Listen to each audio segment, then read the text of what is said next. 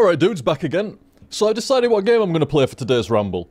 I ain't going to play a game for today's ramble. Not today, not today. Just going to shoot some shit with the stream chat and read some tips. Why not?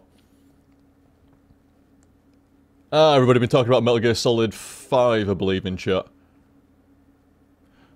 I had a quick read there as well while I was munching some shit while, not actual shit, but you know, having a quick bite while, in the break, and I was reading some of the stuff. Was that, like, Metal Gear Online stuff you were talking about? Like, the online component of Metal Gear Solid 5, I don't know. Because there is Metal Gear Online, that's why I actually, like, you know, corrected myself a bit, you know. Metal Gear Solid 5's online, not Metal Gear Online, you know. Maybe, maybe. Zach. Yeah, cheers for the info on Steam, dude. Zach was telling me about some, like, Twitch subscription tax thing. I honestly think it's fine. Not like, you know, to tax Twitch subs and stuff like that. But I had a think. Did a bit of research and had a think. And I think what's happened with that is... I don't know if I think it's different in America than what it is in Europe. And... I don't know, you know, which way it applies, but if you filled out, because there was a tax form from Twitch not too long back, and I think if you filled out your tax form correctly, at least, you know, as a European and stuff like that, then you won't have any extra tax added on the Twitch subs. I think I'm not sure, I think it might have been some American thing, I'm not 100% though, don't hold me to that. I did a bit of research and a bit of a think. So I'm not 100%, but I think it's, like I say, if you filled out your tax forms right and stuff, then you shouldn't be... In case people... Sorry, I should have actually mentioned to begin with. Like, some folk have had, like, you know, rather than it costing, like, $4.99, like, bucks for a Twitch sub, some folk on some channels are having it so it's more expensive than that. Not, like, deliberately so or like that. It's just, like, it costs more for a Twitch sub on that channel. No, I know there. This is what's weird. This is what's weird. There's lots of like if buts and coconuts and weird things depending if you're American or European and such like that. Because I know you can have higher like charge for your subscription. Like some of the StarCraft 2 channels are like $7.50 or more expensive than that to subscribe. But that's not the same thing. What this is I can't remember if the Twitch sub is more expensive or the streamer gets less of a cut of the Twitch subs or not. But, like I say, mine's not changed at all, and I've noticed quite a lot of people's aren't changed. And then I thought, wait a minute, there was a tax form not too long ago saying you'll have to pay tax on your Twitch subs unless you've got blah blah blah and this and that number and this form and blah blah blah and... You know, you fill it out right and stuff like that, and you shouldn't have anything added on it. Like I say, cheers, Zach. Like I say, it was interesting to read and do a bit of research around and just find out what the deal was exactly.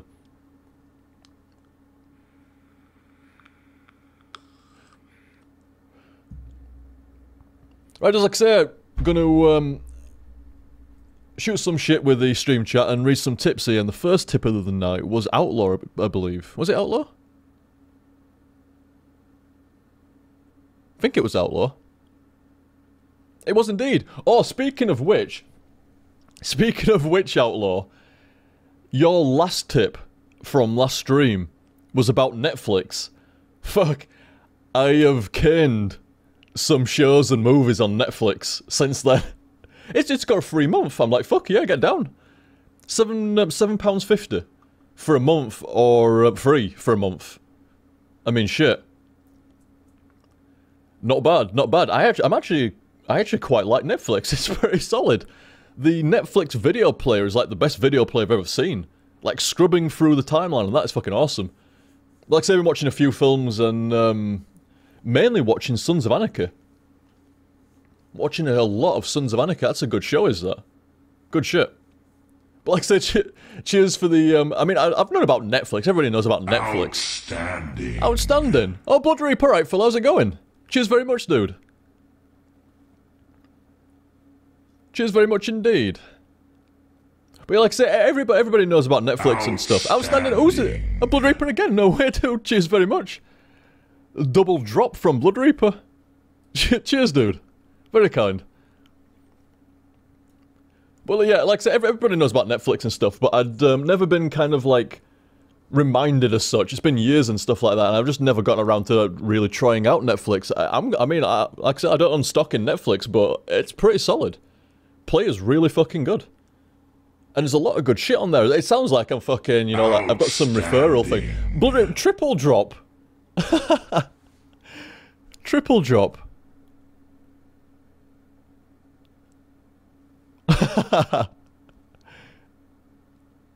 Oh, I like what you've done there, but I look forward to reading them, Blood Reaper. I look forward to reading them. They look fun. Fun tips. Thank you very much, dude. But yeah, like I say, cheers, Outlaw. Outlaw knows 3 people that bought motorcycles because of Sons of Anarchy. I always liked bikes. I did. Long before Sons of Anarchy were even conceived. I like bikes. Never had one, but... cool as fuck. Don't know if I'd ever buy one, though. I'd be off it in no time, me. Take the piss, go flying. Right, that's it, no more bike. Claire would get all worried and shit. So, no, probably no bike for me, unfortunately. Oh, it'd be awesome. It'd be awesome. But like I say, cheers again, Outlaw. Like I say, good shit. A very apt name as well, considering I've been watching Sons of Anarchy. Very apt. But speaking of Outlaw, like I say, Outlaws was the first tipper today as well. No OTG streaming while I'm at work. The sheer tragedy. Good luck. There's a few bastard parts in this part of the game. There's been a few bastard. It seems to be separated into years, doesn't it? Like, you know, where you start the game, then year 1, then year 2, then year 3. And what was this now? What was today's set? Year 4? Something like that. And I quite like how they've done that. I mean, I've said before on different streams at different times and stuff like that, I'm a big fan of time skips, time jumps. In anime or anything, TV shows, you name it, I'm a massive fan of time jumps. I don't know, I like it. You know, like I always bang on about security cameras give you a better kind of feel for the world and stuff like that. It feels like shit's going off. While you're doing your shit, the world's actually alive and the shit going down. That's what time jumps do for me as well. They give me that same feeling of like, you know, the world's actually kind of alive and, you know, the shit going off and it's not just static in this one place at this one time. You know, everybody's gone forward a little bit or changed and stuff. I like that. But yeah, I think there's been bastard parts in every single part of Grim Fandango. Very, very old school adventure game. The most random of ideas can be genius. That's what you need to do. Random as fuck, but that's what you need to do. And I don't know, I think Grim Fandango's got that slight level, but that is a very loud cat toy that one of them's found. Of course to find the loudest cat toy when I'm fucking streaming. They're masters at doing that, aren't you? Swines. But yeah, I think Grim Fandango's a slight notch. Like, say, old school adventure game, 10 out of 10. For puzzle complexity and stuff like that. I think Grim Fandango's an 11. Maybe 12. Just from sheer bastard. Like, that ashtray puzzle from earlier on. What the fuck? I mean, I say ashtray puzzle. Was it a puzzle? I don't know. It just, I mean, Claire was saying that it seems like it were a timing puzzle, which it does seem so. You have to time it. Like I said, I didn't even think about it. To be fair, I've only ever seen it a couple of times, you know, like you tap your ash and somebody moves the ashtray. Because it's kind of annoying. Not just for the person tapping their ash, it's like, well, fine, that's your table, mate. You know? That's your table that's now got ash over it or has now had a cig stubbed into it. But yeah, I would say like maybe a 12 out of 10. I know that don't make sense, but you know, still. I guess an easy way to say it would be 8 out of 10 for the average adventure game, and Grim Fandango's a 10 out of 10 for puzzle complexity. Like the door as well. The door fucking puzzle, like sliding that around and shit. Like fucking hell. Definitely up there. I think out of all the adventure games I've played, that's felt like one of the most fiendish. Even simple shit like the wine room in the kitchen, sorry. Getting up that ladder, I mean, that's not even a puzzle. But that got me for a while. Bit of a bastard. Lol, the ashtray I could not get. I feel like you need chaos gods to solve that. Indeed, they were favourable. Very favourable. The set went pretty fucking well, really. Like, started off, like, right out of the gate, just like, shit, let's trigger everything, get shit done. And then it crashed, which is like, boo. and then found, like, stumbled on the ashtray thing. The Chaos Gods, they give with one hand and take with the other, but still. I guess they took with one hand and then gave back. But they are good. They are good. And they are just. But thank you very much there, Outlaw. Very, very kind. Like I said, that was a sizable tip there as well. Cheers, dude. Very kind of yous. Very kind indeed. Oh, and thank you very much as well, Whodunit. Whodunit sent me Rampage Knights there. Rampage Knights is a cooperative beat-em-up game mixed up with randomized dungeon crawling and exploration, which you can play alone or with a friend online. Sounds good. Sounds good. I've not actually seen anything to do with that, but that sounds alright, does that? Thank you very much, Whodunit. Cheers, fella. I'll have a look at that later on.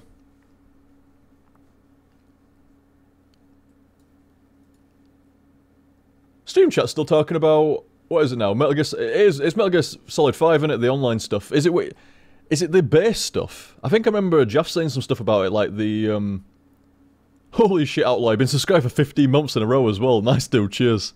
Very kind.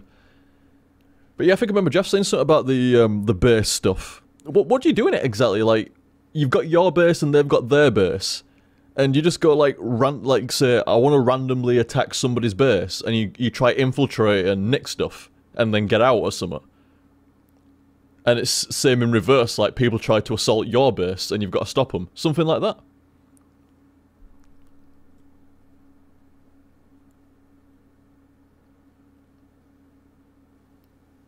Ah. Yeah, Jeff was saying, hey, you can invade other people online and steal their shit. Oh, fair enough. Fair dues. Sounds alright. It sounds up Metal Gear Solid's alley, doesn't it?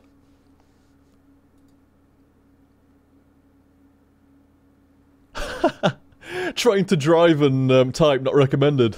No doubt, Outlaw. No doubt. Thank you very much as well. I think I'm still saying it right, but I'm not 100%. Leah. Like I say, it's a nice name, that. Leah. Like I say, I hope I'm still saying that correct. It always brightens my day to see a stream notification. Oh, good shit, good shit. Hope you're doing well, dude, and I can't wait to see more of the fail. There was a bit of fail last set, but not too bad. Claire got me covered in the end as well. Claire got me covered. Like I say, the Chaos Gods took, and then they gave back. A few good calls here and there, you know, stuff that, like, I was quite proud of the shower room thing. You know, with the axe and stuff like that, you know, water draining out. And it's like, wait a minute. That big old heavy axe, and then the water's draining away, probably weakening. You know, where it's draining away and like... Maybe. Movies tell me, if water drains from a place, that you can probably escape that way as well. Good old movies. And like I said, then Claire sorted me out at the end, because I like to end on something being solved. You know, I mean, you might have noticed in the previous sets and stuff like that, and I think that's how it'll be with most adventure games that I play. I like to finish on, you know, something being solved, like a win. Finish on a win. You know, the puzzle's been solved, and then move on from there next set, you know, brand new. I hope you're doing well, dude. I do apologise. I really do. It's fucking, like, somebody said it's been a bit of a roller coaster for you, hasn't it, OTG? That really is an apt way of saying it. It really is it's like up and down and up. It was like down for a hell of a long time. And then since getting better, since beginning of the year, it's like, oh, yeah, antibiotics sort you out and you'll get rid of the Helicobacter, sweet, you know, fucking roaring up. And then it's like, no, wait, actually, it's kind of solved it, but not really, on the down. And it's like, well, you stay on the down for a while because, you know, you can't figure out what the fuck it is. Stumble across some stuff that it might be. It's like, oh, sweet, I'm on the up. On the up. It's like, yeah, but not everything's quite right. So, on the down then. It's like, well, maybe try this now, eliminate this. It's like, yeah, on the up again. Ah, but there's this other stuff now that's not quite right. Fruit and other shit and etc. It's like, no, on the down again. And recently, it was the, like I say, sorry I bang on about it, you know, it's getting better, dudes. It really is. I'm sure, I mean, I know I keep saying I'm getting better stuff like that, but I am. It's just stuff keeps, it's like landmines. You know, the field's clear, but there's a few mines. I keep fucking stepping on them. There's only like 3 mines. Literally, you've just gone through this really heavily infested minefield. You're like, whoof. Nice. Nice, now we're okay. Now we can move forward, you know, like, we're okay now. And you get to the next field, and it's like, oh, it looks all nice and clear. Nice. But it's like, no, wait, there is 2 mines, or 3 mines in this field, and I step on every fucking one of them. Every one of them. Recently, it was, fucking digestive biscuits. The irony of the name. Fucking digestives. The irony. And, every ingredient, it checks off on the FODMAP list, absolutely fine. Every ingredient, like literally, I scan every ingredient that goes into whatever I eat now. Everything has to check off against the FODMAP. Everything was fine. One thing was slightly, it was fine, but slight question mark. And it might have been something that was in that, but I don't think so. I'm not sure. But either way, these fucking biscuits, man, fucked me up royal. And the thing is, I can only have, like, I have an option. When it comes to eating sweet things, I have an option. I can either have yogurt or yogurt. And not even regular yogurts. It's literally fucking lacto-free. Lacto-free yogurts. And there's only 2 flavours. Comes in a pack of 4. And there's 2 cherry and 2 strawberry. That's it. And that's the only sweet thing I can eat now. That's the only sweet thing. Everything else contains either gluten or lactose, or has an ingredient in it that sounds off. Impressive. No way somebody impressive right at the end. Who was this? Outlaw! Holy shit, dude! Thank you very much, man. I'm sure I keep saying to you, Outlaw, you're too kind to me, dude. You're too kind to me. Cheers, fella. That's very, very cool of you, dude. I did not expect to eat an impressive there, man. Jesus. Cheers, dude. Oh, but like I said, there's 2 flavours of lacto-free yogurt, cherry and strawberry, and that's it. And a few weeks back, no, it was a bit longer than that, actually. I found these digestive biscuits, but didn't really go at them. And about 2-3 weeks ago, maybe, I'm like, I'm fucking sick of eating the same thing. You know, when you fancy something sweet to eat, or like after a meal, you know, like you have dessert or some shit. I'm sick of eating fucking yogurt, man. They're nice. Don't get me wrong, but, you know, you can only have so much of a good thing. And I'm like, shit, I need to eat something else. So I started eating these fucking digestives again. And it's funny. I had a feeling that, you know, this was like a while back, maybe a month, maybe 2 months ago, something like that. I had a feeling about, like, I'm not quite sure about these digestives. They're nice, but I don't know, like, something's not quite right. You know, I tend, on those days, you can't, see, this is what, it's hard to narrow down. This is what I'm saying, the analogy with, like, mines. Like, the field can seem, like, I'm following all this FODMAP list, so the field seems fine, and, you know, I've got a lot of my meals locked down, they're fine. I can even have a couple of coffees, not too bad. But then there's always, like, you just try to bolt something else in. Just one extra thing, you know, can I have the option of at least one other sweet? One other dessert, you know? And it's like, nope, you cannot. You cannot.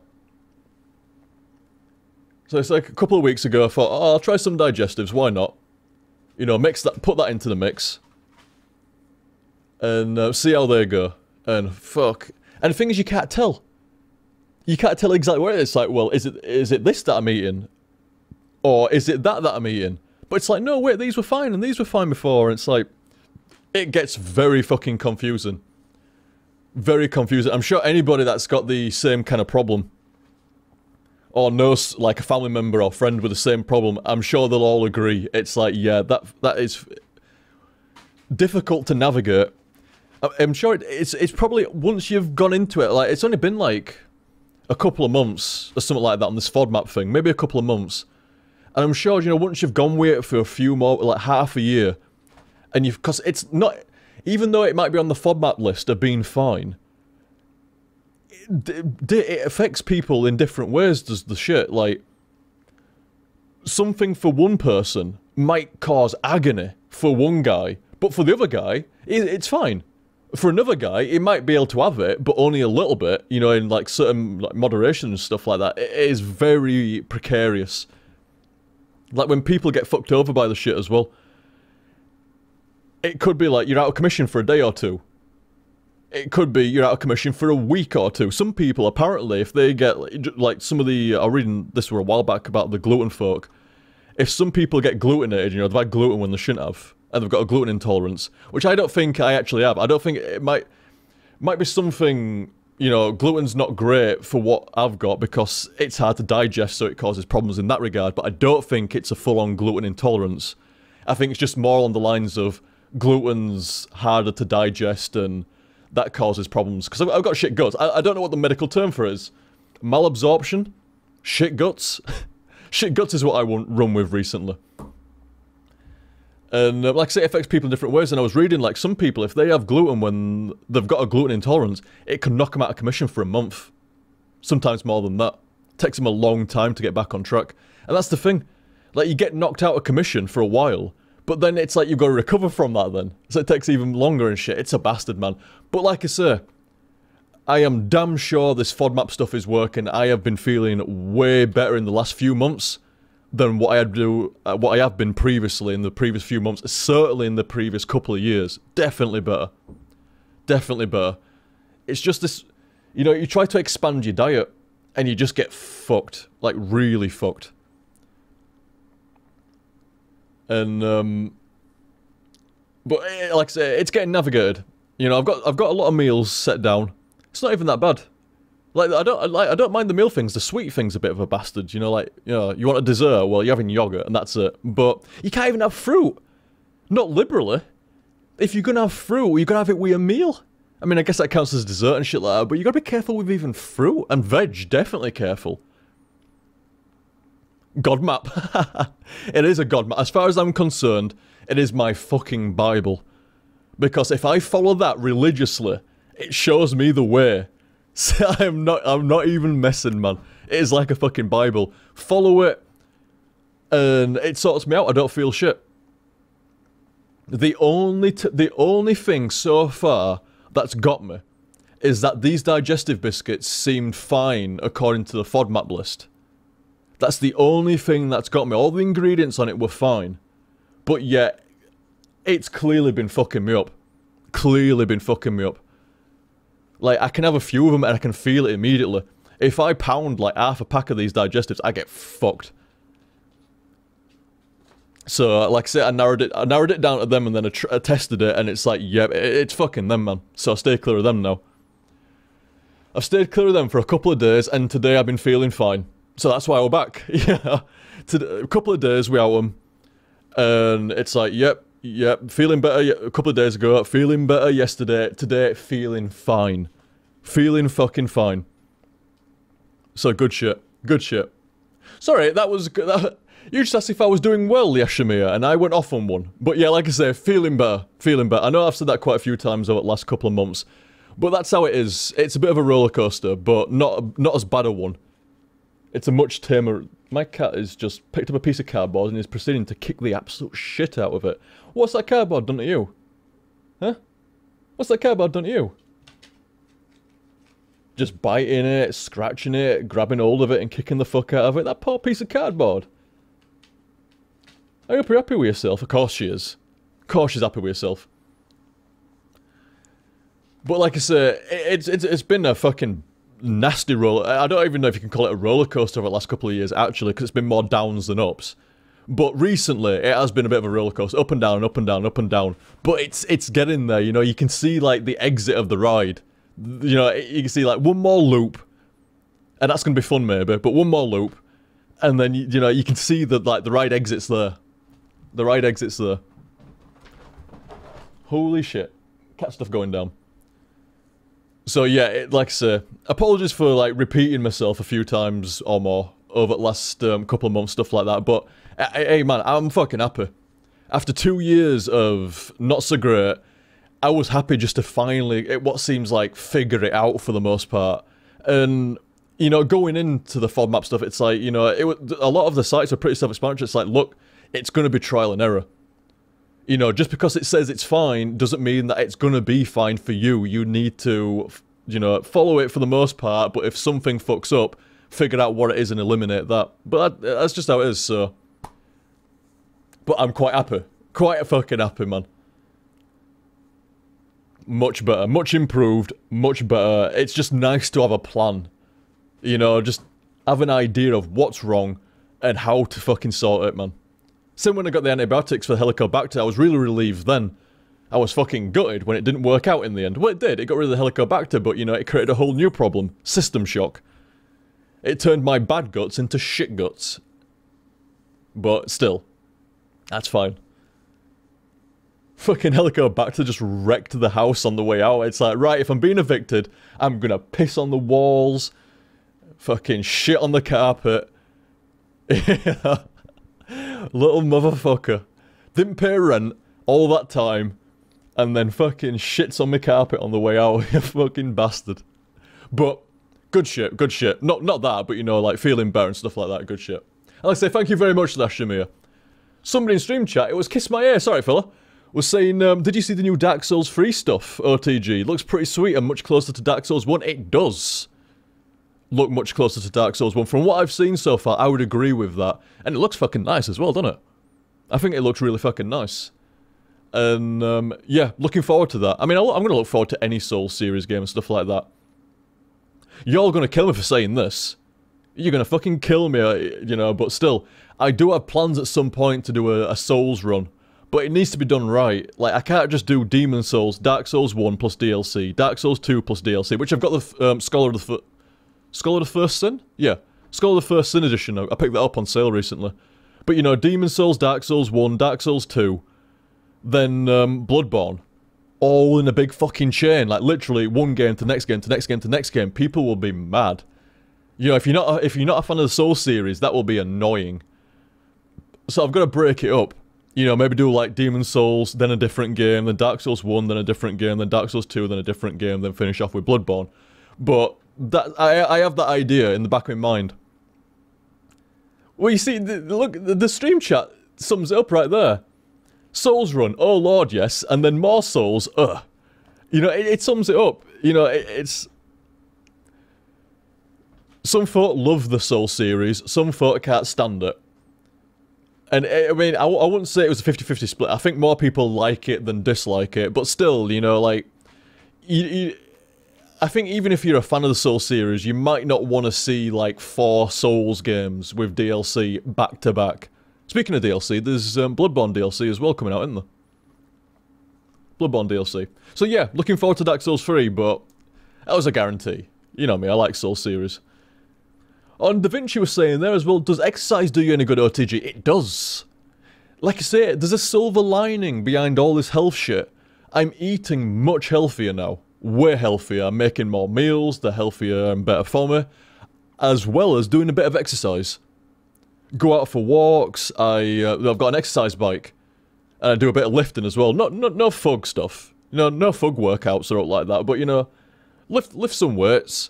Do a bit of exercise bike, and go for a walk, here and there. And yeah, it does help. It really does help. You can feel it, like, even if I'm feeling a bit like, if I go for a walk, I feel a bit better for a while. I mean, it could be fresh air, or, well, then again, I don't get fresh air on the exercise bike, so I don't know how that works, but I do feel better with it. So I've incorporated into, like, it's meant to be a daily thing. It's not quite daily at the moment, but it should be. It should be. I'm working... in fact, now that I've said that, you know what? I'm going to start doing that daily. I did today. Before I streamed today, I did about 10 minutes on exercise bike or something like that, so... yeah, it does help indeed. So I need to make that... yeah, that's a good point, is that? I'm got... cheers, Da Vinci. Like I say, I hadn't really thought, it's like, you know what? This needs to be a daily thing. It's more like, well, do a bit of exercise here and a bit of exercise there, and, you know... I do feel a bit better from it, but it should be a daily thing. So, like I say, silver lining. Silver lining behind it all. You know, eating better and, you know, eating healthier and doing some exercise. Feeling better is quite a good silver lining, but, you know.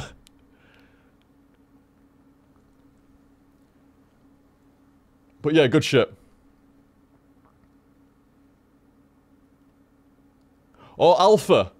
Alpha Centauri, yeah. But, alright, fella, by the way. Was saying, truth be told though, I don't want to see the same levels of drinking like he did in Demon Souls OTG. Never happen again, dude. Never happen again. I cannot drink to that level anymore. Well, I assume. I don't know, I haven't tested it. But alcohol's not recommended at the moment. I would rather get regular, day-to-day streaming, YouTube, everything else, get all that shit sorted, get my affairs in order, if you will. Then think about, you know, having a bit of a drink here and a bit of a drink there, maybe, you know, having a drink on stream, you know, like a random, I will say, this is why I say it'll never happen again. I will never HTSF a game while drinking, ever again. Never. If I ever do drink and do a stream, it will be a game that doesn't, not being mean to the game, but a game that doesn't matter. There's no continuation. Almost like a Ramble game. You know, where you could do like, you know, the next 10 Rambles could be that game, or it could just be that one Ramble was that game. You know, something like that. Not a game that has continuation like Ocarina or Demon Souls or Subspace Emissary. You know, those, I remember them all. Because it's fucking shameful. As, you know, I consider that to be shameful. As a playthrough and shit. Cancelling a run just because you got so shit-faced that you forgot what you were doing entirely and you got disconnected out of the game. Not great. I hold my hands up. I'm guilty on that. I do. I hold my hands up and admit I fucked up and I apologise.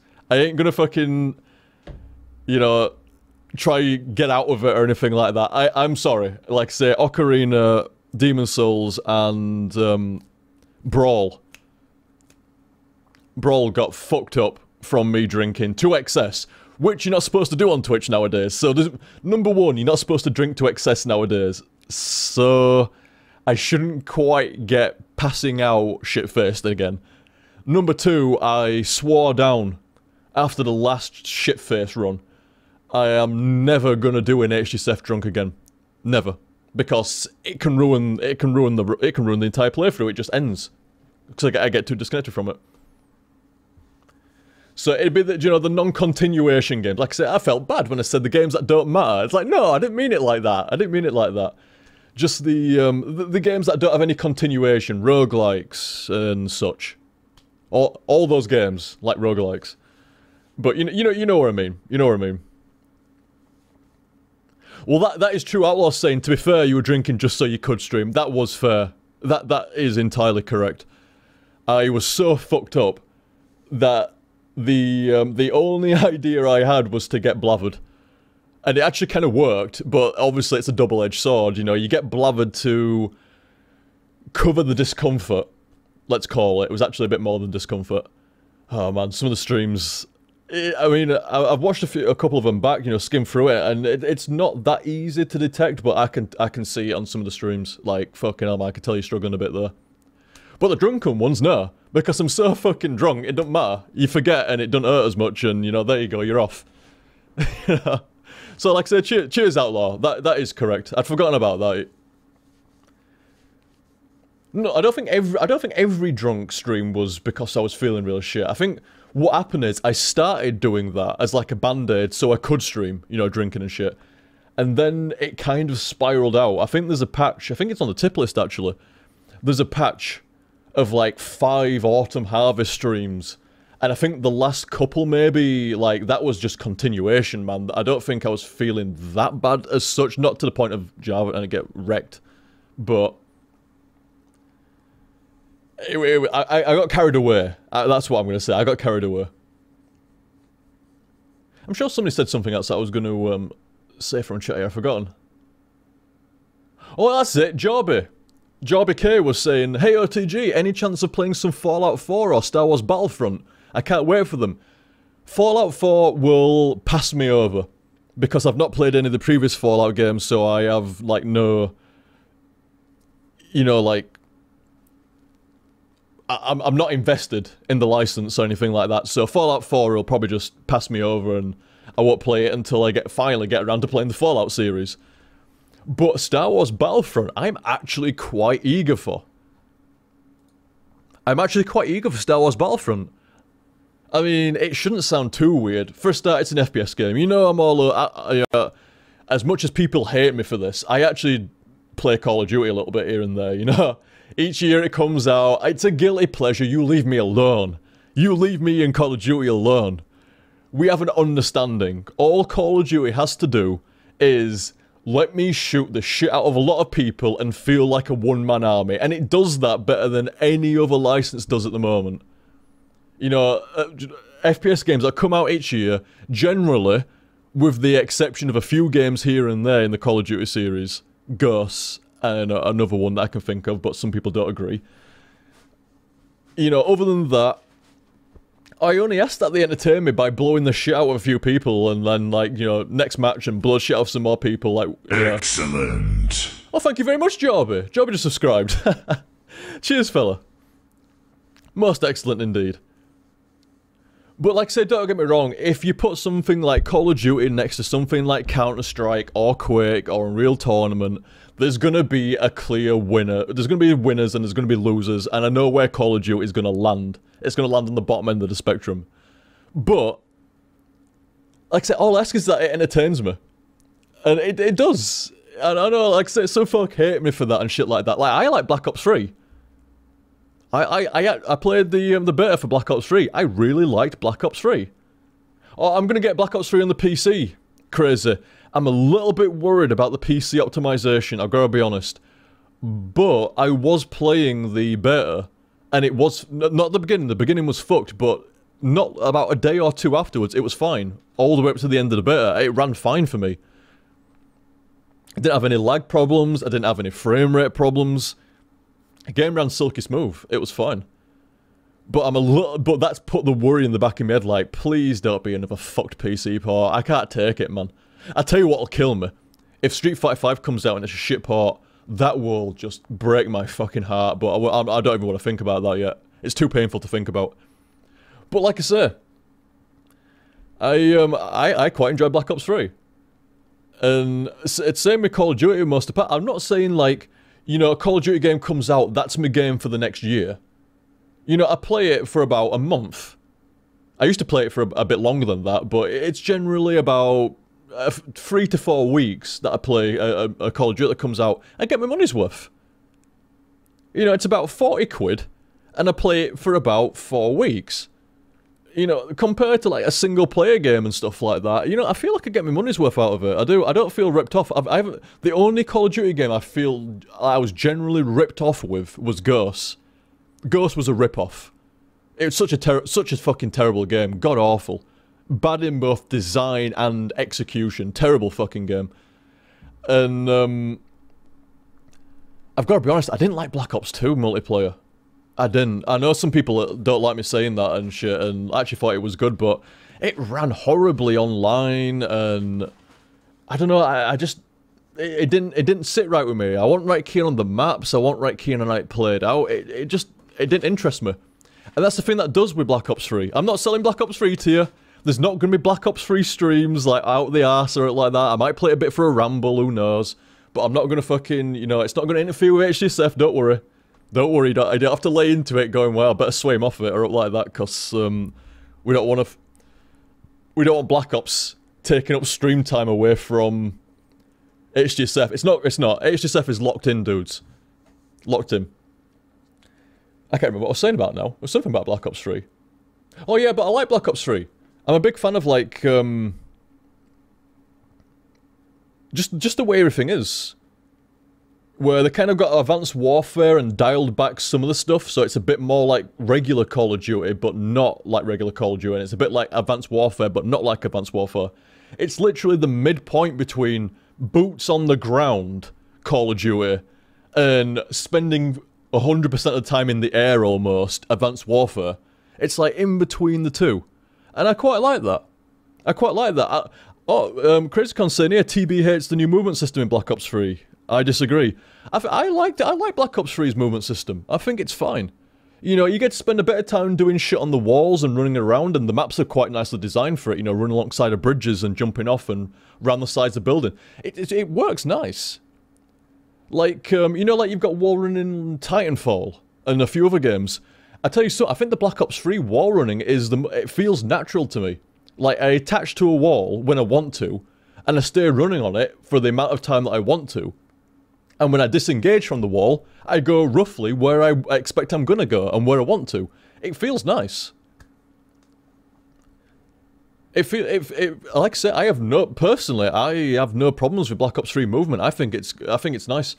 I think there's probably the temptation after Advanced Warfare. I think a lot of folk were kind of expecting you can never go back. Since Advanced Warfare, the movement system, you can never go back from that now without it being shit. And certainly, they had to do something like Black Ops 3, where it's kind of in between. They couldn't just go from Advanced Warfare to, like, Modern Warfare 4. It would have been jarring as fuck, and it'd have been a bit weird. But I think this was a clever and good and well-executed half measure.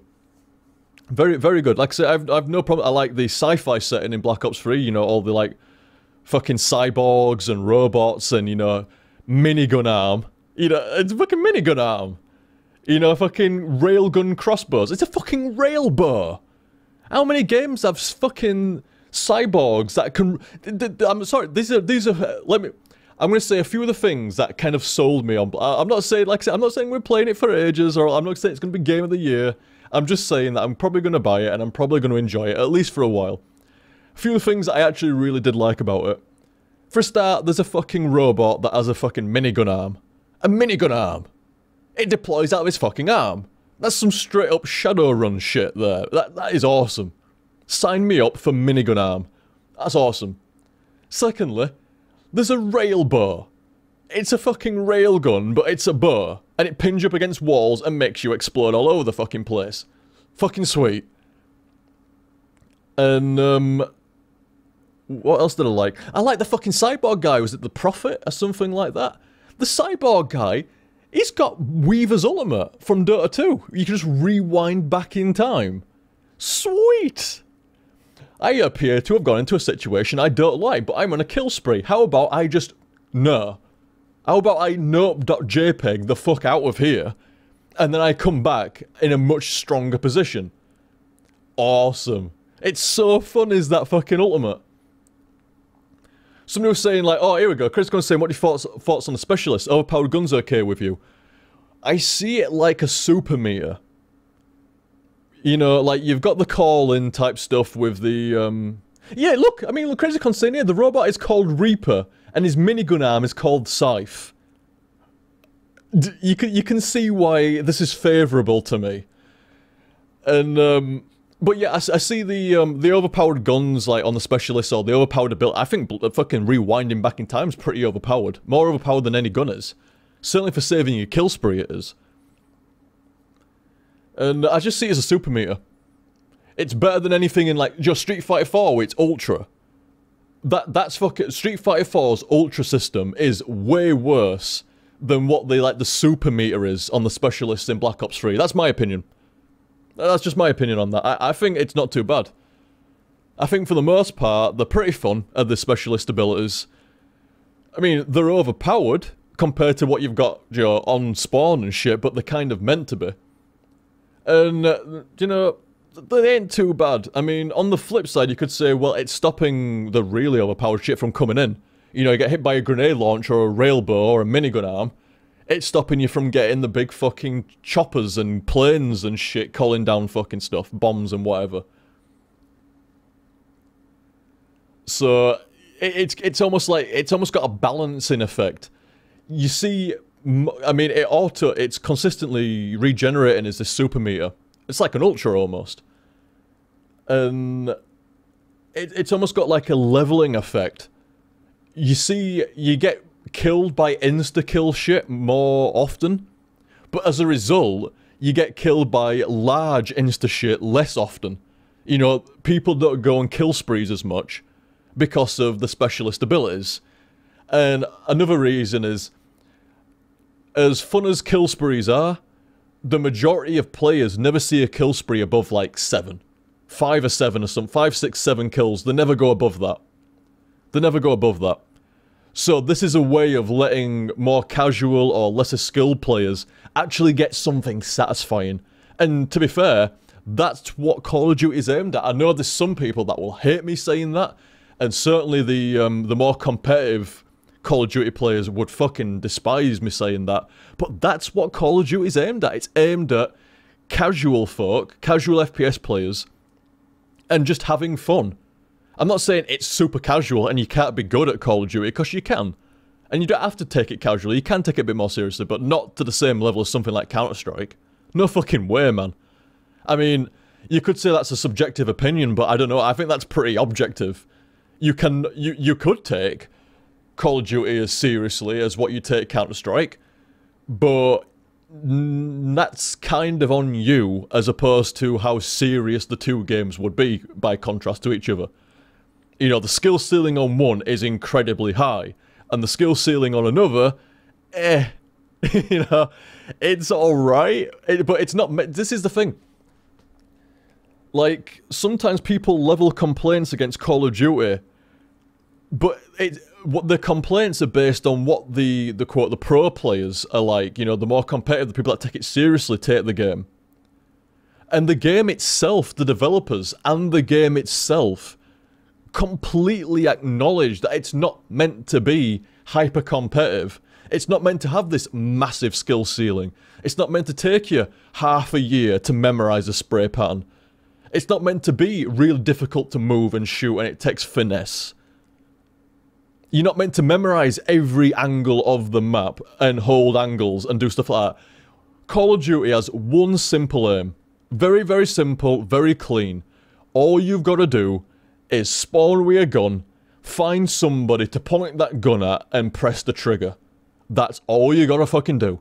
That's all the game asks of you. And that's all you should ask out of it as well. Just point and shoot, man. Have some fun. Lay some siege down, drop some bodies, hopefully get a really big instrument of war to deploy. And that's it. It's just meant to be, that's seriously, like, I think some people have confused me, my opinion on Call, like, well, not my opinion as such, but, you know, my approach with Call of Duty over the years, like, you know, considering I used to play, like, a lot of serious Quake and UT and, you know, bit of CS here and there and stuff like that. It's almost like, well, is he going to start playing competitive CS, competitive COD now or something like that? It's like, nah. It is just fun. Yeah, it's just a bit of fun. I mean, not everybody finds it fun, you know, different strokes for different folks, stuff like that. I like FPS games. That is the nutshell of it. I really like, it's my favourite genre by far, you guys know. My favourite genre by far is FPS. And I just like playing something new. I don't know, people say, well, Call of Duty's not that new, is it? Another complaint leveled against Call of Duty quite frequently is that it's the same game every year. And actually, the majority of people that would say that it's the same game every year don't actually play the game every year. Because it's quite not. It's really not the same game every year. It's the same core, but the edges, the flavour, change it quite a bit. Quite a bit. So, like I say, I like FPS games. I like to play as many FPS games as I can, and I like multiplayer FPS games, so I like to play as many multiplayer FPS games as I can. And Call of Duty is under that very large, I like FPS games umbrella. And like I say, I'm fair to it. I never proclaim Call of Duty to be the height of innovation or skill. Never. But at the same time, I never decry it as, like, you know, absolutely garbage and not fun and stuff like that. Because, like I say, that's very, other than Ghosts, which objectively was shite. You know, the rest of it's quite subjective. It's entirely on the person and stuff like that.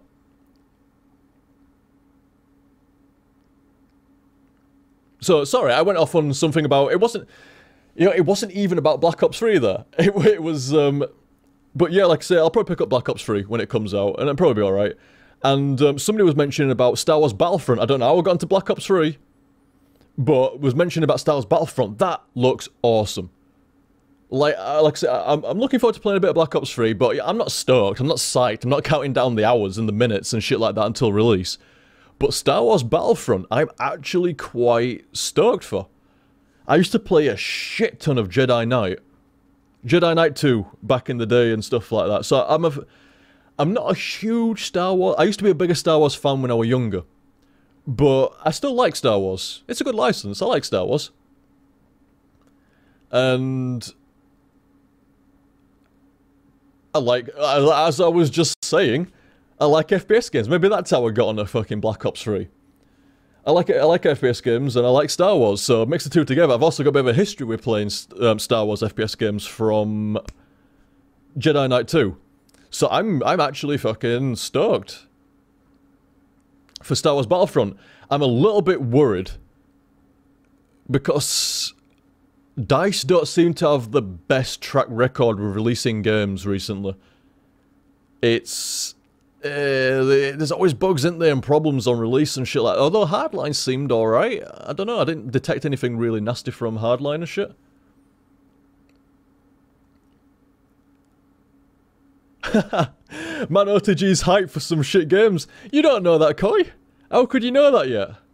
Neither of these games have been released so far. 3 FPS games come out in November pretty much. 2 in November and 1 at the very beginning of December. You've got Black Ops 3, Star Wars Battlefront, and Rainbow Six Siege. And yeah, I mean, it could be fair enough, dude. You know, there could be shit games. I've no idea yet, but you can't know yet. None of them are released. And certainly Black Ops 3 wasn't shit from the beta. And Star Wars Battlefront looks pretty epic. Like, the scale of it and stuff. I mean, it remains to be seen. Who fucking knows? You could be right. Could be wrong. Won't know until they actually come out and we get a chance to play them all and shit. But, like I say, Star Wars Battlefront looks alright by me. You know, you can easily see it. I mean, they've done it before, haven't they? Didn't they do a Star Wars Battlefront kind of game years and years back? And it was meant to be alright.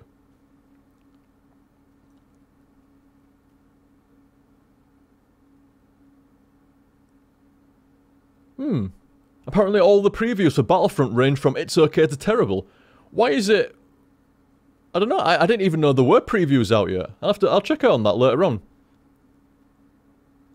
I'll have a look around. Do a bit of Google foo later on and see about some... That was it, Battlefront 2.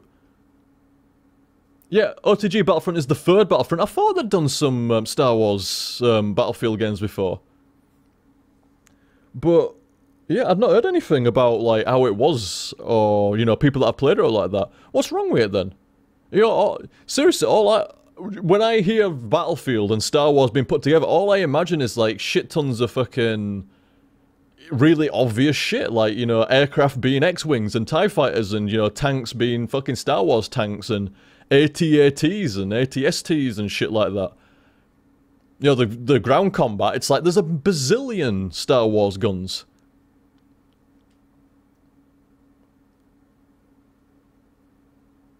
We shall see anyway.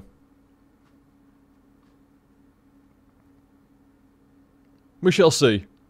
Oh, I was really stoked for that. And now it seems like, you know, like, I didn't know there was really any decent information out for Star Wars Battlefront.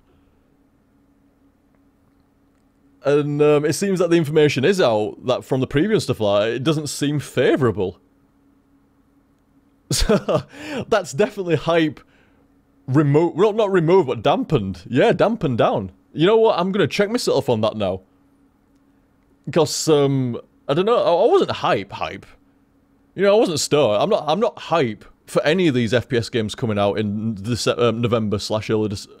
I'm just gonna call them all November, because one's on, like, December 1st or something like that. Just call it all November for easiness sake. But I wasn't hype for Black Ops 3 or Battlefront or Rainbow Six Siege. Not massive hype, you know, looking forward to them. But out of the 3, it was like, Black Ops 3 is going to be fun for a while, and then probably shelved. So I know exactly what I'm expecting. I know exactly what I'm getting into with Black Ops 3.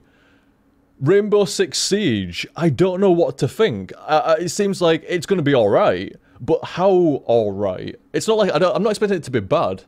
But I don't know how good it's actually going to be. I've got no... I watched a couple of videos for it and it looks alright. But I think until I play it, I'm not going to be sure. I'm not going to be sure. But like I say, out of the 3, like, one that was definitely the highest out of the 3, that's like, you know, that looks like it's going to be interesting and fun. I honestly was thinking Star Wars Battlefront, and you know what? I'm checking that down to the same level as Rainbow Six and Black Ops 3 now. It's got checked. Hype level neutral.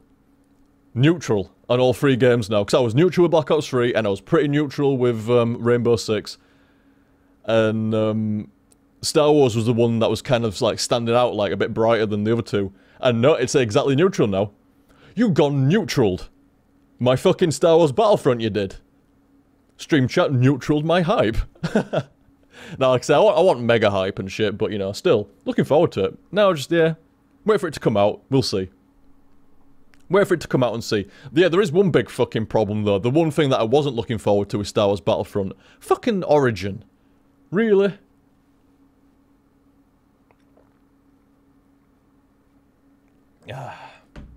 Life-giving water. You're too good to me, water. I was like, what the fuck did I do? You drunk me. Anyway. But yeah, it remains to be seen. Like I said, there's those 3 FPS games coming out in November. And hey, at least there's a few FPS games coming out, you know? Worst case scenario, not even worst case scenario, CS is still there. You know, there's still good FPS games around. Reflex is good, CS is good. And, you know, as far as I'm concerned, I only need to get a bit of fun. Just get a bit of fun out of them. We shall see. We shall see. I actually kissed my ass in there. Oh no, sorry, it was Kringles. OTG's got a real gripe about EA and Origin. Alright, by the way, Kringles, how's it going, fella? Oh, Grumpy's around as well. And Wembley. There's quite a few folk around. Quite a few folk around I didn't spot earlier on. Alright, fellas. Yeah, I do agree with that, Jaff. That is like, you know, you got Battlefront's EA. It's like, Rainbow Six is Ubisoft. It's like, oh my. And then Black Ops 3 is Activision. It's like, oh. You still see CSGO is there, OTG? You haven't played in ages. I play every time I'm invited. Every time I'm invited to a game, I've played. I can't do any more. I play a bit of Arena. And a bit of deathmatch here and there. And then every time I'm invited, I play with you guys. Can't say any fairer than that. Can't say any fairer than that. The only thing I don't do nowadays, well, in the last few weeks, the only thing I don't do now is play solo queue. And stuff like that. Solo queue and, like, you know, low player queue. It's, I think I was saying to Beast. I played, the last solo queue competitive game in CS I played, there was definite, there were a couple of hackers on the other team. It was obvious, yeah, this isn't up for debate, whether they were hacking or not. You know, they pretty much admitted it, you know, everybody in the team knew they were, you know. Check the demo afterwards, they were fucking hacking and stuff. It's not up for debate, they were. It's not paranoia, they were definitely hacking. And, oh, cheers for that offer, Koi. I've got a key though, I think. In fact, I'm damn sure, yeah. Wasn't the one from the Humble Bundle or another indie bundle or something like that, and you got the a beta code? So I actually already added a beta code. Or somebody give me one. Somebody either give me one or I got one out of a bundle. But cheers anyway, fella. But yeah, like I said, I'm damn sure I redeemed it on one of their sites. It's ringing a bell. But yeah, we're on a team, and I wasn't doing that badly. I think I was middle of the board or something like that. And the top 2 guys were really laying into us, especially the bottom 2 guys. Like, outright calling them by fucking name and shit like that. Like, really laying into them. And I was saying, it's like, come on, fellas. There's at least a couple of hackers that we know of on the other team. It's like, and we're losing. What do you expect? You know, like, there's a couple of hackers on the other team, fellas. Like, you know, just because we're not winning and a couple of our guys on our team aren't doing well, it's like, well, it's to be expected. They're getting fucked over. You know, they're probably, like, being wall-hacked and shit like that. And God knows what else to do. Fucking, what is the, like, trigger fucking hacks and shit like that. Fucking lock-ons and stuff. And it's like, these top 2 guys on my team were laying into us like this. Especially, like, the bottom guy in 2. It's like, oh, come on now. You know, you do not have to go far in CS to find a... It's like Dota and shit, and MOBAs in general. You don't have to go far to find a toxic guy or a toxic team in general. But, you know, when your team's being toxic because you're losing against hackers, I literally rub my hands and fucking wash them. Peace out on solo queue. That was it. I wasn't even getting that much shit. I mean, I've had my fair share of shit in CS and stuff. But I wasn't even getting that much shit that match. But I fucking just peaced out, man. It's like, you know what? Solo queue... Peace out. Yeah, that's it. No more.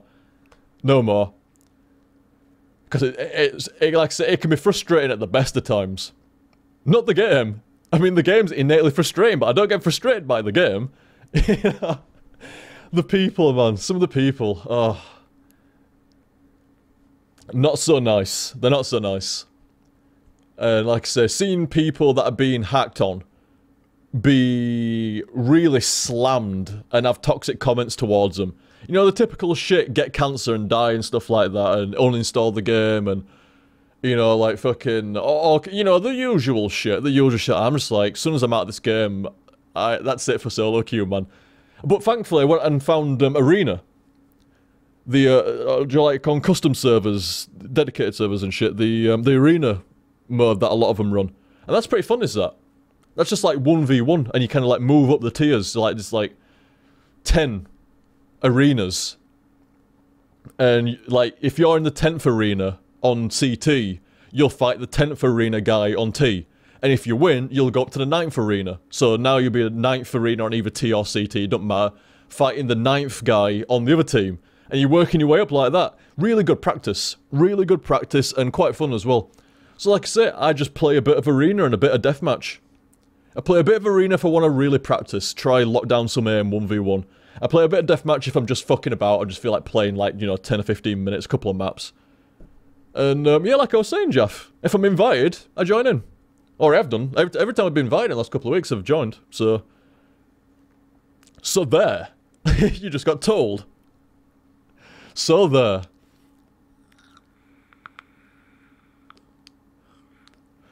Oh, sorry, by the way. I believe I was reading tips. I told you though. I told you. Rather than playing a game. You know, because I'm playing a game and reading tips and looking at stream chat as well. But I thought, no, give stream chat some proper looking today. Give stream chat some proper looking.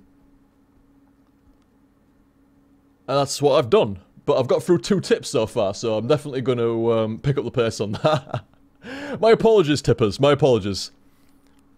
My apologies. So a tip from Adam as well. Elite tip from Adam. I think it's been so delayed in getting to Adam's tip. I think he was around and now he's gone. Yeah, he has. Probably to bed. Probably got work in the morning.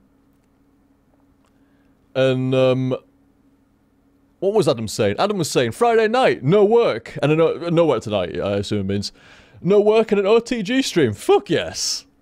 Hope you're all okay. Thank you very much, Adam. Cool dude as always. Top fella is Adam. Nicest fucking guy, man. Seriously. And, one of the oldest guys as well. Like, Adam's like OG. Like, OTG community OG. Seriously. And, like I say, top dude. And we are indeed. I hope you're alright as well, dude. And like I say, me, Claire, the cats, all good. Like I say, I've been a bit up and I've been a bit down and stuff like that. And even in the last couple of weeks, I've been a bit down. But, back up again. Back up again. So, good shit. Good shit. Cheers very much, Adam. Adam's not 70 years old. Adam's like 20 odd now? Early 20s? I think you're early 20s, are you, Adam? He's not gonna, he's not here. He'll probably answer me in a comment on YouTube. And but yeah, I think Adam's like in his early 20s because he was pretty when I first saw him on Shoutbox back in the old days, back in the old school days. I'm sure he wasn't that old then, man. I don't know if Adam was even 18 when he first started hanging around the community and stuff like that. So I bet he's like in his early 20s now or something like that. I'm not sure. I'm not sure. Sorry, Adam. Sorry, Adam, if I'm wrong on that entirely. Sorry, dude, but I'm sure he's in his early 20s. Oh, in fact, is the dude around? He is indeed. Thank you very much. Now, I'm gonna... Hopefully he's around and hears me say this and stuff like that. But is it Parabola or Parabola? I always get confused if it's one or the other. And I think sometimes I make some kind of weird mash between the two as well. Like Parabola or Parabola. Like, easy way, it's like the weapon, like bolas or bolos and stuff like that. Is it like Parabola or Parabola? It's weird with me, with my accent and stuff like that. It makes me want to say like parabola rather than parabola. I've got to think to say that almost, but I wonder if it's parabola or parabola. I have been wondering. I think I would just say parabola. But it might not. It might not be. And like I said, I say it all the time. I'm sorry, I know I repeat myself and stuff like that. I say it all the time. But I like to, you know, people have been cool enough to tip. At least I can do is pronounce the name right. Pronounce the name right.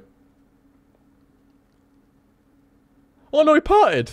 He parted the IC channel. No. Oh, dude. I really wanted to know how to pronounce that. Very curious how to pronounce that. Oh well. Top fella though. Thank you very much, dude.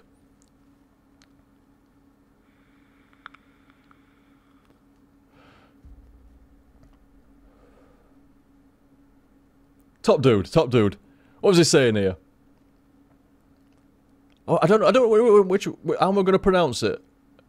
Parabola? Or parabola? I'm gonna say parabola for the moment. I usually say parabola, but I don't know if that's right. I'm gonna say parabola. Awesome, you're streaming now. It's what he said. Awesome, you're streaming now. When I got word tomorrow morning you get. Oh, sorry, dude. It was quite early though. Like I said, it was a bit earlier, wasn't it? So not too bad. Keep up the great work, guy. All the best. Thank you very much, dude. Thank you very much, fella. And I'm gonna find out how to pronounce your name. I'm gonna fucking find that out.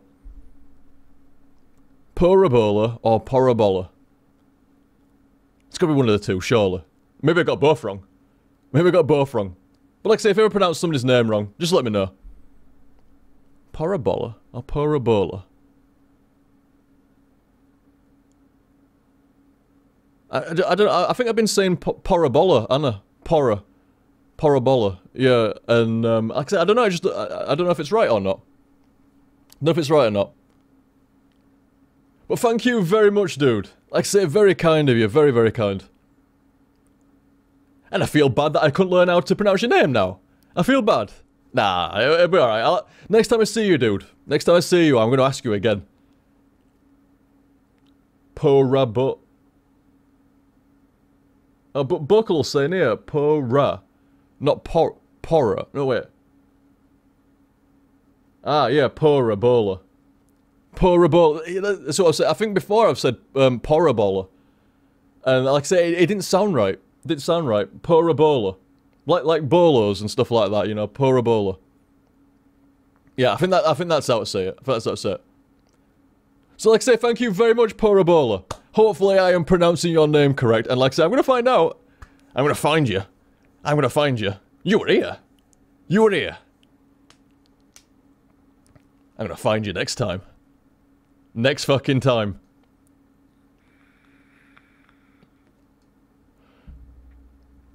Like I said, cheers fella. Top guy. Top guy. Speaking of Zero. Also top guy. That's not on fire. Zero's on fire though. I mean, I'm gonna scroll down his tip list, Zero. I bet. Did you tip that last time as well? You did. You did. You tipped that last time. I thought you did. I thought that rung a bell. It wasn't Leet though. It wasn't Leet. This time it was Leet. Thank you very much, Zero. Very much indeed. And I don't know if you said in your last tip or another tip, but you were saying about like you got your house sorted as well. Yeah, you did. Yeah. Yeah, you got your house and stuff like that. Good shit, dude. Good to hear. Very good to hear.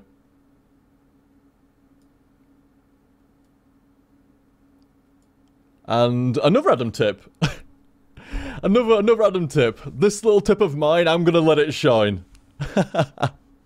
Like I said, I like that, dude. That was good at the time and still good now. Very apt. Thank you very much again, Adam. Most cool of thou. Say it another 1,000 times and maybe you'll get it right. Fucking hell, shit myself. Was not expecting that. Fucking shit myself. Who was this, this top fella? It was Uncle Wembley. Oh, you found out. I'm gonna read it again in a second anyway, but still, you found out you're gonna be an uncle, dude. Congrats. Good shit. Good shit, dude.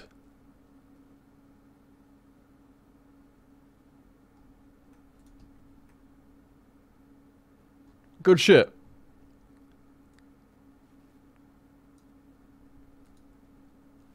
Well, I was looking at stream chat. I see what stream chat's been talking about, and Warsaw always a fuck you, Adam. No. I guess that was in relation to the tip there. This little tip of mine. I'm gonna let it shine. Oh, and Adam went for work. That was Crazy saying that, and Crazy was also saying Adam went to work as well. Ah, I see.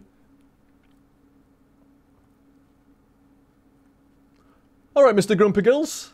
Grumpy Gills saying there as well, wish I could play CSGO, but it feels weird to me. Hey, shit, dude. I think CS feels weird to everybody. It's just how CS is. I see you blinked when you fired. Well, that's not going to be very accurate, is it? I see that you thought of what you ate for breakfast while you were shooting. Well, you're not going to hit anything now. It's the slightest, smallest thing in CS makes a huge difference. A huge difference. Like I say, it still feels weird to me, and I caned a fair bit of CS this year, and a fair bit last year, and the game still feels fucking alien to me. Does not feel natural to me, still.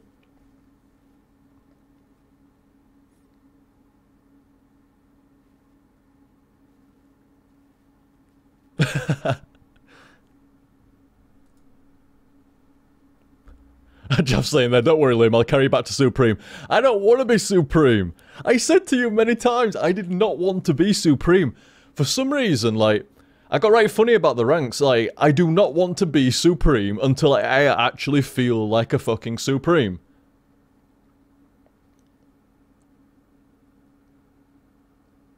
In my opinion, if you're gonna be a Supreme in CS, you have to be able to summon headshots on command. You don't think about it, you don't struggle about it, you just land headshots. You know, if I do this and I do that, I am gonna hit him in the head. Every fucking time. That's how it's gonna go. Until you can do that, you ain't Supreme. Then to get to the last rank, Global Elite, you have to be able to do all that Supreme shit, but do it better. Like, there's literally no element of the game you don't know, and all the headshotting and everything else, you can do better than a Supreme. That's what makes a Global Elite. And like I say, being able to summon headshots on command without thinking about it, and knowing the game pretty damn well as well, that's a Supreme. Until that point, I never wanted Supreme rank. I did not feel like I'd earned it. I did not feel like it was deserved. I did not feel like it was accurate. LEM was about right. You know, in LEM, you should be good at headshotting, but you don't quite have it yet to summon it on command. You can aim at the head, you hit the head fairly often and not too bad, but you can't literally come around a corner, headshot, next guy, headshot, next guy, headshot. That's a Supreme. Or at the very least, you know, you come around the corner, bang, that guy's hitting the head, next guy, you gun down, and then you get back around the corner or something like that. You know, that's how a Supreme's supposed to be. You see a guy at range, you put bullets into his fucking skull. While he's busy hitting you in the chest and the gut, you're hitting him in the head and the neck. That's how a Supreme's supposed to operate, and then a Global does it even better than that. A Global literally can go into a room of 4 people and headshot the first 2 without even sweating, and then figure out how to kill the last 2. Probably duck behind the corner, reload, come back out, and headshot the next 2 as well. That's a fucking Global.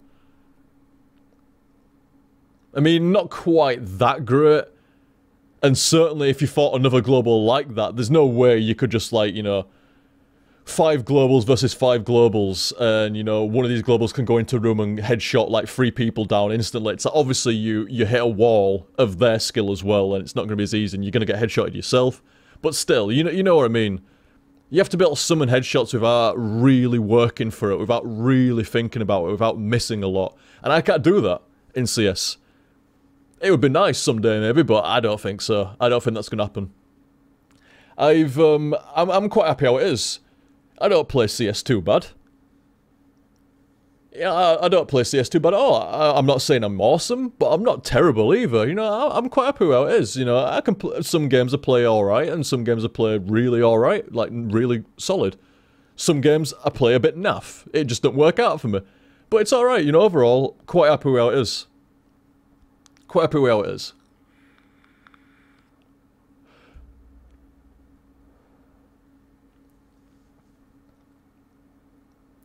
And, Steve! Alright, Steve, how's it going, dude? Thank you very much again, fella. Steve's very, very kind. Finally, Steve says, like I was saying during Grim Fandango, I know, I'm sorry. Like say I hit a bit of a landmine with me diet stuff. Not like I'm diet, fuck. When I say diet stuff, I don't mean like losing weight, my god, there is no weight to lose. But I mean like, you know, eating properly so I don't feel like garbage. And like, I hit a bit of a landmine recently and it fucked me up. It did. It fucked me up for quite a while. It took me like a fair few days, like better part of a week almost, to figure out what it exactly was. And then it takes me about a week to recover from that, and then we're at today. Pretty much.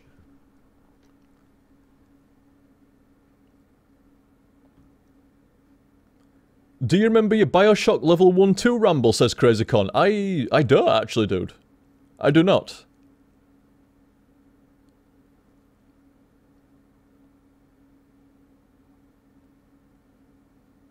Top 5% of players, I reckon, OTG. You better not be talking about me.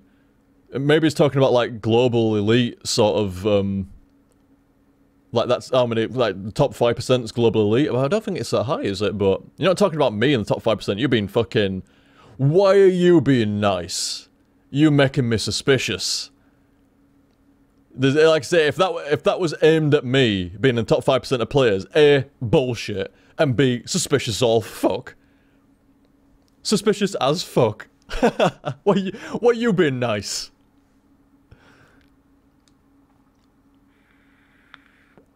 Nah, I ain't in top 5%, dude.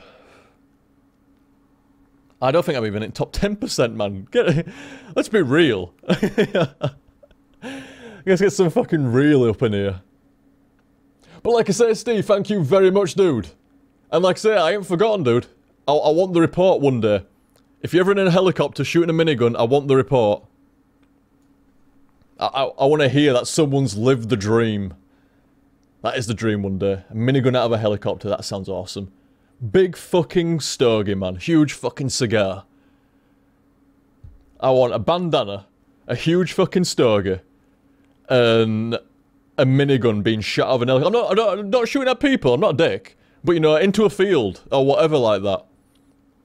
Shooting a minigun out of a fucking chopper or something. Oh, that sounds like fun.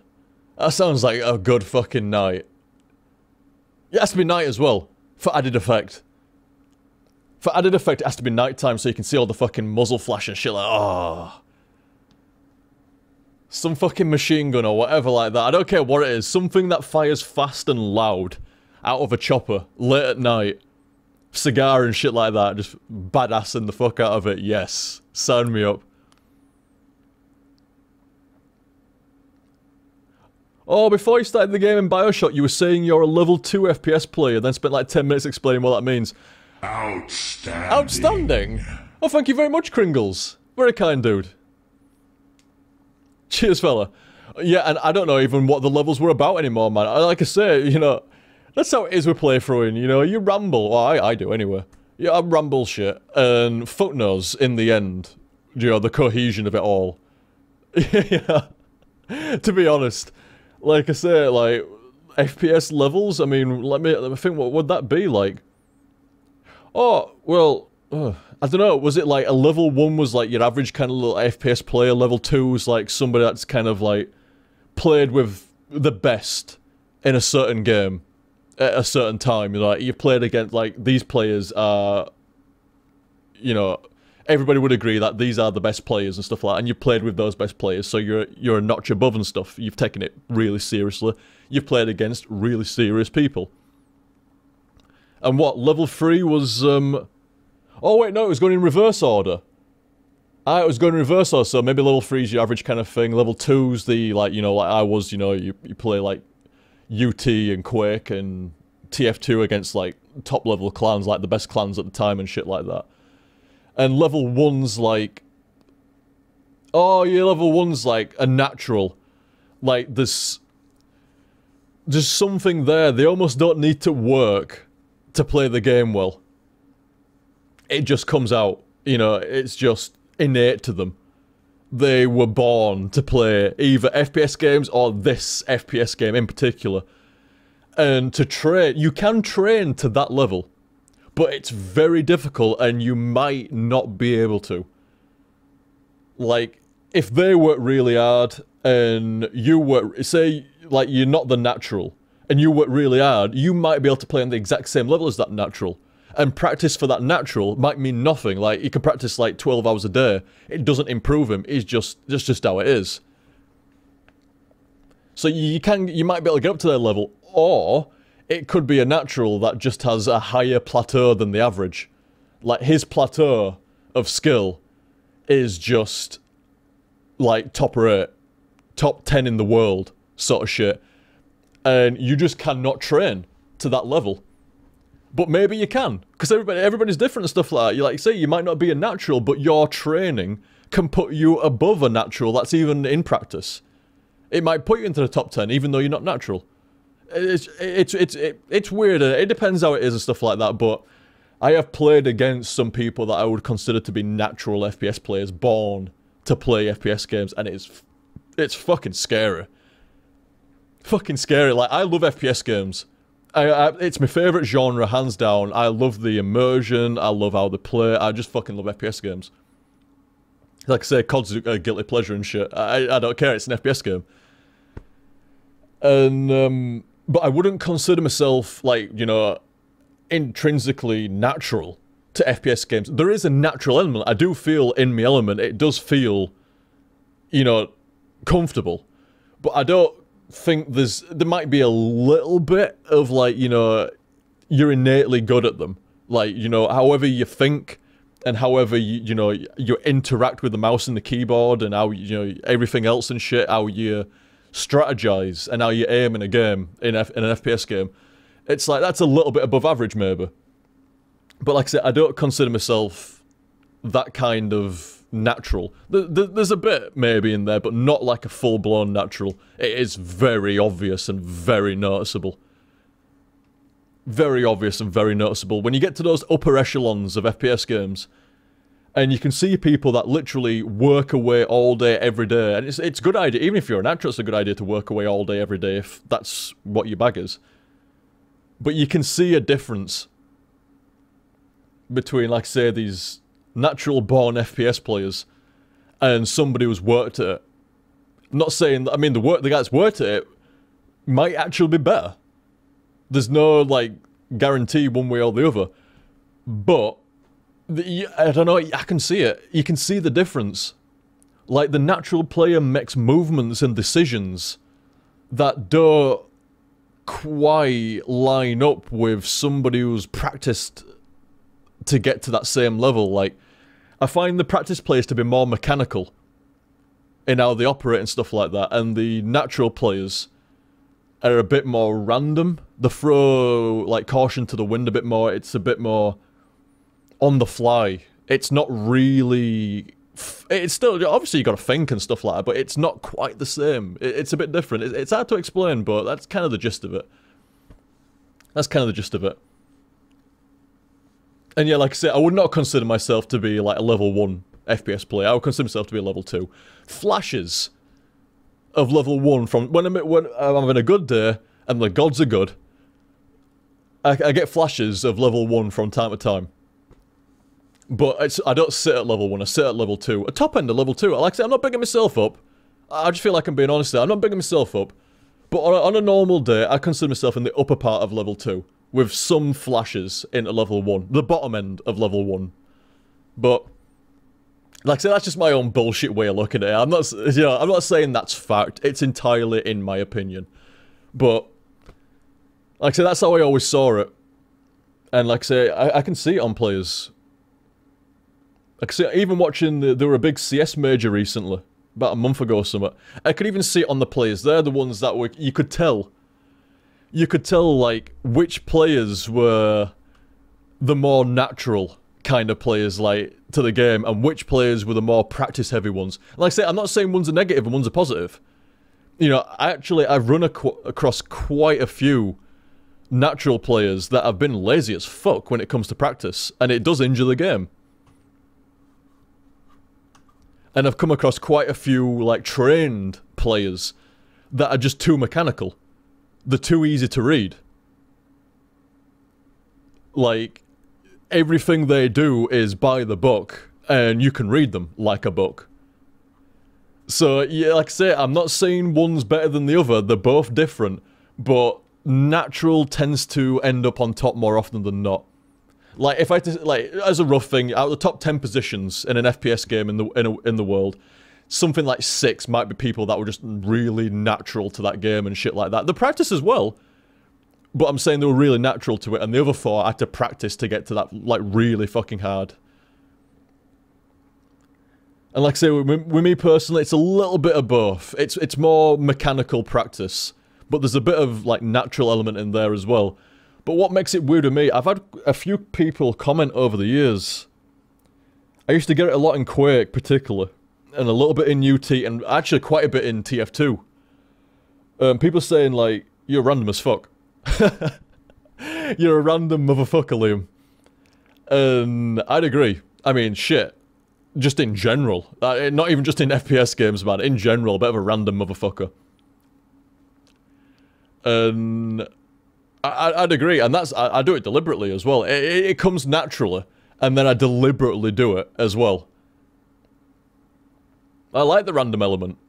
You know, just, why did you do that? It's like, well, you never know, it might have worked. It didn't this time, but it might have worked. And sometimes it just takes people massively off guard. You just do something that nobody expects. Nobody could see that coming. Nobody had any idea you'd behave like that. Nobody had any idea you'd employ a strategy like that or do something like that. And it throws them off guard. You can do the same kind of shit in poker as well, to a degree. To a degree. But I like that random element. I consider it a massive part of FPS games. And games, it's not just FPS games actually, it's a general gaming thing. The worst thing you can do in competitive gaming is be read like a book. Same in a lot of things, it's not just games and shit like that. So embracing the chaos, the random. You know, give homage to the ruinous powers. And sometimes they give, and sometimes they take. But I guarantee you, people will start to think, fuck, I need to be careful of this motherfucker. I can't exactly understand what he's going to do all the time. And I think I play at my worst when I play the most static. When I have to follow a very specific rule, or a very specific formula, or a very specific pattern in a game, because it just has to be done that way, that's when I tend to be at my worst. That's when I fuck up, because I tune out. I like the random element. I like to think not about what needs to be done in a very specific way or a very mechanical way. I like to think about what needs to be done to make it different. What makes it weird? What makes it random? How can I mutate that strategy to become different or weird so it throws them off? So it makes me either hate, or it makes it fucking more confusing, or it can frustrate the other player. Stuff like that. It's much more fun to play like that, and it's much harder to read. But like I say, everybody plays different. That's one of the beauty of gaming. One of the beauties of gaming is how different people attack games differently. And that's my own personal take on it. I like to random the fuck.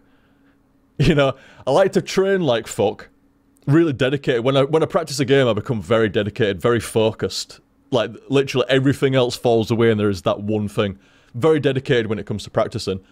And once I feel like I get to a comfortable level, like I understand the game fundamentally, I like to try break the game then. I like to break it and make it like, right, okay, I know this is what you're supposed to do, but what if I didn't? You know? What if instead of going left, like 99 plays out of 100 would do, because that's what you're supposed to do, what if I didn't? Is there a way of making it work? Is there something that you could do different? Or could you go left and mix it with doing something else, or slow it down, or speed it up, or do it backwards, or I don't know, like, it's very, like, random vague shit there and stuff like that, but that's how I like to do games like that. Practice hard, learn the fundamentals, then break the fundamentals. Try to make it your own game, because that's when you become better.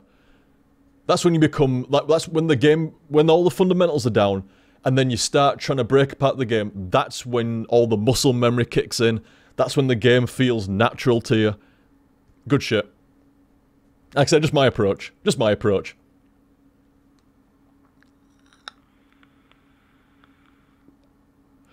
Oh, Jeff there is saying you should play Lurk in CS and stuff like that. I actually do like that position. I tend to get a lot more kills that way when I'm, like, released. I just don't have the aim to back it up yet. That's why I don't, like, call Lurk positions when we play and stuff like that. I don't have the aim to back it up yet. I'm not comfortable with the game enough. But the times when it does click, that's when I get my most kills. When I've done something out of position. Rather than sitting there static. When I get the ability to just kind of, like, free roam, that's when shit works.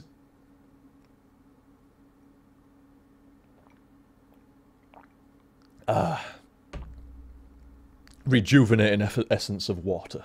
Very nice. Got a water purifier now. Oh, fucking shit, man.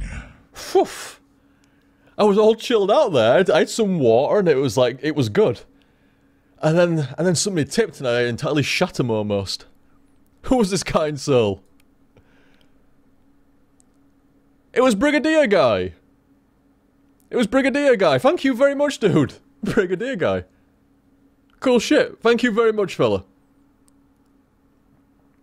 Oh, and speaking of, thank you very much again, Steve. Sorry, I went off a little bit there and stuff like that. It was about the health stuff and then it went into other shit.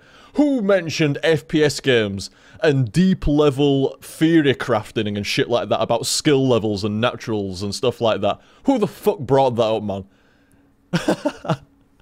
I went off on a right tangent. Jesus.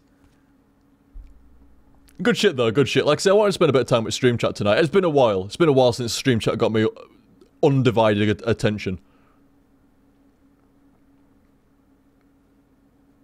You did OTG. Bollocks, I did. I'd know better than that. Don't set me off on, like, competitive FPS games and theory crafting and, you know, fucking fundamentals and mechanics to them all, stuff like that. I say I have a deep respect for games, especially like skill-based and, you know, competitive games. A very large respect. And I do like to break them down and like work out shit. Seems weird, doesn't it? I play single-player games so badly, but I respect them. It's not like I you know, deliberately fuck up and stuff like that. I just have fun with them. But I respect them. Definitely, that's why I was saying earlier on, you know, getting drunk while playing HTSF games, that seems like a disrespect to me. It wasn't intentional, it wasn't deliberate, it wasn't, like, thought out like that. But, you know, in hindsight, it seems like a disrespect. So that's why I refuse to do that anymore. But yeah, very large respect for obviously, you know, I play games for, like, what? Ooh, it's coming up to almost 3 decades. In a year and a half, it will be 3 decades playing games. So yeah, no shit, I have a large respect for games, both single and multiplayer.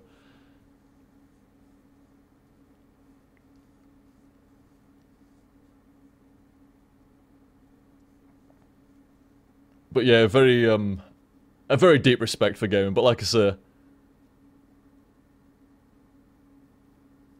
I'm not surprised after 3 decades. Like, what the fuck? Ah, you gotta love it though. You gotta love it.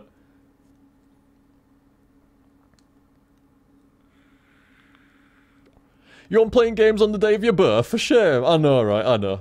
To be fair though, playing games from, like 4 years old, four and a half years old. That was pretty hardcore back then, you know, back in the 80s and shit like that. You didn't have access to, like, games on your phone. You know, not every house had a computer. In fact, barely any houses had a computer.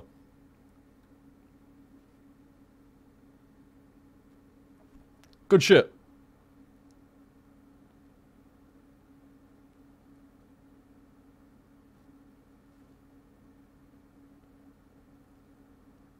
What's this, Peacock? What's this? You tell OTG one of your ideas, he ignores you, and then an hour later he comes up to you telling you about the idea all enthusiastically like he made it for himself. You make me sound like a fucking cartoon villain. You know, like one of the comedic cartoon villains, like the sidekick, the fucking underling. I'll fucking say, well, maybe you should do this, and they get slapped, like, shut up. Shut up. Shut up, fucking, oh, Baldrick. That's a good example of one, like, shut up, Baldrick. And it's like, I've just had a plan, which is the exact plan as what Baldrick's just had. It sound like that. I don't know if... I mean, maybe that's happened, dude, but I don't... I can't think of any examples off the top of my head or like that. Apologies if so, man. That's a bit of a dick move. That's a bit of a dick move if so, and I apologise if that has happened. But I guarantee you it was not a case of any kind of comedic villainry or anything else like that. Probably sounds like a cartoon villain. I don't know, maybe I did. I do like cartoon villains. I do like cartoon villains. So maybe I did and didn't realise. But no, like I say, I can't think of any times that I might have done that, but yeah, like I say, maybe I did, and I apologise if so. Sorry about that. OTG would be a cartoon villain. I would. It's weird though, I don't consider myself a bad guy or like that, but I do like bad guys in like films and movies and stuff like that, but it's because it's fun. I see it like, you know, like fucking, like games and shit, you know, where people are like, oh, well, games make you do this and games make you do that. Bollocks. Bollocks on that. Just absolute bollocks, you know? Games don't make you do shit.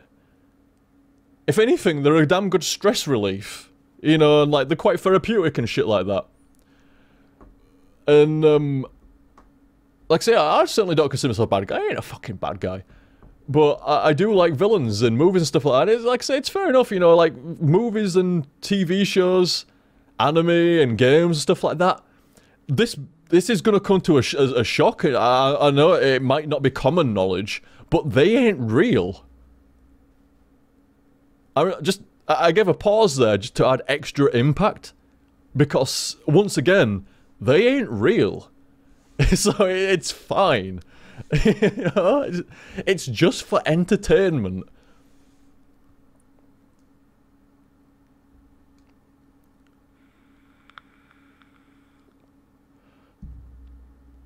It's just for entertainment. So, like I say, it makes me laugh when people take shit, like, really seriously, like movies and games and shit like that.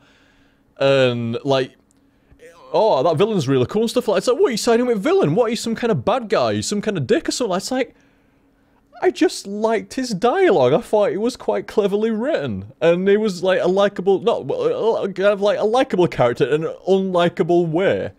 You know? It's like, I'm not gonna go out and replicate what he's doing. I don't condone what he's doing. Like, as an example, Breaking Bad. Walter White. Probably the greatest anti-hero of all time. You know, he's a complete arsehole. But I'm not going to spoil anything, by the way, just in case anybody's like, oh shit. But one of the biggest dicks ever. To everyone and everything around him. But he's incredibly well written. He's incredibly well acted. It's just a great fucking villain. And it's like, it's not like you're going to go out there and emulate him. It's not like, because you like Walt, you're less of a person or like that. Some people are like that. Some people are like that. You know, they can't get on board with villains because they see it as like, well, if I like a villain, it makes me look like a bad person or something like that. It's like, no, generally, the villains are far more... yeah, hey, Psychonia's saying the same thing here. Let's be honest, villains always get the best dialogue. I fucking love the Joker because of the lines it gets. Exactly. You know, I was gonna say they're pretty much the exact same fucking thing there, dude, and you beat me to it. So I don't think I need to say it now. Yeah, Rick's got a point there as well. Some villains are fucking terribly written. You know, some of the 80s and 90s villains are like, oof. Some are fantastic and some are terrible, but... But yeah, good shit. Good shit. And like I say, thank you very much again, Steve. Sorry, that was many tangents in one there, but cheers again, Steve. Very appreciated, dude. Thank you very much. And here we go, we've got... I'm going to read a few tips here from Outlaw. We've got a few tips from Outlaw here. Number 1. Alright, OTG, I see you figured out the gun. What a bastard puzzle. Good job. I had to use a guide for that one. The gun... Oh, the ashtray. I don't blame you on that, dude. Holy shit, there is a few things there, man. There's a few things in Grim Fandango that I would honestly say, if you used a walkthrough, fair enough. I do stand by... Adventure games, part of the point is getting brickwalled, and if you use a walkthrough too rapidly, it's kind of defying the point. I do also stand by the alternative, well, not the alternative point, the extra point. It's got like an asterisk next to it. And this asterisk would be, if you're going to stop playing the game as a result of this brick wall, you're best off reading a walkthrough. There's no point not enjoying the game anymore, or stopping playing the game because you got brick walled. You eventually may as well read a walkthrough for that bit and then move on from there. So I like to say, I won't blame a lot. There's a few fucking times in Grim Fandango I would not blame anybody for using a walkthrough. I mean, thankfully, you know, I've had Claire on the side. And, you know, she's figured out a couple of things. So, I mean, I figured out a fair few things as well. And, like, was it the first set was solo? And I think she's been around for the previous 3. But it has been nice. It's been don't get me wrong, it has been a little bit easier going through it, you know, like, 2 heads better than 1 sort of style. But at the same time, it's actually been a fun experience. You know, like, 2 of you, like, me and Claire, like, going through an adventure game together like that. Never really done that before. That's been a fun experience. That's been fun as fuck. Like, Claire were knackered tonight. Absolutely knackered. She would have gone to bed, like, a good hour or 2 earlier than staying up through the Grim Fandango stream. But she wanted to stick around. I mean, I were hoping that she would as well. I didn't force her to or all like that, but I was hoping that she would. And she really wanted to. You saw how excited she was in certain bits and stuff like that. She was fucking loving it. But it is fun. You can't go wrong, can you? You can't go wrong. Playing an adventure game with old lass. You know, both having fun with it and progressing a bit faster as a result. Can't get any better than that. That's good shit. I say thank you very much there, Outlaw. Number 2 was, I wouldn't bear my bum if it looked like that. You get massive plus points off me for Beneath a Steel Sky quotes. Hands down, it's... You know what? I'm actually starting to think Grim Fandango's getting very close to Beneath a Steel Sky. Like, you've got, like, I love Monkey Island as well. Monkey Island 1 and 2 I absolutely adore. And Day of the Tentacle I adore. Beneath a Steel Sky I fucking love. It's like, you know, out of those 4 games I just mentioned there, you've got, like, Day of the Tentacle number 5. Monkey Island 2, number 4. Monkey Island 1, number 3. Number 2, blank. And then Beneath a Steel Sky, number 1. That's, you know, shows you Beneath a Steel Sky's like 2 positions above the rest. By the time I'm finished with Grim Fandango, I think Grim Fandango's going to slot into that second favourite adventure game slot. I really do. I think it already is, you know. Yeah, it is. It's already there.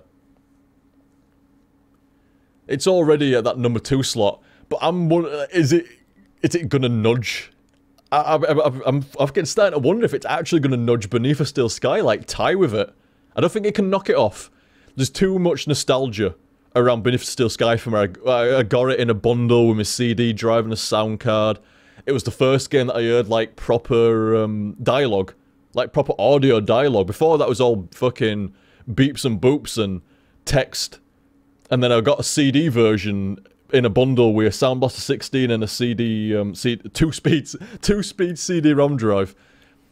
And it blew my fucking mind. It blew my little 11-year-old mind. Was it 11? Yeah. 11-year-old mind. All over the fucking wall, man. Splattered. And it's got a lot of nostalgia around that. Plus, it's a sci-fi setting. And I do like sci-fi shit.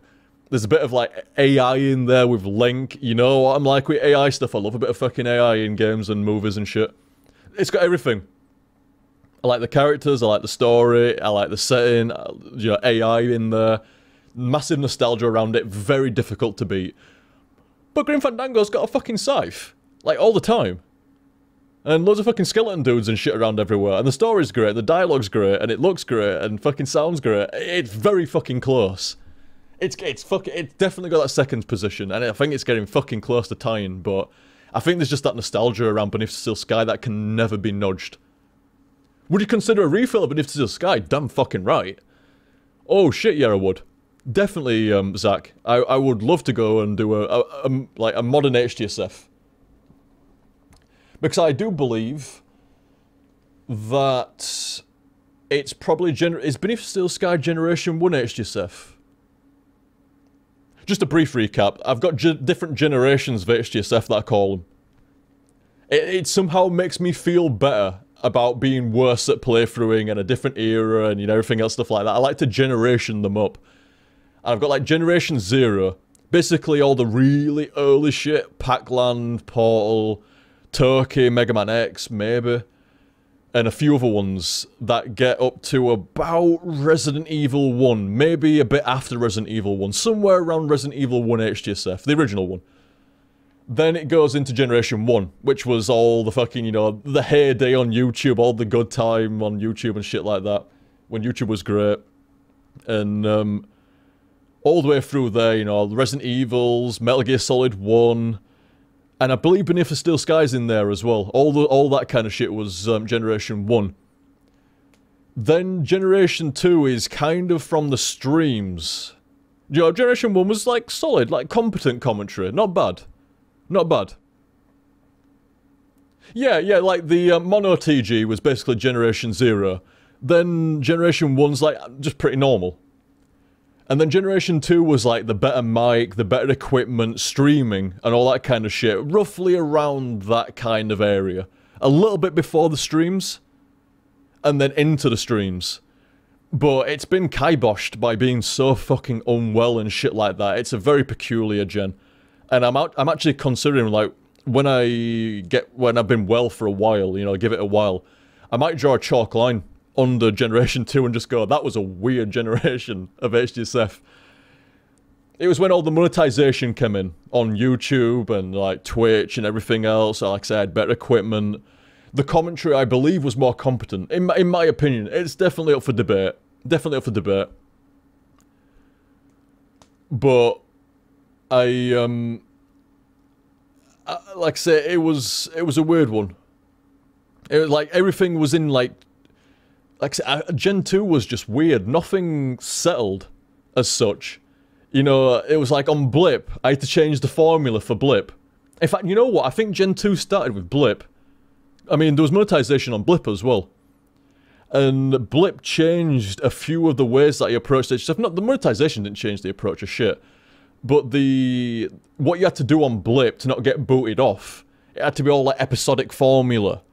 And a few things changed here and a few things changed there and shit like that. And face cam, somebody mentioned, Banzai in chat saying about face cam. A few different things and stuff like that. Face cam was coming in, monetization was coming in. I changed a few different formulas and changed things around, and as always is the case, you know, I try shit by experimenting, and some stuff worked and some stuff didn't. Some stuff stuck and some stuff didn't. And I think that will be Generation 2 in the overall. Things are starting to settle down now. You know, the stream UI has settled down quite a bit, and the way that you know, like the formula of where I do streams now, you get 3 hours of HTSF, and then like 1 to 3 hours, well, not meant to be 3 hours, but you know, a couple of hours of ramble at the end and stuff, and etc. That's kind of like getting locked in, you know, all the stream formula and formats getting locked in. Plans for YouTube shit to get locked in and stuff, and that's in the pipe, but you know, people would say, yeah, I won't blame you and stuff, but I think what I'm going to do is get everything solidified, get everything locked in, get everything running for a while. Streams, once the regularity comes back from feeling fine, that'll be all fine as it is. Seems alright to me. I mean, I haven't heard any complaints about the current formula. You know, like the 3-hour, 2-hour formula, 3 and 2, with the streams and shit. I ain't had any complaints about the UI, I ain't had any complaints about the way the videos are mirrored to YouTube. The streams seem fine when they happen. The streams seem fine. So no worries on that, just YouTube needs sorting out. YouTube should not just be a stream mirror. It should not just be mirroring streams. It should be some videos going on there as well. Got plans for it. Got plans for it. And there's no point me going through them all, because they change. My plans change around quite frequently. But I've got something that's I've been thinking about for a while, so it should be alright, should be alright. But I think when all these things are sorted out, that's when I'll end Gen 2. And start Gen 3 then. Basically, a running start. Generation 3 should have a running start. Everything should be already established. And that's the way that I'll look back, you know, in years from now, You know, I'll go through Generation 1 and Generation 2 and stuff like that. And Generation 0. And then I'll look back at, like, when did Generation 3 start? And like I say, I think I'll look back at it and I'll say, well, it was kind of a running start. It was all the trial and error and fuck-ups and, you know, like, this and that at Gen 2 all got sorted out and were established and locked down and everything was running fine, and that's when it went into Gen 3. You know, like I said, Gen 2 had a few problems, trial and error, you know, I was unwell for a lot of it, but then it got all sorted out and everything else, and then it went to Gen 3. That's the way I'm looking at it. We shall see. Yeah, a lot of people like Gen 1. But that's what I've been trying with Gen 2. Gen 2 was very different, and has been very different. Like I say, it was from Blip onwards. It got very different. I was trying this and I was trying that. And it was at some point earlier this year, like, or was it back in the last year or earlier this year? It was like, return to, yeah, you might have heard me say it a couple of times, return to roots. Everybody likes the a lot of people's favourite HTSFs come out of Generation 1. There's a few folk that like some of the stuff out of Generation 0 and out of Generation 2 and stuff like that, etc. Like, I think Grim Fandango will probably go down pretty well, you know, over the test of time. It'll do alright. But a lot of the best stuff, a lot of my favourite stuff as well, comes out of Gen 1, and that's what I was saying recently, like a return to roots. A return to some of the classic games, a return to the classic style. I mean, that's, you know, that's where the, you know, the tips and stuff like that and subs and everything else being put into the ramble at the end, so I can still show appreciation and say thanks and, you know, read folks out, tips out and, you know, like, shout out and everything else. But at the same time, the HTSF can be more like Generation 1 style at the same time and shit. So it's still a stream formula, but it's got its roots embedded in Generation 1 style, like that. So it's not it's not like a streamed playthrough. It's kind of like an old school thing, just with a UI. It's like the old school Generation 1 stuff with a UI, because that's how it is. You know, you stream, you have a UI for the most part nowadays. That's just how it is. Oh yeah, I do remember Peacock, because the early modern streams were more disorganized. They were very disorganized. Like now, like, I consider streams to be working as intended at the moment. They're really, like I say, the formula's in there, the execution's alright in them, like everything looks, in my opinion, you know, feel free to disagree and stuff like that, everything looks nice. Everything runs nice. It seems like everything is nice. So, like I say, compared to earlier streams, especially back in Justin TV days, wow, they were rough. And even compared to last year, the streams were quite rough by contrast to what they are now. It's, like I say,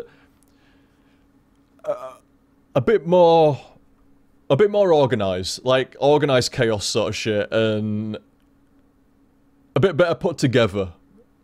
With the that's been kind of the objective. Be a bit more organised, cause obviously it makes everything a bit better, and go back to roots. So it was lost slightly. I'll put my hands up and admit, man. I'll put my hands up and admit, through the through this generation, the current one at the moment, stuff has, you know, it's been lost a bit in places and stuff like that. I'm not dissing on myself for it like that, you know.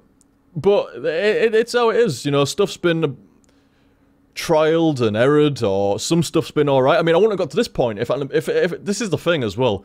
If it hadn't been for some of the trial and error over this gen, I wouldn't have got to the point of the streams now. So, I mean, this is a bit of a weird one tonight. Usually I'm playing a game for the ramble, rather than, you know, like, there's nothing going off there as such other than, you know, the stream chat and me talking and stuff like that. But still, if it had been for the trial and error, I wouldn't have got to this point. So it had a purpose, it had a use. Plus it was fun. You know, that's always a good purpose, being fun and stuff like that. I'm not saying there were bad streams, or bad HTSFs, I'm not saying that. But I'm saying, like, there was definitely, I could feel it as well. I think some people like definitely noticed it, and I could feel it as well. There was like, where's that classic OTG gone? And that's what we're going back. We're going back. And like I say, it's weird. It's like, well, what points exactly? You know, what points exactly were missing from the old school classic roots and stuff like that? What were missing and etc. stuff like that. It's like, I don't know. It's actually hard to pinpoint exactly. I mean, being unwell didn't help. You know, some weird game selection here and there didn't help, and you know, trying some stuff here didn't help and stuff like that. But you know, pinpointing exactly what makes it classic, it's like, well, that's kind of still there. I don't think it ever really went as such. It's not so much a return to roots, it's more like the roots were overgrown and they just needed pruning a bit, you know? Get rid of all the shit so you could actually get to the good shit at the bottom. You know, they're just... You know, as an example, you know, like I have an habit of overthinking shit. Almost a bit like that. You know, where it had been overthought. That's it. You know what? I think that is the pinpoint. I think that is the pinpoint. It had been overthought. I've said this before as well, like... I've loved playthroughing so much over the years that for quite a while, you try to improve it. You try to improve upon it and, you know, make it better. And make it as good as it can possibly be from you. You try to advance it somehow. And at the end of the day, you kind of have to realize you got it right to begin with.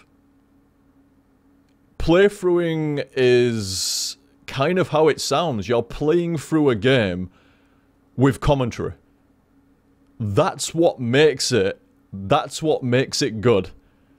To overthink it, to try to change it, to try to add to it and put, you know, do extra shit, that bloats it. That gets away from what is the pure root of it, the core.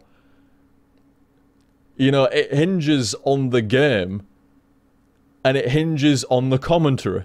It doesn't hinge on a single other thing.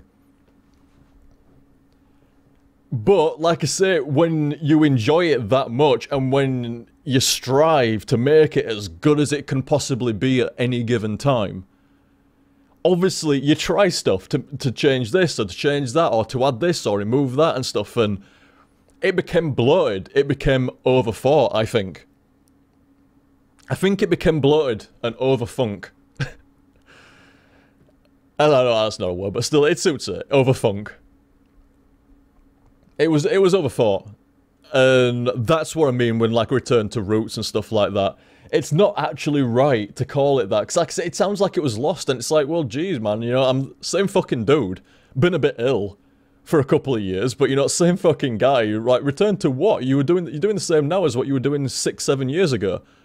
You're playing through games while doing commentary. You know, trying to have fun and trying to entertain folk while playing games. That ideally, it's a good game. Ideally, it's a good game with ideally some good commentary. And like, what's different now? You know, like, are you not doing that? It's like, well, no, I am. It's like, well, then what's the problem? It's like, well, there's something still not quite right. It's like, yeah, because you overthink it. Stop.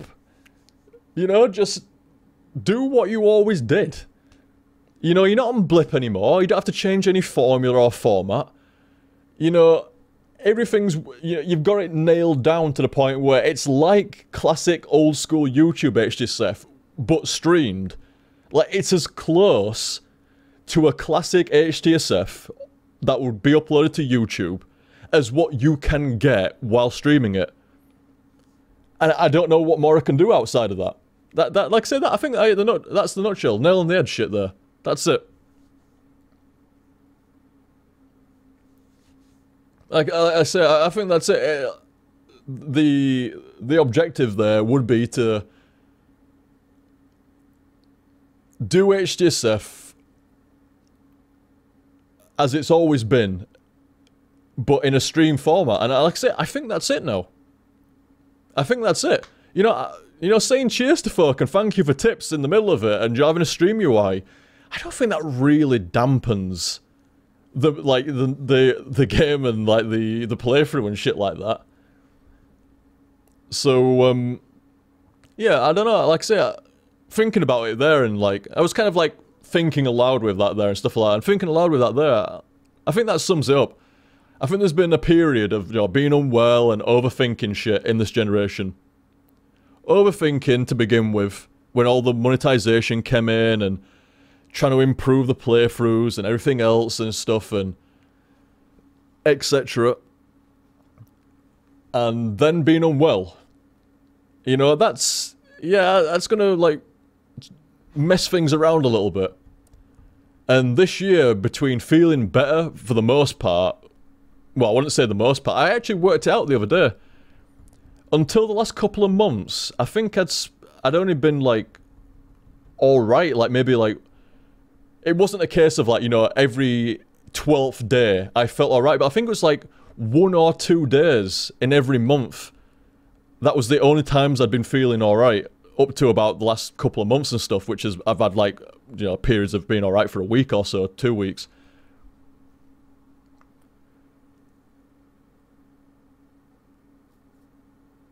End of stream UI. I'm sure OTG will find a way. Well, that's what this is here. That's what the it's like a landing slash ending kind of stage. Oh, fucking shit. Why are the tips crapping me the fuck up, man? Seriously. I don't know, I think it's because I ain't expecting them now. You know, like, we've been rambling and stuff like that, and I just ain't expecting them. They're making me shimmer pants tonight, man. Fucking jump scares. Cheers, thank you very much there, Outlaw. Thank you very much there, dude. You fucking crap me up there, dude. Whew. Crap scares me every time, Outlaw said in chat there. It fucking does tonight. I ain't expecting it. It's because it's silent as well. If there was music going in the background, it'd be alright. But you know, you're busy talking away. The only sound in the room is my voice. Ain't it great? I'm only messing. Only messing.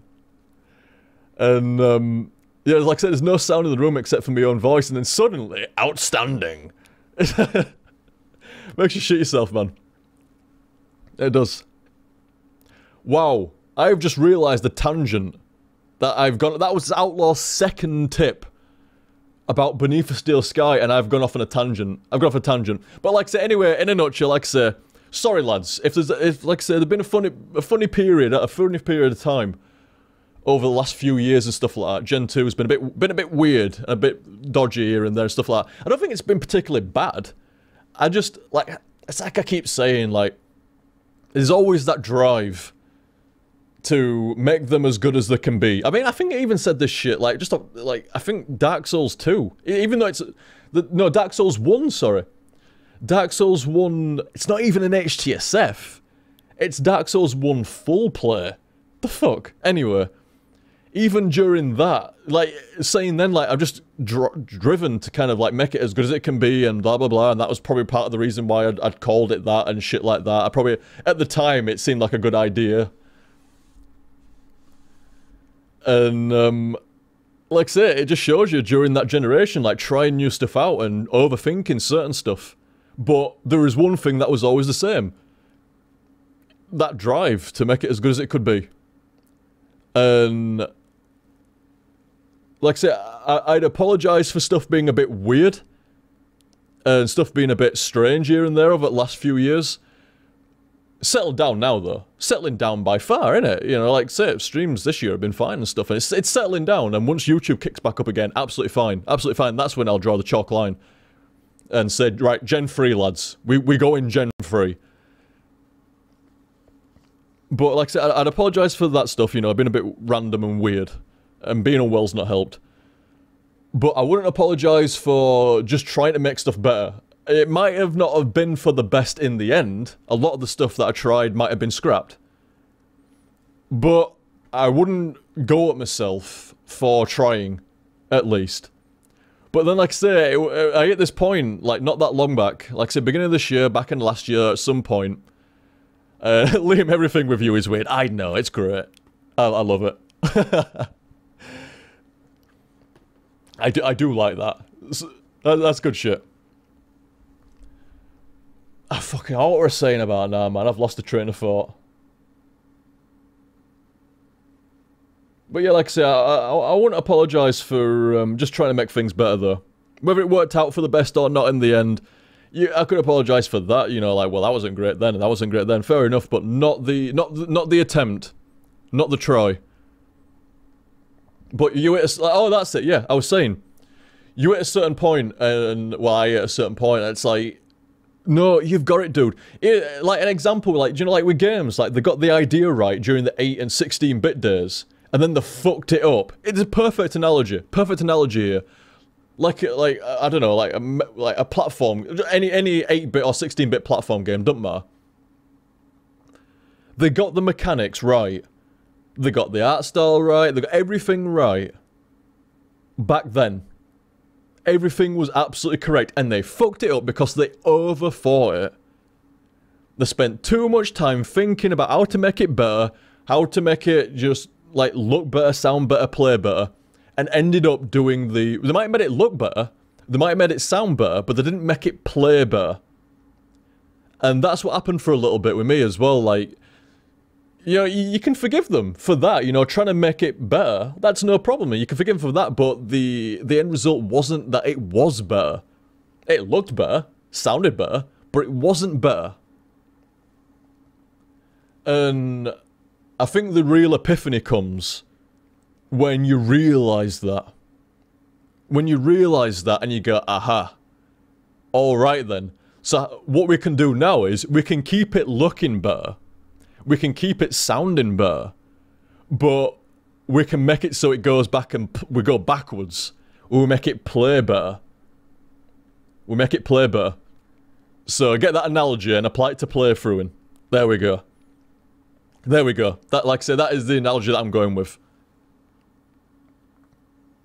That's the analogy that I got.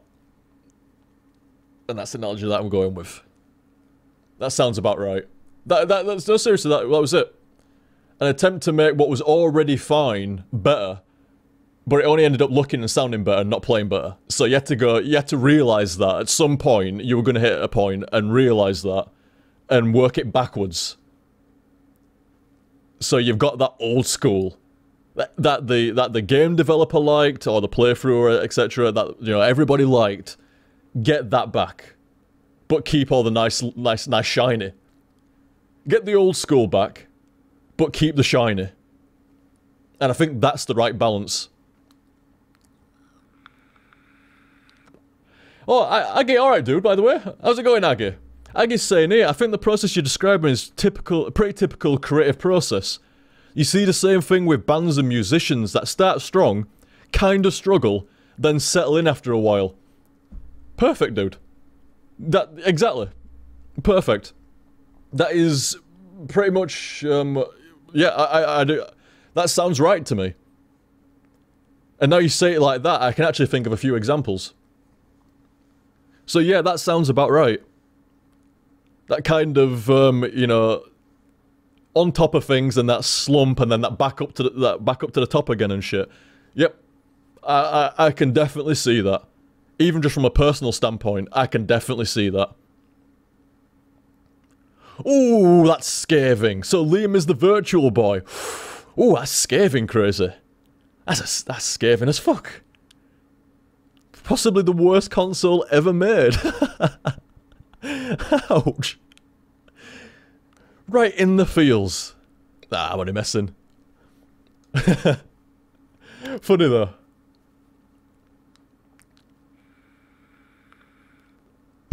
Oh yeah, didn't have a soundboard for a while. I did, didn't I? I had a fucking soundboard for a while. What the fuck? What's a playthrough doing with a soundboard? I don't know actually. I almost don't. It's no. It's not a good idea. Is it though?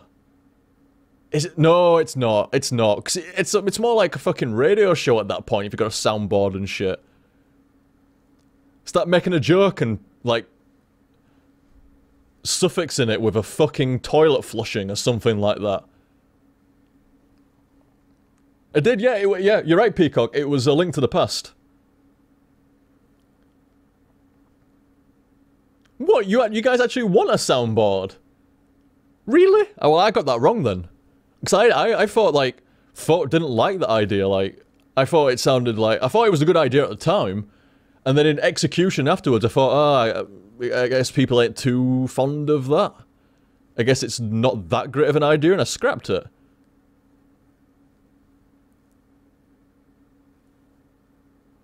So I don't know, people seem to like it in stream chat there, but I don't know. Like I say, I don't even have the keyboard for it anymore, even I'm sure I could work something out though. But maybe for the laugh one time. Maybe for the laugh one time, but I don't know. Seems a bit gimmicky. Seems a bit gimmicky. I feel like the soundboard survived in the form of sub and tip alerts. It kinda did, didn't it? Impressive. Impressive, like that. Just like that. It's even more apt. And wait a minute, impressive? The fuck, that can't be right. Wow, fucking dude. Holy shit, fella. That is super generous there, man. Super generous. Thank you very much, Aggie. Holy shit, dude. That is large. That is very large and very appreciated, Aggie. Thank you very much, dude. Speaking of tips, I shall be with you momentarily, Aggie. Thank you very much, though. I was surprised to hear the impressive, and then I saw the tip, man. It fucking stunned me for a second there, man. Fucking hell. I didn't jump at the tip. It didn't make me jump, but it fucking stunned me. Very, very kind, Aggie. Very, very cool you do. Cheers. And speaking of tips, I believe I was in part 2 of 3 with Outlaw. Yes, it was about Beneath a Steel Sky. I'm gonna nutshell this. I'm gonna nutshell the last 40 minutes or something like that. Last half an hour, I'm gonna nutshell it. Beneath a Steel Sky, very good. Me personally, up, down, and back up again now. That's it, innit? I've just summed up the last 30 minutes of rambling in 10 seconds. That is it, innit? Beneath Steel Sky is a great game. Fucking love it. Grim Fandango's almost up to the same level as that.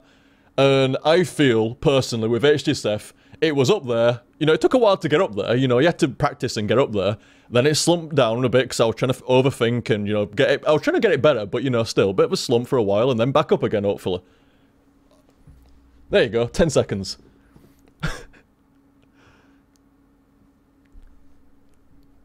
So like I say, thank you very much there, Outlaw. An Outlaw's third tip, a much delayed third tip. Alright, welcome back by the way, Adam. Holy shit, how did you get a smile like that? That's a very nice smile you just threw down there. What is that smiley? Oh, it's just, oh, it's a better TV. BT TV emote. Oh, it looks quite nice, does that, on my screen. And what was Outlaw's third tip here? Clear to the rescue. I was stuck on, I was stuck for an hour on that. Oh, the pigeon at the end. I ain't fucking... I ain't kidding, man. I could not think of what else to do. I had run out of ideas. Entirely. I knew it didn't seem like anything to do with the grates, with that monster behind them, whatever the fuck that's gonna be. And it didn't seem like anything in the casino. Which only left the backstage and the resistance room. But it felt like I'd done everything in the resistance room. So I was out of ideas entirely. And then was it Arisen that said like, oh, maybe use the grinder on the pigeon? It's like, fuck, I completely forgot there was that little pigeon there. I tried to hit him with the arm. Like the dude's detached arm, and it's like, that didn't work. It's like, yeah, let's go try some items on it.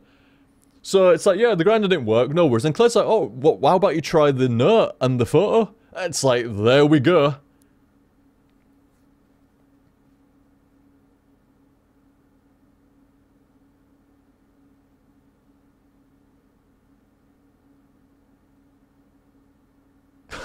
That's really nice of you to say, is that, Jim? Really nice line from Jim here on stream chat. I think you fear success, Liam. throw the blankets off and put yourself into it. For proof, look at how passionate and constant people are with their love for you. I know, right? I know, right? It's funny you say that. I mean, I could definitely elaborate on that. Like, I don't know, there's reasons behind it, stuff like that. I'm not going to bog it down and stuff like that and go into too much detail and shit like that, but yeah, I almost expect shit to go down. And certainly don't expect, like, any success or all like that, no, I don't. But, do acknowledge the success that I have had. Like, the YouTube stuff and the stream stuff and the community and stuff like that. They're some of the most successful shit I've ever fucking had. And wasn't expected at all. So yeah, like I said, I fucking appreciate, like, I say it frequently and heartfeltly that I appreciate you guys and everybody. I've said many a time, it's beyond words. It really fucking is. It really is. Said it quite a few times. But like I say, I could almost elaborate where, like I say, I do expect shit to go down with me and stuff like that. I don't know where it is. I think that's why I almost come with the Chaos God stuff quite frequently and shit like that. You know, like, I like to think... I'm one of those kind of people that if something can go wrong for you, I almost expect that it will. And I'm not pessimistic. It just feels like being realistic, you know? I'm not a pessimistic guy. The glass is half full. But if something can go wrong, I expect it to. And that's from, like, just prior fucking experience, man. Seriously, prior experience. And, but then, like, you turn around and you go... Well, like I say, I think, you know, the Chaos Gods and stuff like that, it's like, it's nice to think, even if luck's gonna go shit for you, if you pay homage and acknowledge... Maybe they'll give you a break at the same time. It's fucking luck, basically. It's just fucking luck, and it's like you're just trying to tempt out fucking fate on your side. It's like, come on, I acknowledged you. You go and you slap me in the fucking face. Can you at least shake my hand before you walk away? So I kind of have that kind of relation with the Chaos Gods. You know, if you want to slap me around the face, fucking, you know, punch me in the fucking gut, at least fucking... give me an handshake as you're walking away. A kind word, maybe, or something like that. So it kind of... it nullifies that a little bit. But yeah, like I say, you turn around and... Like I say, many a time, I sit there and you fucking think about, like, you know, what folk do for you. And how cool the community is and shit like that. And... it's like, yeah, it's like, I do feel lucky. Like I say, don't ever think that, like, it's like, oh, I don't think OTG appreciates how lucky he is and stuff like that. Oh, bollocks. Bollocks on that, man. I fucking do. I entirely do. I don't think you will, if, you may find other streamers, YouTubers, whatever like that appreciate and acknowledge just how lucky they are to be doing what we do and shit like that, and, you know, to have a great community support them and shit like that. But you might find people that appreciate as much as what I do, but you will not find somebody that appreciates it more than I do. I can guarantee that at least. I can guarantee that.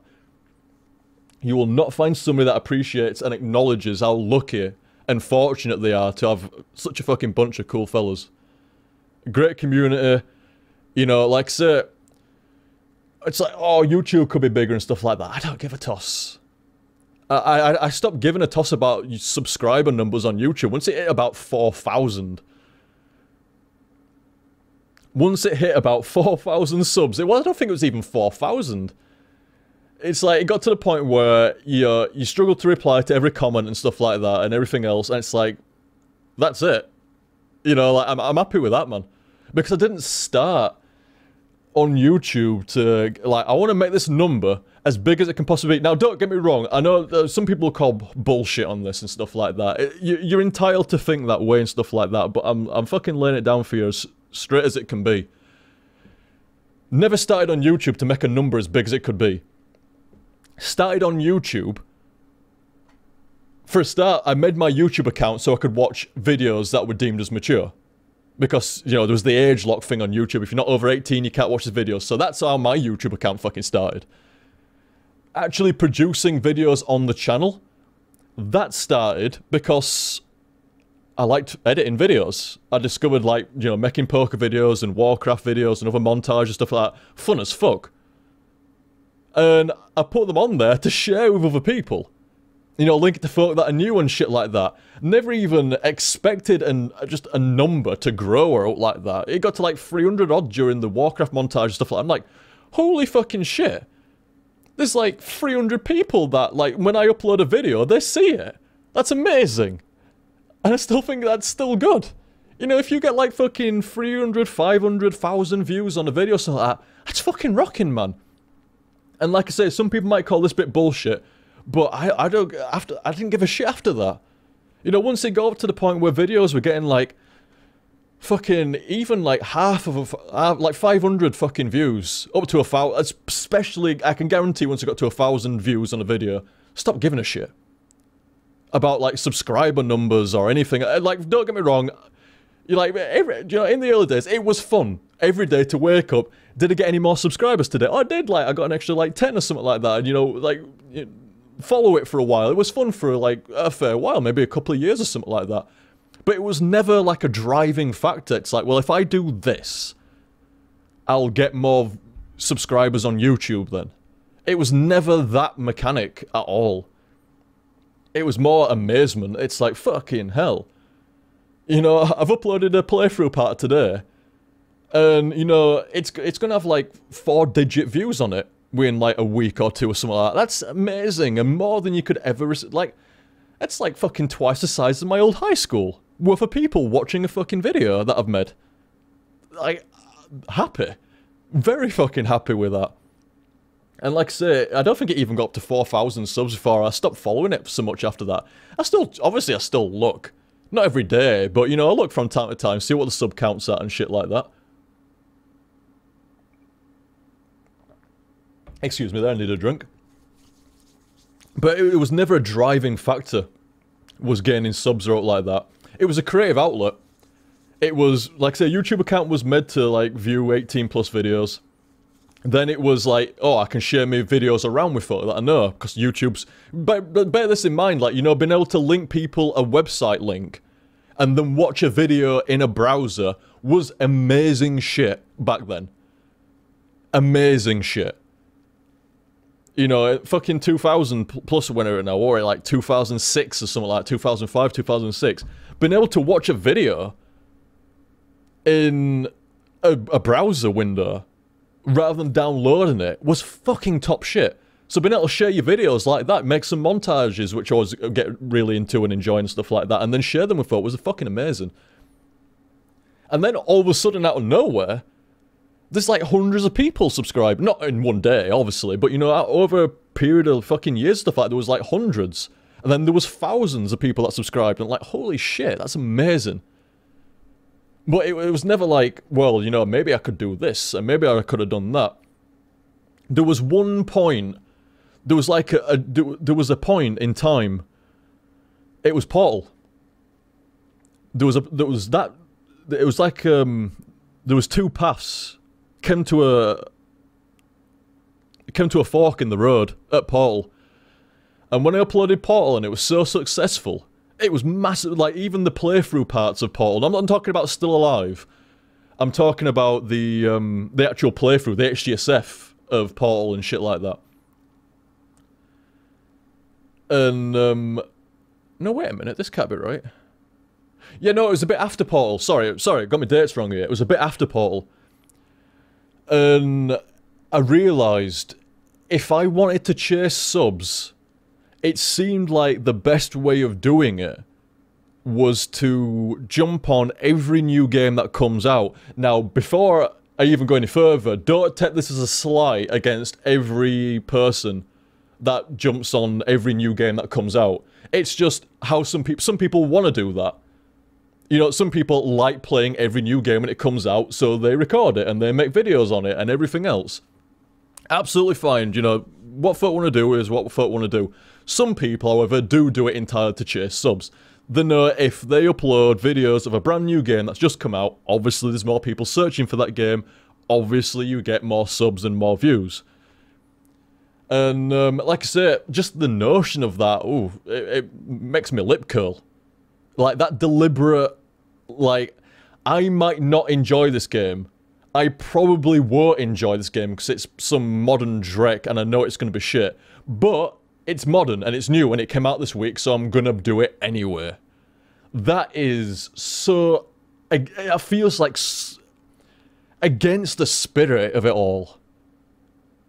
You know, when you deliberately go, this'll get me views, but I won't enjoy it. But I'll feign that I'm enjoying it. That's so against the spirit of it all, in my opinion. It really is. And like I say, that it did come up. It did come up. It was an option at the time. Like, do I want to carry on playing the games that I want to play, that folk want to see? You know, just an example like Metal Gear Solid's a bit of a bad example because that's popular and does want to be seen, and I wanted to play it. But, you know, whatever. You know, do I want to jump on these new games coming out every week, or whatever? And I still, even to this day, not a huge fan of AAA. I haven't been a fan of AAA for quite a while. I look backwards with gaming more than forwards. And like I say, it was an option there. I can carry on what I'm doing here and play the games that I love. The old school games that I've played before and want to make videos on. Beneath a Steel Sky. Zane Selena, says Peacock in chat. Exactly. Stuff like Zane Selena. You can feel the love. Zane Selena's not that incredible of a game. It's a straight up arcade platformer. But you can feel the passion behind it because I've got a lot of nostalgia and a lot of love for it. And it's that kind of thing that will make, as far as I'm concerned, the more the playthrougher enjoys the game, the more enjoyable the commentary and the play will be, the more entertaining it will be for people watching it. So, like I said, there was the option there. Like, I carry on playing the games that I love, that I know will provide better commentary, because I'll enjoy the game more. The games will be better. I have more love for these certain games, stuff like that. It'll be much better, but they will get less views, and I will get less subs. Or I could jump on like the new releases when they come out, and they will do much better. I'm not saying there's a direct correlation. You know, just because I do every new game that comes out, I'll suddenly get a huge boost in subs and a huge boost in views. It would be more, but I'm not saying like, there we go, cracked. You know, like now, I should have like 60,000, 100,000 subs if I'd done, since, you know, like, say 4 years ago, made the decision, right, I'm only playing every new game that comes out now. No looking back, no playing the games that I really want to play. No playing the games that folk really want to play. Is it new? Outstanding. Outstanding. Oh, alright, Hans. Thank you very much, dude. Cheers, fella. Very kind of ye. You guys have been really cool. Really cool with the... like I say, there's not even any music playing. We literally just sat here with stream chat and talking away and stuff like that, but... But sorry, yeah, I'm rambling. I mean, I know I'm rambling, but yeah, I'm rambling within the fucking ramble here. But like I said, there was that choice, and I think it's clear which one I elected for. That's not to say you can't play a new release when it comes out and stuff like that. There is times when I have played a game that's come out on release, but there is a big difference. I've genuinely wanted to play that game on release. It's like a new first-person game that I really want to play, or it's a Soul series game that I really want to play. You know, there's obvious exceptions.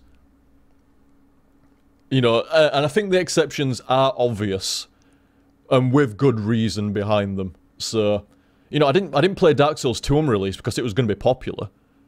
I played Dark Souls 2 on release because I wanted to play Dark Souls fucking 2 on release. I mean, as a really terrible example, I didn't play loads of like Call of Duty Ghosts on release because I thought, here we go, stream numbers, let's go.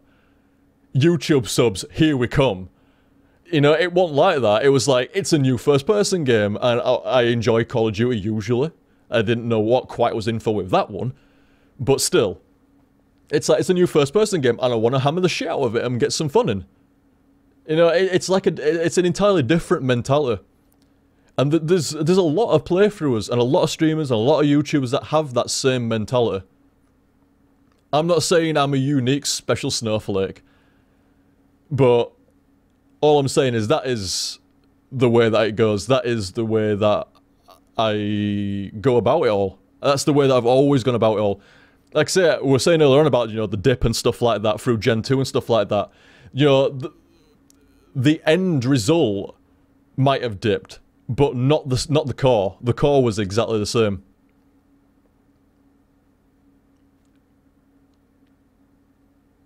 Hey, look over the gun, I made you read this message. You did indeed, Adam. You did indeed. I would say you said my full name there. Over the gun. Who calls me over the gun now? But it's to get the highlight going, innit? He knows.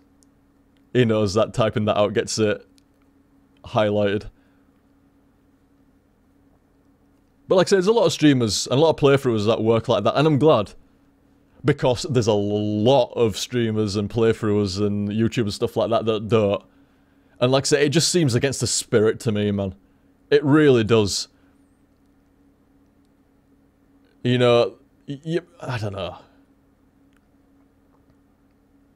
It's not meant to be it's meant to be very natural. Like, playthroughing is quite an... This is what I was saying when I was overthinking things.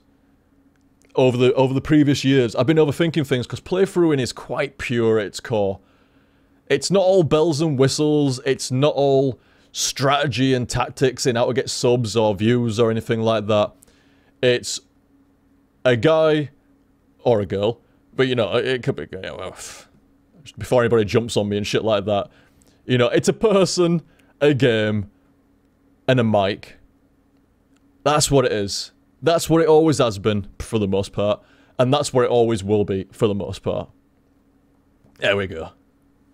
So, I fucking tangent.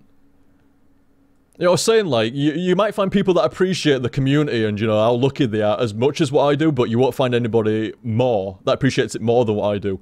But I'll tell you one thing that you will not find. I'd be amazed if you can find somebody that tangents harder than I do.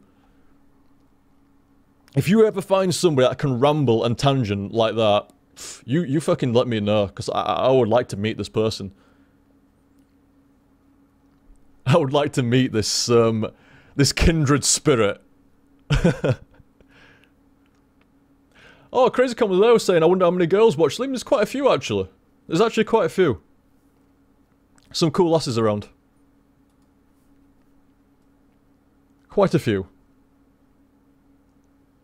But yeah, like I say, it's so long afterwards, it's like, I say it then, oh, cheers again for that tip there, Outlaw, and people are like, were you reading a tip there?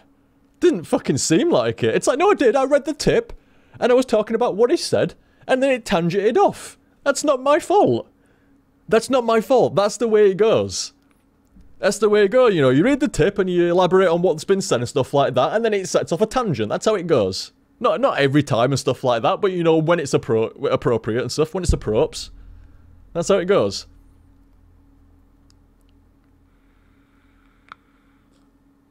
I'm feeling very under e-cigged. I've just picked up my e-cig there, man. It feels like I don't want to let it go for a while, so I shan't.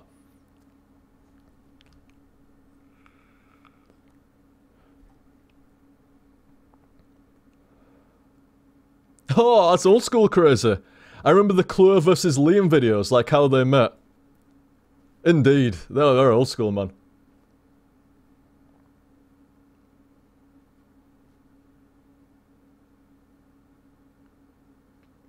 Oh, Cychronia, I was just scrolling back up there and, it seems like a couple of messages, briefly on the thing I was just talking about there, about, you know, like, appreciating the community and everything else, stuff like that. So Chronio was saying, are you kidding, OTG? You respect and acknowledge your fans far more than anybody else I see. That's nice of you to say that, Chronio. I mean, I would say that's true, but it sounds like I'm being a bit full of myself, doesn't it? But I don't know, I agree. I agree. But like I said, it sounds like I'm being a bit full of myself there, but I think in this example, it's alright, it's alright. And what was Solar saying here? Hey OTG, same time, you pay it forward even when you have bad luck and make a difference. A very close friend of mine started having the same stomach issues as you. Oh, sorry, you and my wife had. I told her straight off, make these changes to your diet and use these resources. Ended up making all the difference to it. Oh, good shit, dude. Good shit. What, like the FODMAP stuff? Like the gluten and lactose stuff and the FODMAP stuff and shit like that? You're telling about that? That's good shit, dude. Glad to hear that as well. Good shit. Like I say, if I ever hear anybody having stomach trouble, like prolonged stomach trouble, I would certainly point them in the direction of the FODMAP. Definitely. Oh, excuse me. Rude. It was a suppressed burp, but that came out of nowhere. I'm sorry.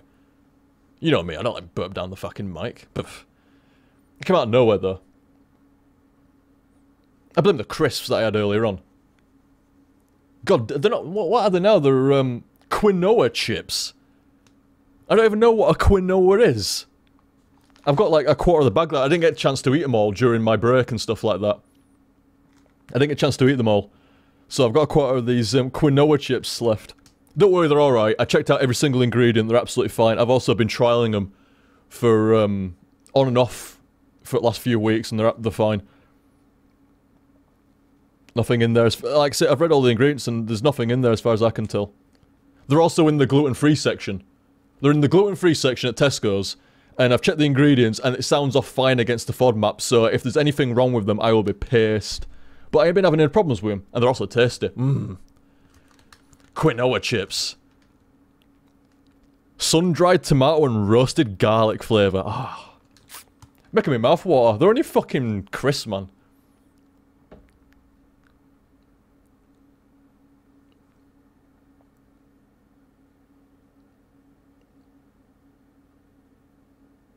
Oh, and Choco Cat. Alright there, fella. Saying other tubers like Markiplier seem to appreciate their fans, but it's not as personal as you, Liam. That's nice to say as that, dude. Thank you very much. Indeed. Like, sir, I mean, even tonight and stuff like that, we're going to play a game, and then I was thinking during break, I ain't actually, like, you know, dedicated some time to the stream chat. Well, I mean, I read the stream chat, you know, I glance over when I'm playing a game, stuff like that, but the HTSF is very pure at the moment. Like, I glance from time to time. But, you know, I don't really hawk it or all like that. And then I've been doing Ramble games a lot recently.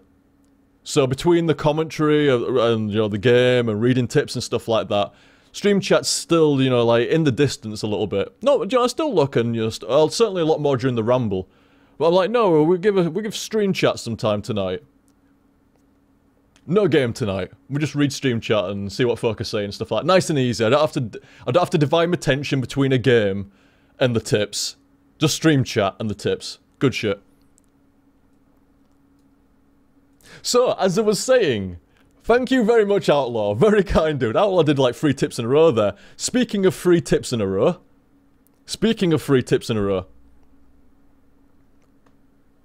And,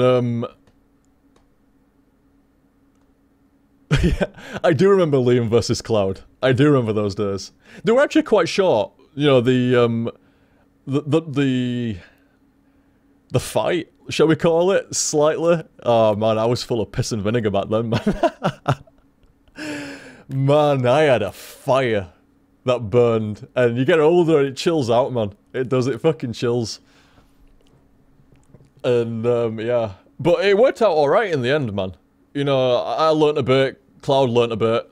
We were absolutely fine from then onwards. Absolutely fine. I've been ever since. I ain't spoken to him in quite a while now, actually, but I ain't spoken to quite a few people in quite a while. I only have time for you guys. But I ain't spoken to a lot of other YouTubers and streamers in quite a while now, actually. Quite a while. But, like I say, we've got you guys. What more do I need? Got you guys. But like I say, we were fine. It wasn't even long after that spat back in the days, and we were good from all that point onwards. I think I had respect for the guy when he came to me and went, "I'm sorry." You know, like, can we talk and stuff like that and sort it out and shit. And it's like, yeah, alright, dude. It's like, yeah, like, I actually had respect for the guy to do that. It takes some fucking stones, man. to, like, go, look, yeah, you know, I fucked up, and can we talk? You know, rather than being bitchy back and starting a war, you know, which I'd have won, you know, but, no, I'm only messing, But, yeah, you know, rather than starting some vlog war and shit like that, he just comes up to us and goes, can we talk and stuff like that, and that, like I say, I respected the guy for that. I thought that was cool of him, and it was alright from then onwards. I don't know, maybe I had some respect for me back, because I accepted. You know, I'm like, yeah, dude, that's no worries, and yeah, let's have a talk and stuff like that, and we're fine, we sorted it out. Long time ago, that's old shit, is that, man? Old school. Very old school.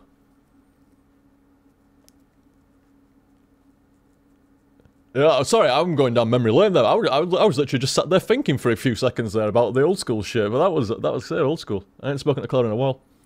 Should hit him up. I've got him on Skype. Should hit him up sometime, see how he's going. See how shit's going for him.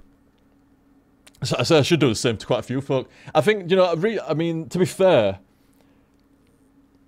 you know, we're being unwell quite a bit. I just don't have time to fuck about all along the sides so much.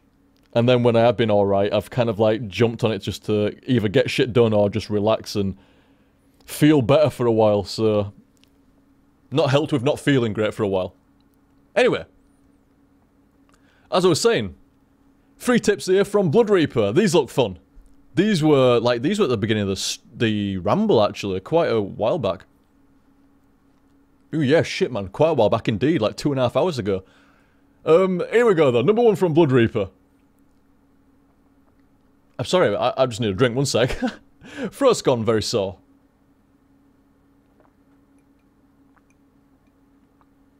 Ah, damn, that water's nice. Ah. You can't drink tap water from round here, man. It's crap. It's fucking tap water shit. So we're getting water in bottles, like bottled water, like big old cheap plastic bottles of water.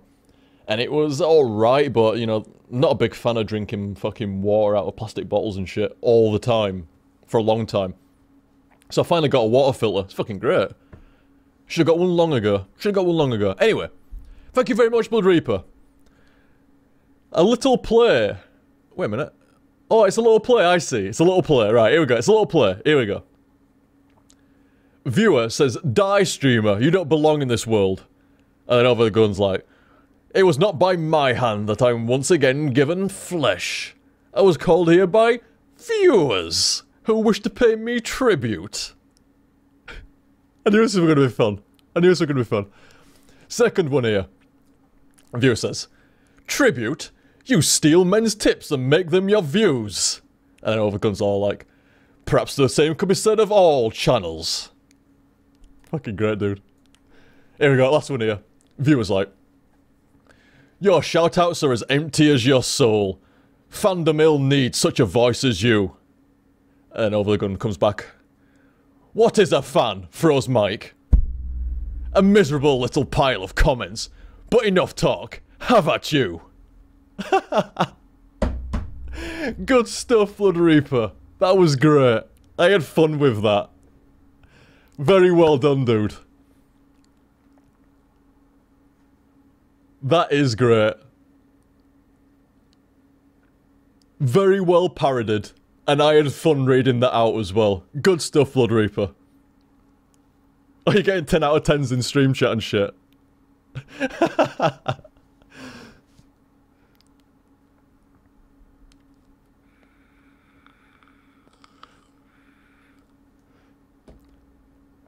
Yeah, even putting the mic through and everything. We're using props up in here. Well, the prop was my hand hitting the mic, but you know. That was great, man. Seriously.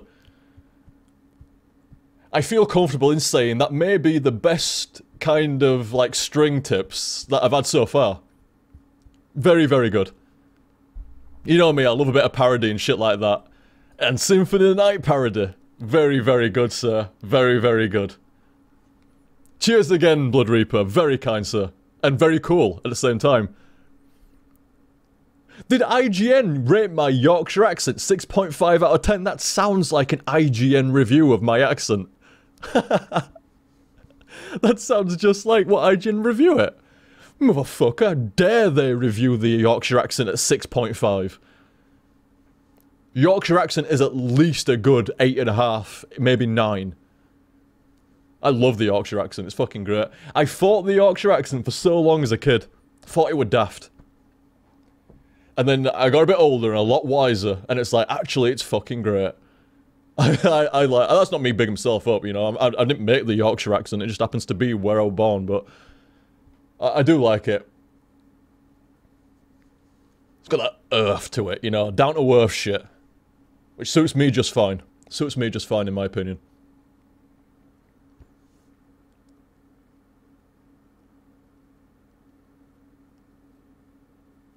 Good shit, lads, good shit. Like I said, cheers again, Blood Reaper. Very cool.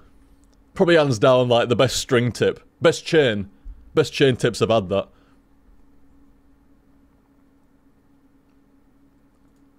Oh! CrazyCon saying there, thanks to Beneath Steel Sky, showed us you don't have a full Yorkshire accent.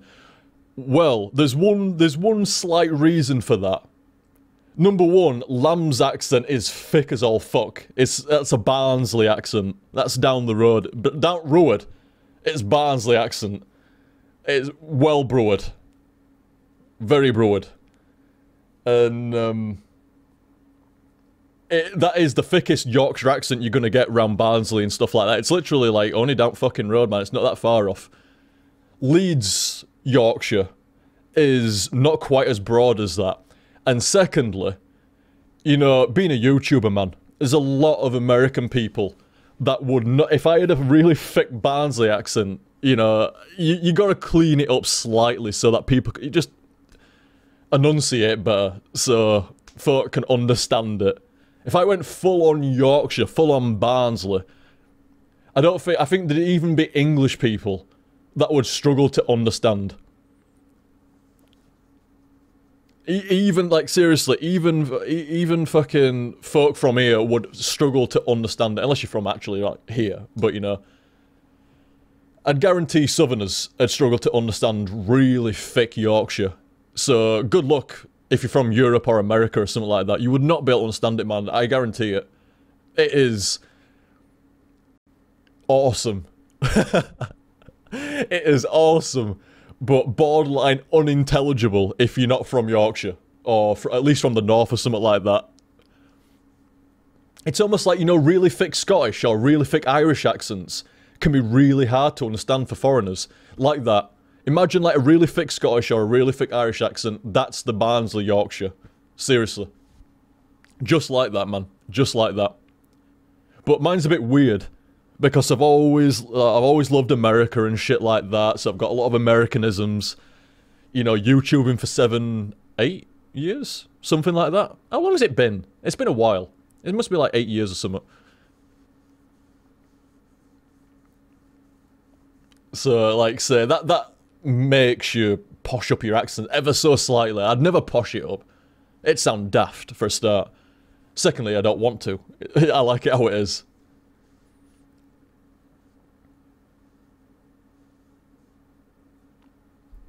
But here we go as well. Thank you very much, Outlaw.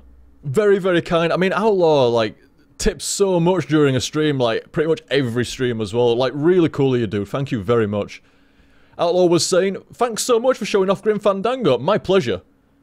Like I was saying earlier on, I've got a lot of respect for games, and I've got a lot of respect for fucking great games. And Grim Fandango's a great game, so that's my pleasure, is that. It really is.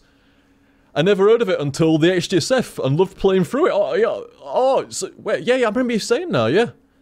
That's good shit, dude, good shit. Any other adventure game recommendations other than Beneath a Steel Sky and Monkey Island? Claire will kill me if I don't mention Broken Sword. At least Broken Sword 1. And, you know, you can work your way into the others from that, and you make your own opinions up from that. I never actually played that much of the second and third ones, and fourth ones, and fifth ones. There's quite a few of them. But the first one is great. It is a great, it's adventure game vintage. It is old school adventure game, a really nice looking, really sound looking adventure game. Very, very solid. As per Claire's recommendation, however, do not pick up the remastered edition. Go with the good old school one. Go to Good Old Games and pick up the original Broken Sword 1. I'd say, I mean, I can't really hammer this opinion home because it's not my opinion. I'm repeating Claire's opinion.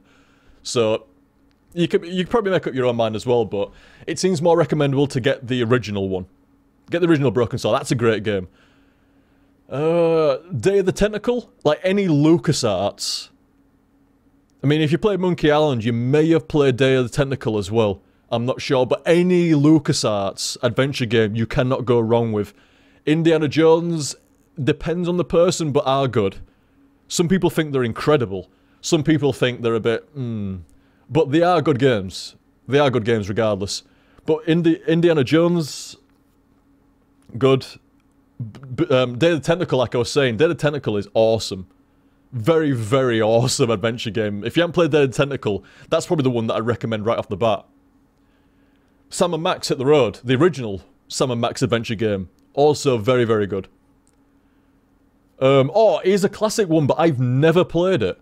I Have No Mouth, Yet I Must Scream is a classic.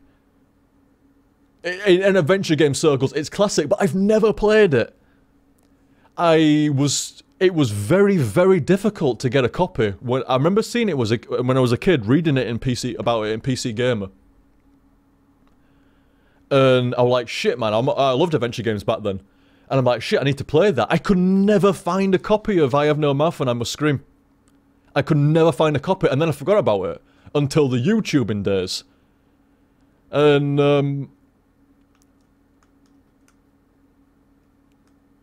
I forgot about it until the YouTubing days, and then I didn't want to play it until I did a playthrough of it. But that is one that should be fucking done, really. Like, I Have No Mouth and I Must Scream is very, very rated by a lot of people. I've never...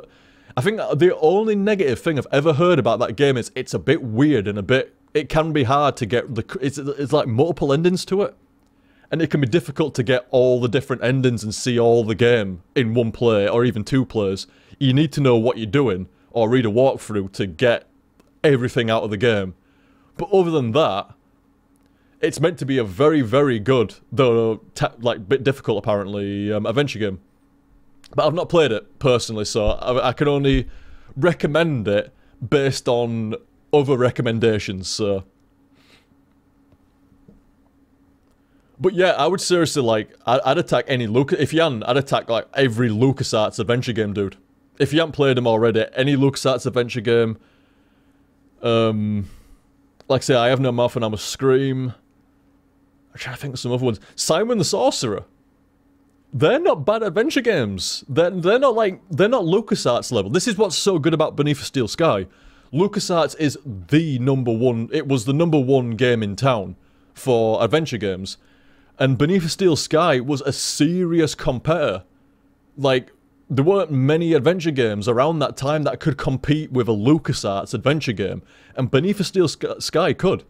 So that's why it was so awesome. Still is. And, but Simon the Sorcerer, not quite LucasArts level, but still competent adventure games. So they're pretty solid. Discworld. The first Discworld game, I'm not quite remember the other ones. Discworld Noir, I remember being a bit weird. But the first Discworld game I actually really enjoyed. That's old school, you know, LucasArtsy and adventure game style Discworld. Rinse, wind, and luggage, and stuff like that. I actually call one of my hard drives luggage. Usually my, you know, like my downloads and my storage kind of hard drive, and, you know, archiving and stuff like that. You know, I've got other shit in there and stuff like that. Ever since, like, I don't know, maybe about 13 or 14 or something like that. No, about 12 or 13 actually. I've always called that extra drive that stores shits on it luggage. Always been called that. It still is now. I always have a drive called luggage. Not like, you know, fucking, you know, airplane luggage and shit like that. Luggage is in... just in case you don't know stuff like that, there's a character in the Discworld series. And it's literally a fucking... It's like a chest with legs. You know, like a treasure chest. Like a fucking box sort of thing with legs. Called luggage. And I thought that was awesome, man. Always following Rincewind, the shit mage guy. So I don't know, like, for some reason I always like that. I took it as a name for hard drives ever since. I don't know, just a random little fact there. Random little thing that I've thrown in there. I don't think I've ever mentioned before. Not like it's a big thing, but you know, still. Random little thing there. But yeah, Toonstruck. That's a pretty solid adventure game as well. Yeah, I think that's enough for the recommendations there. Any LucasArts adventure games, particularly Day of the Tentacle and Sam & Max. Simon the Sorcerer, Discworld, Toonstruck. And I Have No Mouth, but I Must Scream. I think that's a good solid set of recommendations there if you're not playing it. I suspect you might have played a few there, Outlaw, but if not... Oh, Zakad just said, Legend of... I never know how to pronounce this motherfucker. I didn't know how to pronounce it back in the day, but Kyrandia? Kyrandia? Kyranid? I don't fucking know, man. Legend of Kirin something. I didn't play them. In fact, wasn't there something of the Amazon Queen? Or something like that. Blah, blah, blah. XYZ of the Amazon Queen. And, I played them a little bit, like, on demo. Back in the old school days of demo discs and shit like that, but I never actually, like, had a full copy of them. So, maybe they're alright as well. Oh, and, Crazy Con saying, yeah, the Telltale ones are alright as well. I haven't actually played any Telltale adventure game. Fucking shit. Alright, mister. How's it going, mister? Thank you very much, dude. Thank you very much. In case you're wondering why I kind of jumped there, I've been jumping all night at tips. I'm not used to having zero game sound. Even Claire's PC's not on because she's in bed and stuff like that, so I don't know, the tips are making me jump tonight. Only the outstanding one. But there you go, dude. And like I say, thank you very much for the tips, Outlaw. Very, very cool of you, dude, and cheers. And I hope if you haven't played any of those adventure games, you lucky bastard. Because you're in for a good time, man. You're in for a good time. If you've not played Day of the Tentacle and Sam & Max and, you know, some of the other adventure games, you are in for a good fucking time, man. You're a jammy bastard. It's like when, you know, when they... Somebody hadn't, like, seen a really awesome TV show, and you're like, oh, have you seen so-and-so? You've surely seen so-and-so. And they're like, no, I've never seen it. It's like, I'm jealous. I'm jealous as fuck. You jammy bastard. I would love to have that. I mean, Holly in Red Dwarf said it really good one time, like, can you delete the Agatha Christie novels from me memory banks? And Lister's like, why do you want me to delete... you know, books that you've read from your memory and stuff like that? It's like, well, so I can, you know, I don't know who's done it, you know. If I read them now, I know who's done it already and stuff like that. You delete them from it, I don't know what's coming anymore. And then it's, like I said, it's like that. I would love to erase Breaking Bad, and Oz, and Red Dwarf, and Bottom, and loads of TV shows, South Park, etc. I would love to nuke those from my brain, not because they're shit, quite the opposite, because they're awesome, and I would love to re-watch them fresh again. Like, for the first time going through them all, oh, that would be fucking great, man. Unfortunately, it doesn't quite work like that. Damn you, brain. It's not the first time you've gotten the better hand. But still. Well, that's a good question, Cychronia. If you could enjoy playing any game for the first time again, which game would you choose? Oh man, you're gonna kill me if I say Beneath Steel Sky again. It sounds like I'm just like copping out on the answer there, but I don't know, let me think. I'm gonna say Beneath the Steel Sky anyway. I'm multiple games. I can't just say one, multiple games. I would love to play Beneath the Steel Sky fresh. I would love to play Monkey Island 1 fresh. I'd like to play Quake 2. Start from scratch with Quake 2, like it's all brand new again, and all the scene was there. As long as the scene was there with it again, like back in that day. Like, if you could replicate the internet and that time and that era, and then give me Quake 2 that was completely fresh. Maybe Quake 2 as well. And Unreal Tournament. Yeah, and UT as well. So yeah, UT and Quake 2. Definitely Beneath Steel Sky and Monkey Island. Secret of Mana. Secret of Mana, Zelda 3 and Chrono Trigger. If you could wipe them and start fresh. I'd like to say Super Metroid Peacock, but Super Metroid's like, it's almost better the more times you've played it. It's a weird one. Like, it feels like if you get better at Super Metroid, the game gets better. It's a weird one, is that? But yeah, those couple of adventure games, those 3 SNES RPGs, and a couple of FPS games, I would love to be nuked. Dark Souls 1, no, fuck Dark Souls 1. I would not want to go back and play Dark Souls 1 fresh again. It took me 100 hours the first time I played Dark Souls, fuck that. It was great though. Maybe, it was great. It was, like, I just literally bunkered down for, like, the better part of a month. And it was just Dark Souls every day, all day, for, like, a month almost. I mean, to be fair, that doesn't quite make sense, because you would complete it within a week then. But, you know, still, I didn't play 24 hours a day and shit like that. But yeah, Dark Souls would be a great, you know, having everything reset, any Souls series game being reset so you didn't know what were coming, would be great, no doubt. My knee-jerk reaction to that, though, is fuck that. You know? If I know what's coming in Dark Souls, why the fuck would I want that erased from my memory now?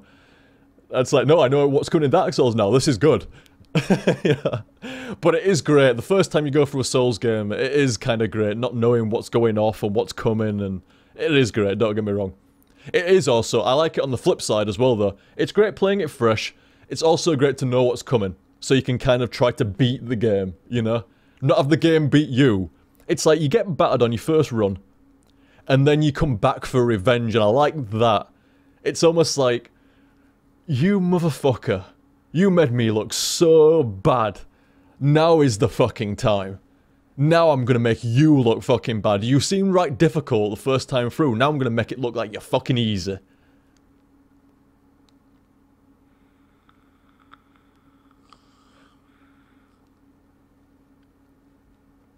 But a good question, that Cyclone. I like that.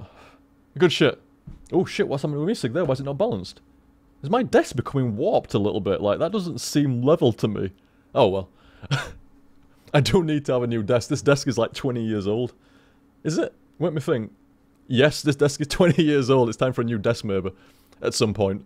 In the future. Not now. I like him. He's alright. He's sturdy. I mean, shit. He almost gouged my eye out last year and he didn't. So I'm quite happy with him. He's alright. Well, to be fair, it was a combined effort between the Autumn Harvest and the desk, and me, I guess. But still. He didn't take my eye out. I'm quite appreciative for him for that. But there you go, Outlaw. Like I say, if you haven't played any of those games, man, you lucky motherfucker, and enjoy. I know you will. Every single one of those games I said to you there, you will. If you like adventure games and you like Grim Fandango, I mean, Grim Fandango's a hard act to follow, but obviously, you can't stack them against each other like that, but... Hard act to follow, but still. Very, very competent, very great adventure games. From Uncle Wembley. Thank you very much, Uncle Wembley. Found out last week I'm going to become an uncle. Sorry, I didn't actually say it like that. Found out last week I'm going to be an uncle, but... I had some improv going on that there. But good news, Wembley. Good news. Congrats to both you and your bro or your sis. Whichever one is the one having the kid and stuff like that. Congrats, dude. Good shit. Yeah, I'm an uncle to, well, you know, like, Claire's sister's got a kid and stuff like that. Technically uncle there as well. It was good shit. It's nice at Christmas. You know, buying them something right big and spoiling them a little bit. It's nice at Christmas. But thank you very much, Wembley. Very, very cool, and very good news, sir. Very good news. And Kringles! Alright, fella. Good shit, good shit. Thank you very much, dude. Let it rain. Throws a $5 bill. Thank you very much, Kringles. Nice to see you around, dude. Nice to see you around. Papa reminds me of, Metal Gear Solid 2. Because... Your tip, it was Metal Gear Solid 2, wasn't it? I'm damn sure, my sincere apologies if it wasn't Metal Gear Solid 2. But I think I'm sure it was Metal Gear Solid 2. And he dropped like 2 of these tip bombs. Like at that point, I don't think I'd ever seen a tip as large. And he dropped like 2 of them back to back. And it, like I say, every time I see your name, dude, it just reminds me of that instantly. No, not Metal Gear Solid 2, sorry. Revengeance, was it? Was it Revengeance? I'm gonna fucking look. I'm looking right now, because I don't like the fact that... This is why I write them down. This is why I write them down. It was definitely a Metal Gear Solid game, and I think it was Revenge. I was thinking of, like, Raiden. So it made me think of Metal Gear Solid 2, but it wasn't. I think it was Revengeance. 1 second, I'm just looking here. But, like I say, every time I see your name out, it just reminds me of Revengeance, not Metal Gear Solid 2, Revengeance. And yeah, fucking tip bombs there, man. Thank you very much again, dude. I don't forget. I don't forget. Hazy, but to be fair, like, you know, memory and all that jazz and stuff like that, but certainly don't forget something like that. Not any, something. Yeah, here we go. Yeah, it was set one of Metal Gear Solid. I love this fucking tip list, man. Find out exactly. Two absolute... They were the biggest 2 tips I'd ever had up to that point. I do believe. Certainly on the log, definitely. And, it fucking stunned the shit out. I think I remember sitting there for like 15 or 20 minutes just stunned like footman, like, wow. So I know that was quite a while ago, but thank you very much again, Kringles.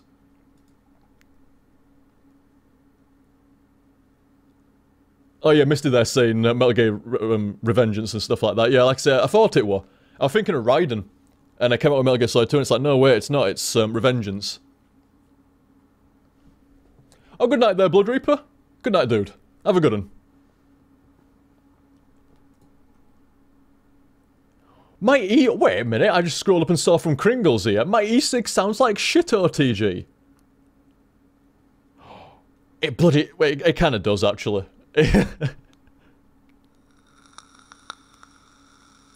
It's not shit. It's in the middle of the road. I've definitely heard weaker E6 than that.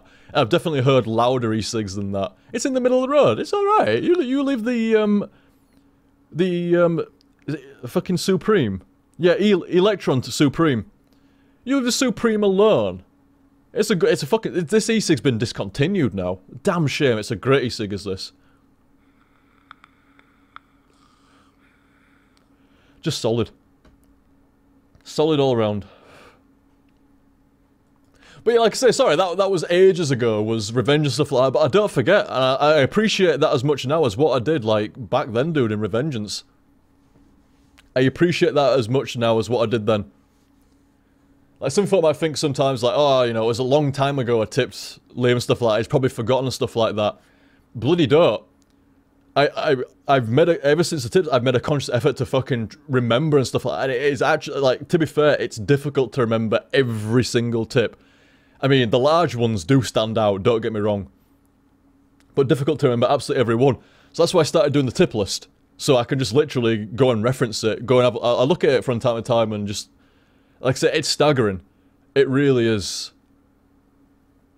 Absolutely amazing. Like, what folk have done for us and stuff like that. And like I said, I just say sorry there and stuff like that. I meant to say, like, last time I saw you and stuff like that, every time I see your name, it reminds me of Revengeance. It reminds me of Raiden. And that's why I said Metal Gear Solid 2 first, but it reminds me of Raiden. And that set, and the, like, say, the tip bomb was gigantic. It fucking blew my... If I'd been wearing a wig, it'd have blown it right fucking off, man. Seriously, it was epic. And still is. And still is. Thank you very much, both there and before, Kringles. Thank you very much, dude. Okay, we've got Brigadier Guy. Brigadier Guy. Should I send you against the Eldritch God and its 428 legions that die spectacularly? Or after the legendary War Master and his 100 superbly equipped and intelligent squads? I only promise no respawns. That is fair. That is fair. If you're gonna have, like, respawn and shit, that's not right. Ah, I know you, dude. I know you. You're the option select guy. The option select. It's always the option of one amazing thing or another amazing thing. I like these tips. These are great. So what do we have? The option against the Eldritch God and its 428 legions that die spectacular, or after the legendary War Master and his 100 superbly equipped intelligence squads. Well, even if the Eldritch God and the legendary War Master cancel each other out. It's 428 legions. But it's 100 superbly equipped and intelligent squads, so it's almost like a squad of Terminators versus a fucking horde of orcs.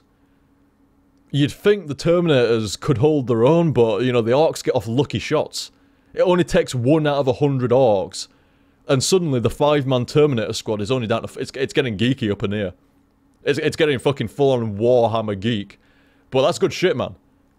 I fucking love the Warhammer stuff. Anyway.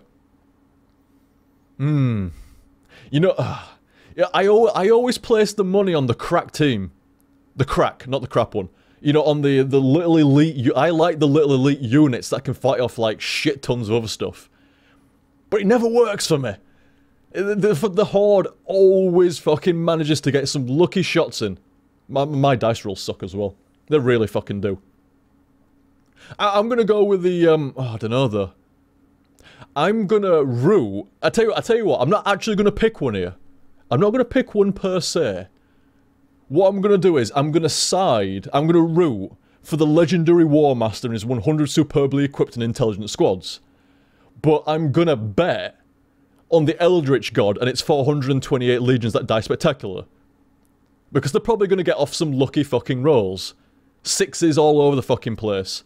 And then, you know, it only takes like a couple of fucking 1s rolled here and 1s rolled there, and suddenly it's a lot easier to take down these 100 guys, and suddenly the 100 guys is 50, and then the 20, and then they're dead. And, you know, all 427 of the 428 are dead, but, you know, at the end of the day, the Legion won.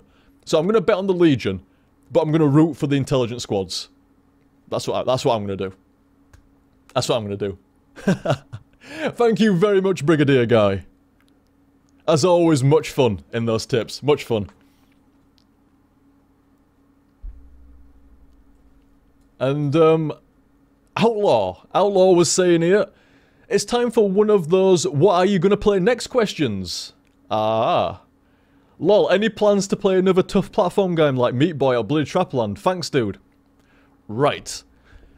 Gonna answer this really, this is how I always answer this in a similar way nowadays. Last few months stuff like I answer this in a very straightforward, straight up, no bullshit kind of way. I don't speculate on what game is coming next anymore. Now, in the past when I've said, oh well I'm thinking about playing this and I might play this next, I meant it at the time. I always do. Don't bullshit and fucking lie and stuff like that. What's the point in there and stuff like that? I meant it at the time, like, yeah, I might play this game next, or I might play this game next. But the problem is, it leads to false hope. You know, if it doesn't happen, or it doesn't happen promptly, you know, like, it can be annoying. Like, say, I can understand that before. You know, it can be frustrating. You're like, you're expecting a game, and then suddenly, 2 years later, it's still not been played. So that can be frustrating. So also sometimes, it can lock me into something that I actually went, ooh, actually I fancy like playing something else. I mean, it's not like I don't want to play this, because I'd never play a game I didn't want to play. Never had my hand forced that much. But I didn't want to play it quite now. I was actually fancying like playing something else right now, so, you know, it's very, very few times that's happened. Like, I bet less than 2. Which would be 1. But no, it's probably like 1 or 2 times. And I can't even think of the examples off my head, but... Like I said, it seems better to not speculate on what's coming in the future. However... I can tell you that the next set of Grim Fandango is probably the last. That's not new. But the next set of Grim Fandango is probably the last. And what I'll be doing on when I assume it's going to be the last set of an HTSF, I'll be doing the HTSF V. How to successfully vote. I know it's daft, but still, you know me. I like my abbreviations and stuff like that. I'll be doing the how to successfully vote. So...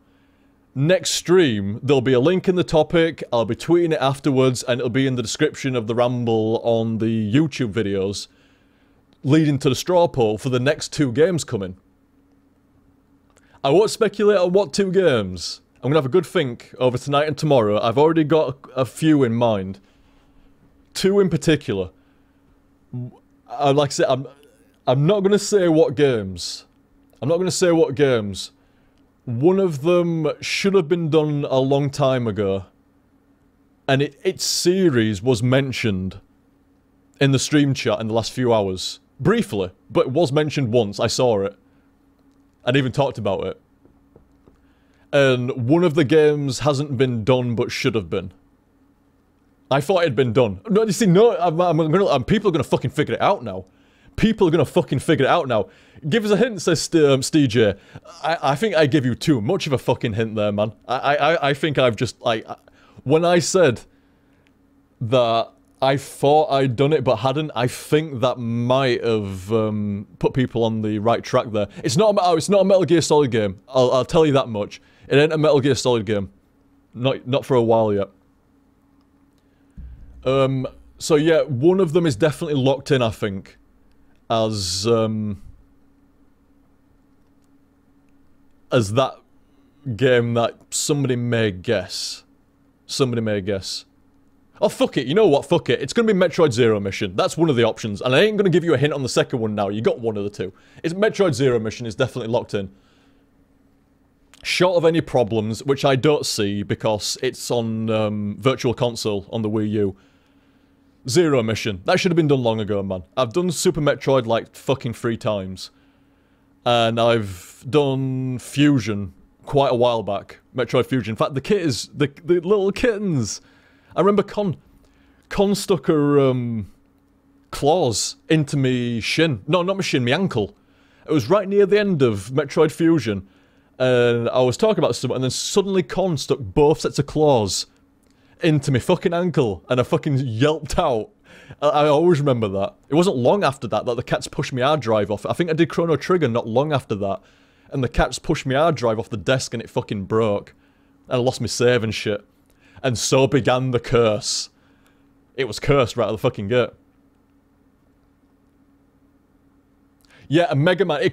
Actually, Zach, you're right there. People might have thought I meant Mega Man. But it seems as though I was saying the other day that I should have played them long ago. I should have played them long ago as well. I've been playing a little bit of Mega Man. It's great. I've been looking... I mean, you could call me a bit cheesy, but I've been looking at the boss orders. I don't look like, you know, fucking full-on walkthroughs, but I look at the boss orders, you know. Do this guy, do this guy, do this guy, and then do this guy. That's... this is the alternative routes and stuff like that. I know, you might find that a bit cheesy, stuff like that, but I just... I'm playing the games to kind of, like, go through them and get a bit better at them. It's not so much like a blind... I mean, I played the Mega Man games before. I played all of them. But I've never actually kind of, like, bested them. I never feel like I've bested a single Mega Man game. They've always bested me. I might have completed them, but I didn't best them, whereas they did to me. So Mega Man Legacy Collection is I'm gonna fucking best those games. When you see me play through those games, it's gonna be like, yeah, he's fucking practiced that, or at least he knows what he's doing. At least it's not gonna be a blind run. I mean, HTSF is 99% blind. 99 out of 100 games are blind. It doesn't hurt to throw in an occasional game where I've actually put in a bit of fucking practice. Oh, thank you very much, Outlaw. I thought you did pretty good at Mega Man X. The refill, yes. I was going to say the refill is what I'm assuming you're talking about. But yeah, Mega Man, when I play it, won't be blind. It won't be. There'll be a specific boss order that I follow, and I'll have done it before. So, a bit of cheese heads up on that horizon. But yeah, like I was saying, Zero Mission. That's definitely going to be... As before, there'll be 2 games up for vote. You guys say which one. Like I say, don't think, well, which game does OTG want to play more? Both of these games are selected based on, I don't give a fuck which of these gets picked. I want to play them both. For example, Grim Fandango and Wolfenstein. I wanted to play both. That's why I put both on the list. And it'll be the same with Zero Mission and whatever else goes on that list. I've got some ideas, but whatever else goes on that list, they'll both be equal. So, pick which one you guys want to see. Pick one. Pick both. You can select one, or you can select 2, or you can not vote. You know, obviously. But the option's up to you guys. I figured that was a nice system. You know, like, it was a combination of what, you know, I had an original thought of, like, the vote system. And people put it to me, it's like, might be better if you tune it a little bit. So it's a bit more like this, you know, maybe you pick the games. I think it was, Jeff and James, and it was somebody else saying something else along the lines as well. Just so I don't get accused of, you know, like, cartoon villainry. You know, I'm taking the idea for myself and shit like that. You know, I had the idea, but it changed. Ooh, excuse me. It changed quite a bit. Those bloody Chris, man. They create, like, spontaneous fucking burp, man. What the fuck? Anyway. Yeah, just so I don't get accused of cartoon villainry. You know, I had the base idea, and then it was refined by a few other people into what it is now, which is the best way. You know, pick a couple of games that you don't... You know, both of these games you were going to play through at some point. You don't mind which one gets picked now. Pick 2 games, and let folk decide. I mean, letting folk decide was... You know, that was my idea. You know, I wanted to kind of like... You know, you guys... support me shit tons via watching, via commenting, talking away in stream chat, you know, the nice shit that folks say, all the tips and subs and everything else and shit. Like, you guys support me in a big way. And it was just kind of a way of like, you know, let you guys have some say in what gets played, because you guys are what... I mean, I'm playing it and doing the commentary and stuff like that, so obviously this is why this system is the best, because I need to have some say, because I'm the one playing the game.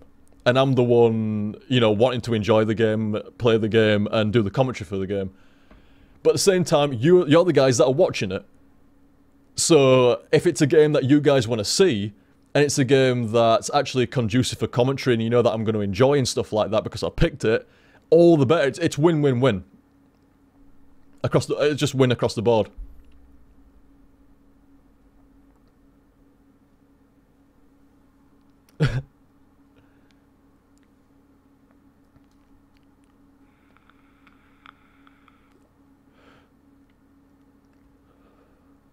Oh, see, it sounds like Zakad's gonna join the I'm falling asleep to OTG club. I'll have to think of some abbreviation for that and stuff like that. The amount of people that say to me, like, yeah, like, I usually just like slap on a Ramble video or slap on like an old school HTSF playlist and then go to sleep. It's like, you know, you could almost take offense. It's like, oh, am I that boring? But it's not like that. It's not like that at all. I find it funny more than what else. Like, say, I can imagine if you said that to some folk, it'd be like, oh, fucking hell, am I that boring? But it's not, you take it as like, I don't know, it must be somewhat entertaining to go to sleep to. I mean, I couldn't do it personally. I'm one of those kind of guys, like, I can't sleep to massive noise or all like that. I certainly couldn't sleep to me. Fucking hell. I get enough of my shit in my own head. I don't need to be hearing it in my ears as well. But... yeah, like I said, I find it's pretty interesting and pretty funny in equal measure. Like, the amount of people that have said, like, yeah, I go to sleep quite frequently and slap you on while I'm going to sleep. It's like, first, I don't know how you can sleep to, like, listen to anything. That baffles me, does that. Even watching, I couldn't even watch fucking Oz or Breaking Bad or something like that while sleeping. Like, fuck that. And secondly, like, watching my stuff is, like, weird. Very, very, like I said, to me, strange. But not really at the same time. And like I say, interesting. Crazy falls asleep to corn, apparently.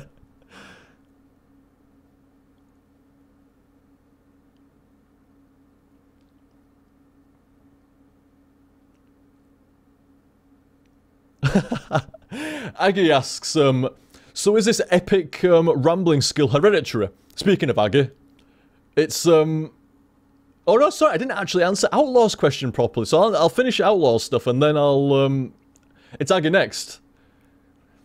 Aggie was saying here, is this epic rambling skill hereditary? I can just imagine a lunch at the OTG household, 3 or 4 people rambling past each other epically. Not that I know of. Not that I know of. I mean, my dad could talk. My dad could talk for days. So maybe, actually, on this side, but no other family member actually witters on like what I can. Like, proper goes for the ramble and the tangent. Nobody else that I know or like that can. But my dad could, I guess. My dad could. Not as much, though. Not as much. But yeah, I remember him rambling away, and he could tangent. But, I don't know. I think that might have been something passed down, but certainly it was improved. It was evolved when passed down, definitely. Definitely. So I was saying here, like, I was saying about the, you know, the speculation of future games. Like I said, 0 mission on the next one, question mark, for the other HTSF. And do you have any plans to play other tough platform games like Meat Boy and Bloody Trapland? Not anytime soon. I think something like Mega Man. Certainly no Boshi type games or fan games or anything else like that. Not anytime soon. it feels like I've done my time. I enjoy them, I do. But they're not everyone's cup of tea. Now, you can't please everybody with every game. That's just how it is. But it's one of those game types, those game genres, sorry, that does seem to miss more folk than hit. But the folk that do like them really fucking do like them, and I enjoy playing them as well. There's a lot of satisfaction. You get that Dark Souls level satisfaction for besting it. So I do like them, so I'm not saying they're off the table. I ain't saying they're off the table forever. But they will be sparser than what they have been in previous years. A bit sparser than that. I mean, they've been pretty sparse already over the last couple of years.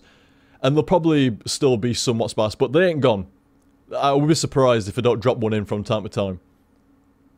But maybe to like Mega Man sort of level. You know, that kind of difficulty where it's like, you can eventually get through it. You know, there's no guarantee with the fan games, man. The fan games are fucking brutal.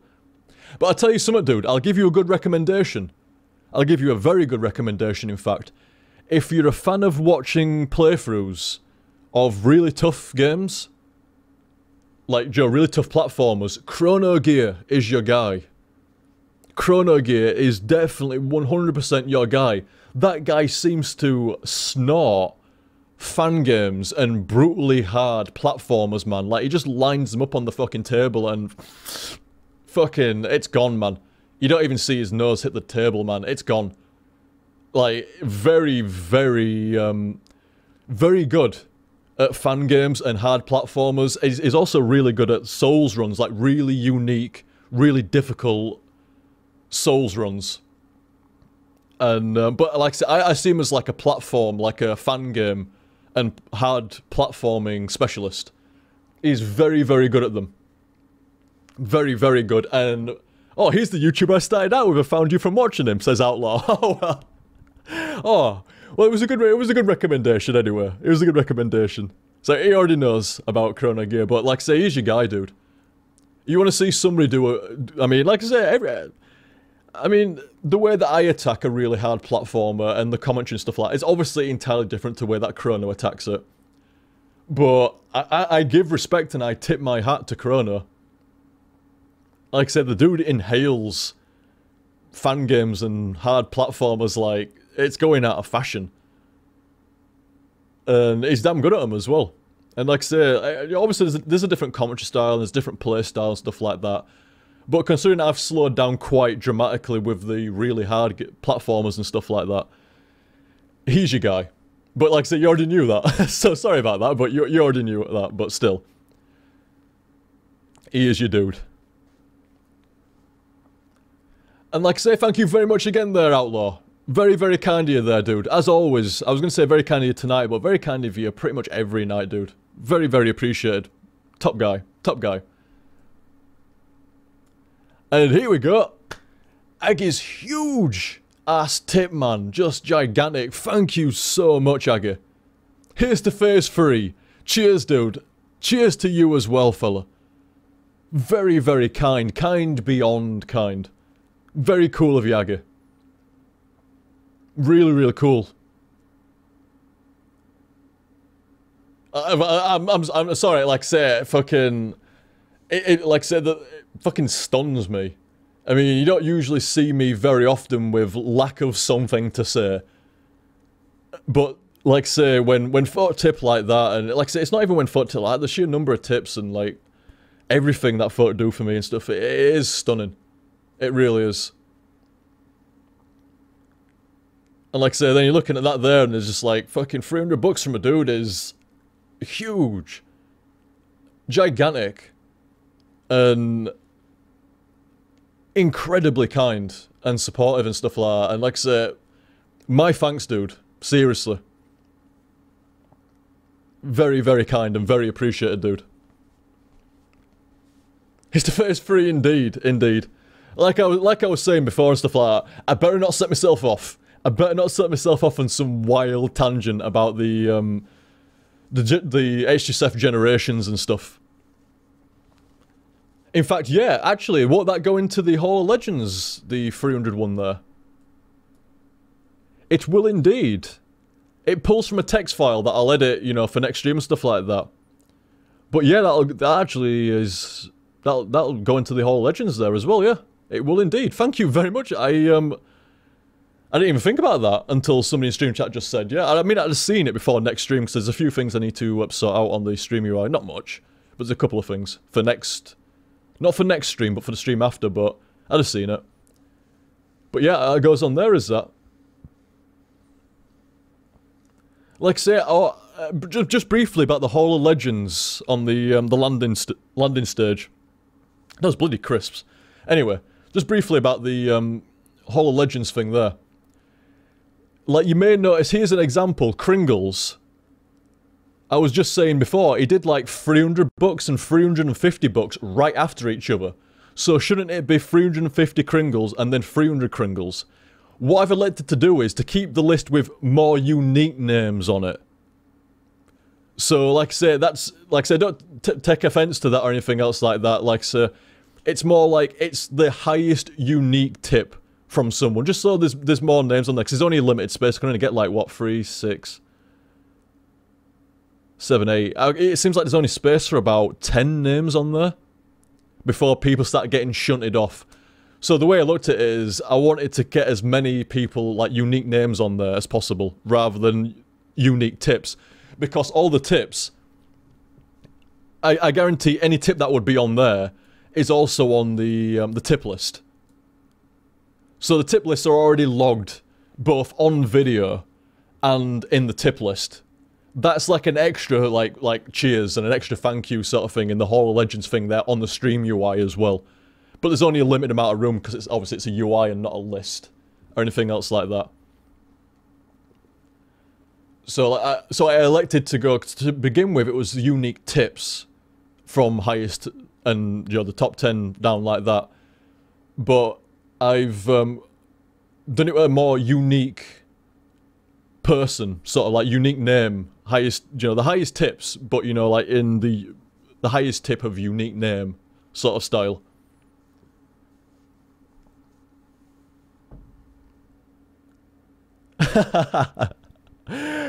Peacock was saying there, man, need more space management. Stop this Windows 8, the fucking... Well, you didn't say fucking, but I'm going to add that in anyway. The fucking clock needs 1.8 for your screenshot. It's an animated GIF. It's Leeds on the animated GIF. It's awesome. You leave him alone. You leave him alone there. He's fine where he is. I like him exactly there where he is. I like that. That's old school as that. I see that animated GIF and it reminds me of 2006, 2007 on YouTube as well. I think that was actually my background on my YouTube channel for a while. That actual GIF, tiled on the YouTube background. Not so great on the design front there, but... Yeah, I remember seeing that. It didn't last long because it was a bit blagging, all those clocks ticking away, but it was alright. Oh, don't head desk dude. Don't head desk dude. Except at Windows 8, maybe. But not at Leeds. You can't head desk at Leeds. He's awesome.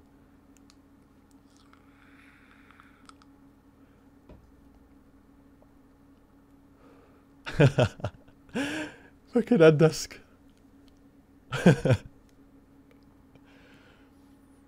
But yeah, like I was saying, in regards to Aggies tip there and stuff.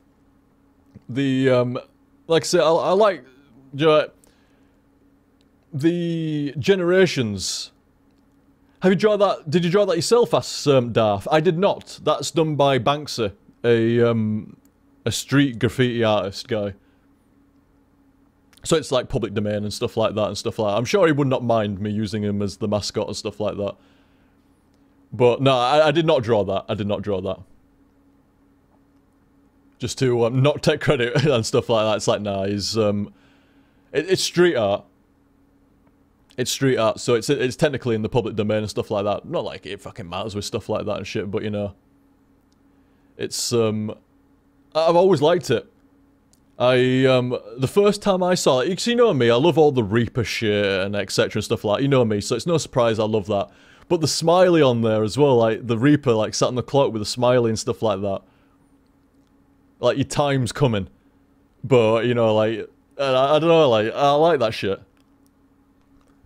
And first time I saw that, it's like I really fucking liked it. Kind of fell in love with that, just that picture and stuff. I mean, I like a few stuff that Banksy's done, but that one in particular, like I said, I fell in love with that picture like immediately, and I've used it as like my mascot and my avatar for so long.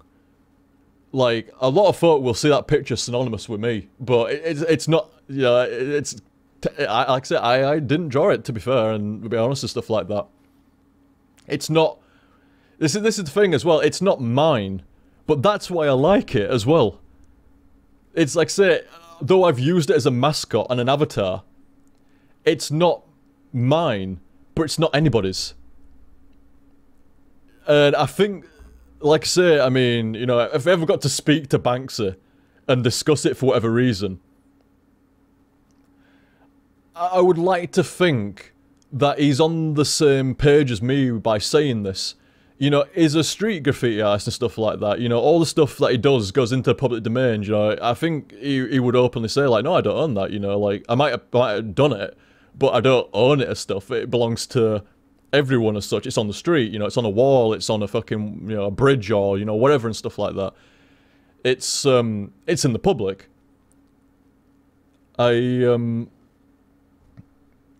And like I say, I would like, and that's in the same respect, you know, I might use it as a mascot, I might use it as an avatar, but I've never claimed I did it. It's mine, or anything else like that. And like I say, that's what I like about it as well, the fact that it doesn't belong to anybody. You know, like I say, Banksy drew it and stuff like that, but it doesn't actually belong to anybody. It's like, you know, fucking, what's the word now, like, it's something right easy, but... You know, like copyright free sort of thing, like well, like public domain. I was right with the. I was trying to think of a different word for it, but you know, it's public domain. Public domain, and that's what I like about it as well. Like I said, not only is it a really nice, I really like it, me. Not only is it a really nice, like piece of art and stuff like that, nice bit of street art and stuff. Like I said before, I love the Reaper stuff and everything else. I think it's clever and stuff on some level. And on top of that, it belongs to nobody. It ain't mine. It ain't Banks's. It ain't anybody's. Nobody owns that. Nobody owns Leets or like that. I mean, he's not even called Leets. That's just what I've called him. Leets McReeps. And like I say, there's levels to him. That's why I like it. There's like, you know, it's been my avatar and my fucking mascot for a long time. I like all the kind of public domain stuff around him. You know, that's what I'm saying. That shows you how much I like him and stuff like that. It gets like a fucking personality behind him. Oh, is it Katrina's birthday? Happy birthday, Katrina. Katrina's entrails in stream chat there. Seems like it's her birthday. Happy birthday, lass. Have a good one.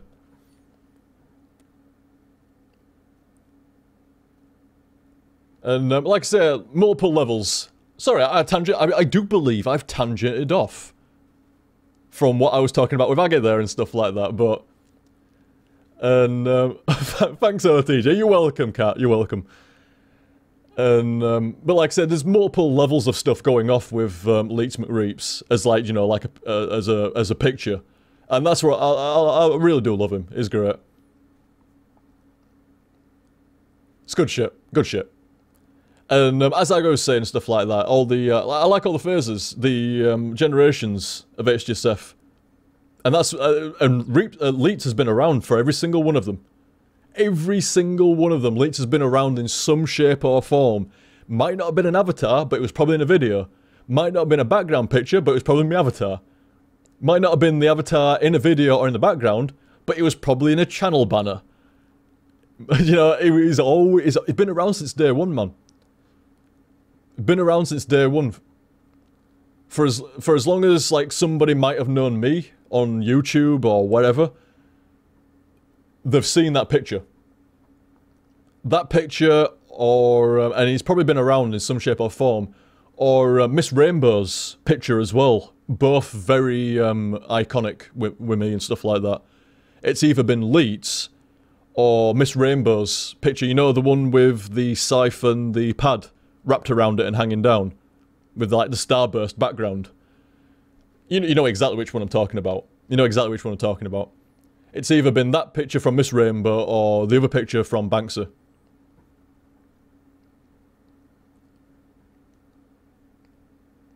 Absolutely classic for me are those two. Love both pieces. Both pieces are great. Like I say, I know I've been using Leets a lot, but that's because I was using... I mean, to be fair, I've been using Leets a lot recently, in the past year or something like that. But to be fair, for about 3 years or more, for a long, probably more than 3 years, 4 years, I used Miss Rainbow's picture as an avatar all the time. It was on websites, it was on videos, it was on, like I say, my avatar for a long time. But Leets has always been there in some place. Always been there. Wasn't there a White Reaper? There was an invert of Leets called GTO.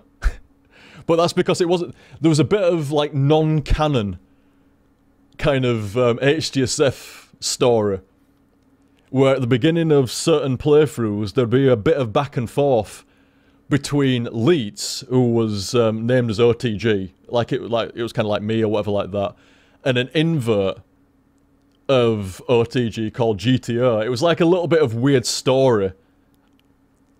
Not canon to anything, really. Because obviously that's Leets, not me.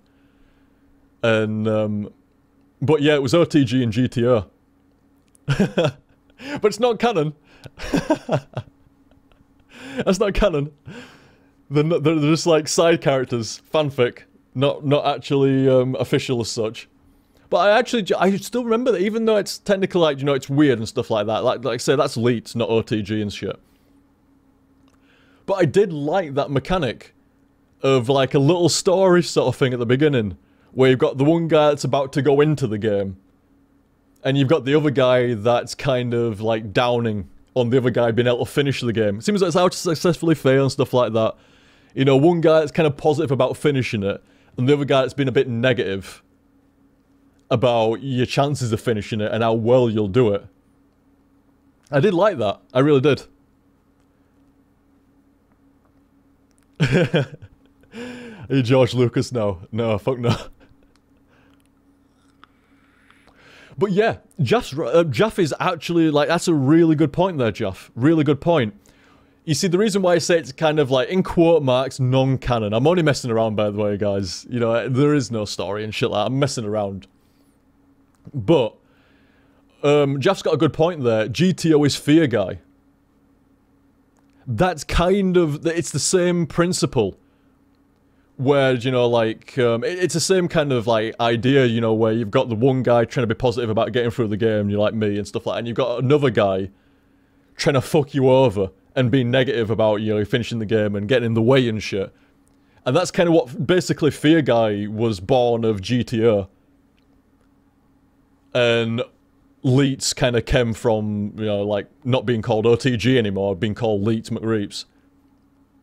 So it kind of came from that. Like I say, Leets from, it was basically from that video with OTG and GTO. Instead it became kind of, Leets got reverted back, well not reverted back, but, you know, made to an actual mascot. And GTO got converted into kind of, the idea of GTO got converted into Fear Guy. It's daft, innit? It's daft, but I like that with HTSF. I like that with HTSF, where there's kind of like Joe was saying about, there's different generations and different like styles and different experiments. There's different like running tropes and memes within it. HTSF has a fuckload of different memes and tropes and where things are done and, you know, little side characters and shit like that. I mean, I'm not saying it's like the height of anything or like that, but I like that. You know, I like all the little bits within, you know, like, it's, like, within playthrough, like, within the playthrough, there's little bits within that, it's like a level below, not like below, like under it, but stuff like, but, you know, like, different levels to it. It's something different. It's something a bit different. I think it's fun. I think it's a bit of fun. You know, you got like the playthrough and the actual game and the video that's produced as a result, or the stream and stuff like that. And then there's like these memes and tropes and like little characters within and shit like that. Just add a bit like a bit of difference and a bit of fun in there as well.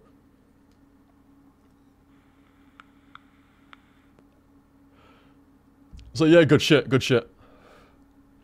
And like I was saying, here's like say, got a few more things. Gen 2's not done yet. I mean, it's not like, you know, there's a set date when I draw this chalk line and the next generation kind of starts and stuff like that.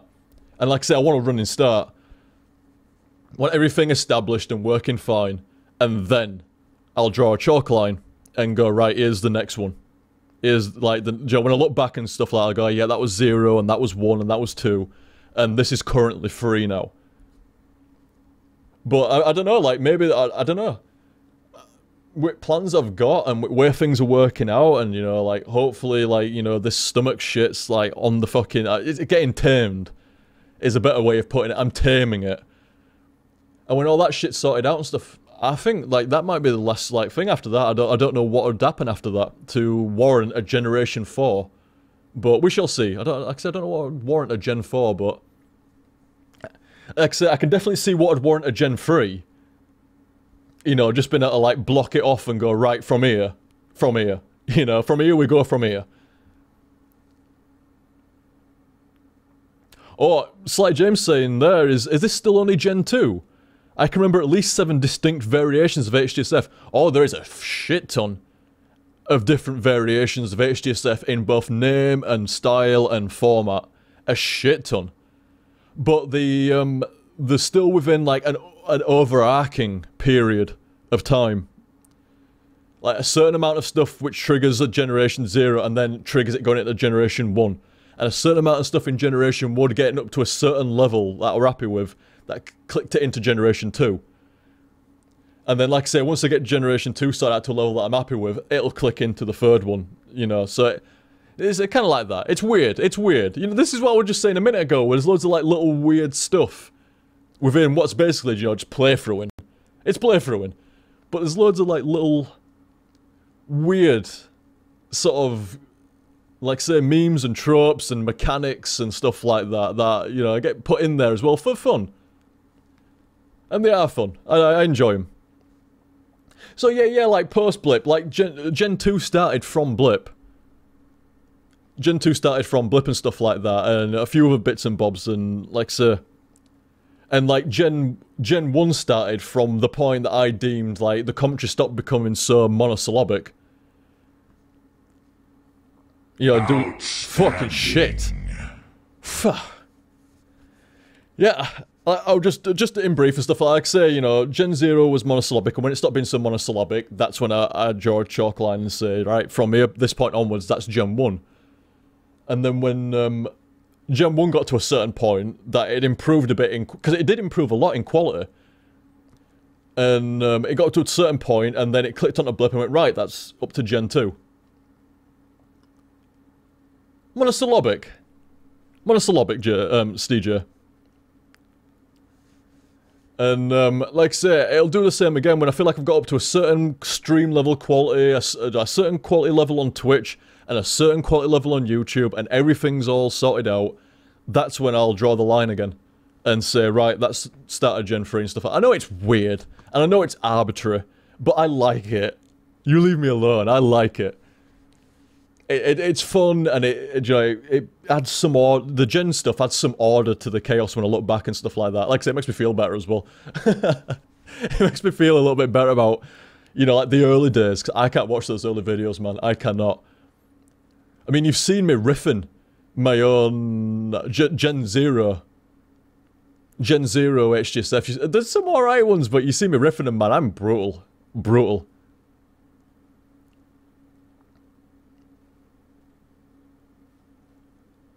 Oh yeah, see, in Gen 1 days, there were a lot of, there was a lot of OTG, despite there being not a lot of OTG sometimes.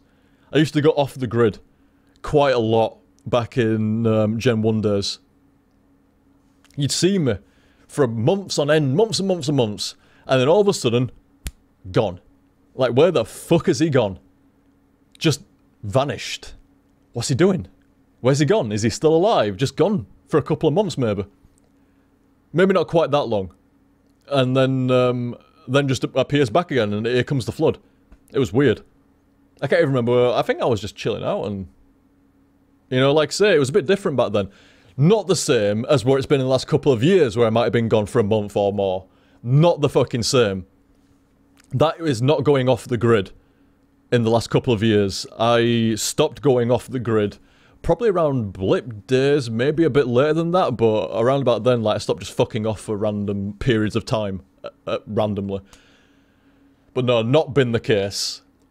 Just to preempt that before anybody says and stuff like that, just to preempt that. It's not been the case in the past couple of years. That's been entirely down to fucking illness. Rough as fuck over the past couple of years. Not been fun. Not been fun. At all. It has been fun in certain... Not the illness stuff, but, you know, like, you know... Life in general and fucking the streams and stuff like that has been good and stuff, but the health stuff, no, not so great in the past couple of years. And like I say, not the same as the old off-the-grid shit. Not the same. Like I say, I admit I used to go off the grid quite... Not quite frequently, but, you know, from time to time and stuff like that. Yeah, I did. I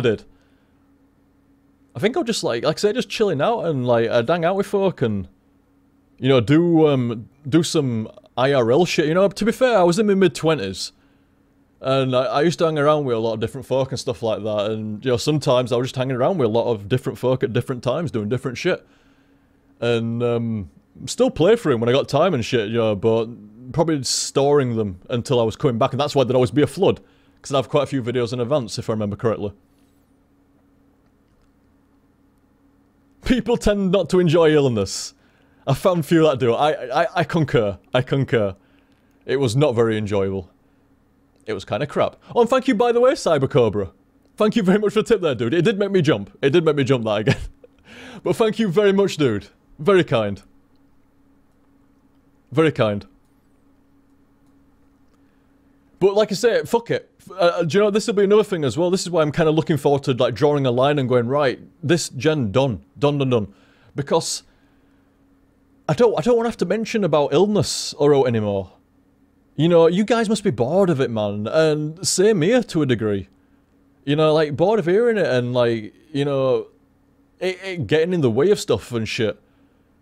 It's like, I just want to, like, you know, go for a month or two where, you know, where I've never mentioned it. It's not been a problem because I've been streaming regular. And, you know, YouTube's been fine, everything else. Nobody's mentioned it, and neither have I, because there's been no need to. Just everything's fine, you know. Obviously, I'm feeling fine because I'm around, and, you know, it's a distant memory. It's like, maybe from time to time, folk are like, oh, are your FODMAPs thing still alright? It's like, yeah, cool. That's what I'm looking for. That's what I'm, you know, hoping for over, like, the course of the year and stuff like that, where it becomes fucking distant.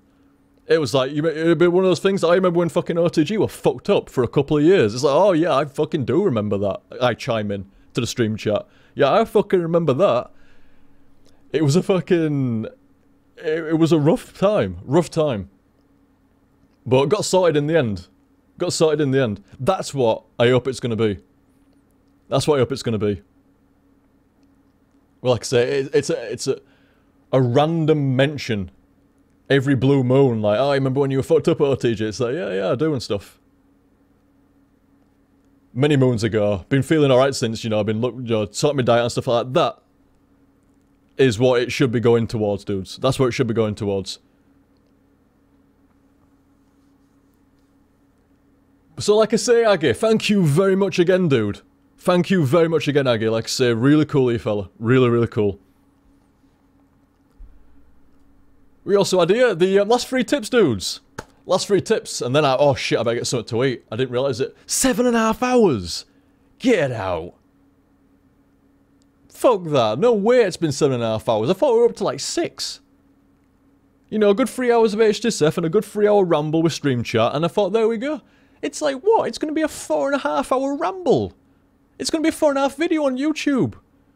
Don't expect that up tomorrow night. Fuck that. Oh, actually, it shouldn't be too large of a size, because it's just static, for the most part. 4.5 hours? Jesus, where'd that go? Anyway, I can't believe it was 4.5 hours ago since Grim Fandango. I could have finished it. I could have finished it in that time, and still rambled for 3 hours, maybe. I assume it looks like, according to that tablet on Grim Fandango, it looks like there's about a couple of hours left in it. A couple of hours left in it, maybe, so... I could have fucking finished it. But no, we stick to the formula. 3 hour sets of HTSF, that's how it goes now. But yeah, Hans the Human, thank you very much, fella. Hans was saying here, another clutch rush tip from me. Oh yeah, I forgot, Hans. I forgot you just get it in at the end.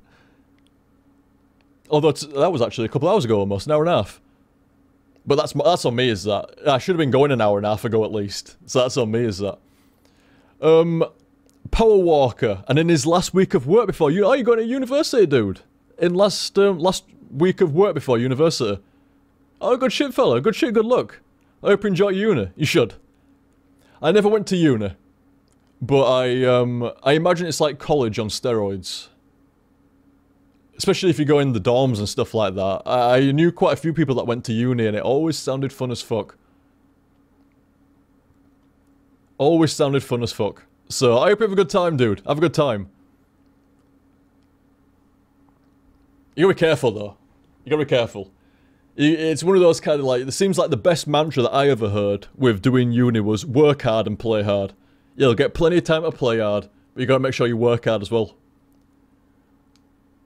And if you do, good times. Good times. Good fun over the years while you're doing your stuff, and then you come out with your qualifications at the end and shit, so it's all fucking good. All fucking good. So yeah, good shit, Hans. Thank you very much for the tip, fella, and good luck. Good luck, dude. Like I say, I hope you enjoy uni. You should. You should. The Grim Blam... I can't even say that shit. The Grim Ramblango.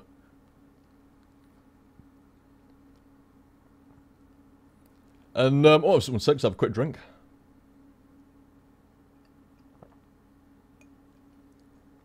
Here we go. And Misty! Nice to see you around, Misty. How fare thee? Hey, OTG, just dropping in to say hi, and sorry I couldn't catch the stream. It's okay, dude. No worries, no worries. It'll be on there on VODs and on YouTube, or... If you didn't want to watch it, it's fine still. You know, you're alright, dude, you're alright. And I'm really hyped for Triforce Heroes on October 23rd. Cross-dressing Link for the win. What the fuck, you can cross-dress in it? Or is it like a female Link or something like that? Weird. I haven't... Outstanding. Outstanding. Oh, you see, I was looking at the list. It didn't make me jump that time. It didn't make me fucking jump. Thank you very much, though, Tip Monster. Fucking Tip Monster. Ah, you are a Tip Monster. I know who you are. I never like to reveal who somebody is if they change name and stuff like that, but I know who you are. And you are a Tip Monster. Thank you very much, dude.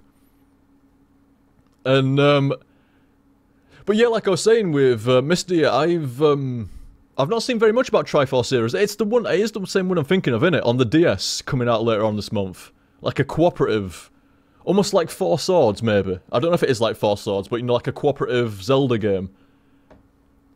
Seems like that's alright. Claire was half intrigued. Half intrigued. I floated it to her and she's like, It's like, maybe some interest there. I'm not quite sure, but I might have to give that a look. I haven't actually... The only games I've ever played on the DS was Smash.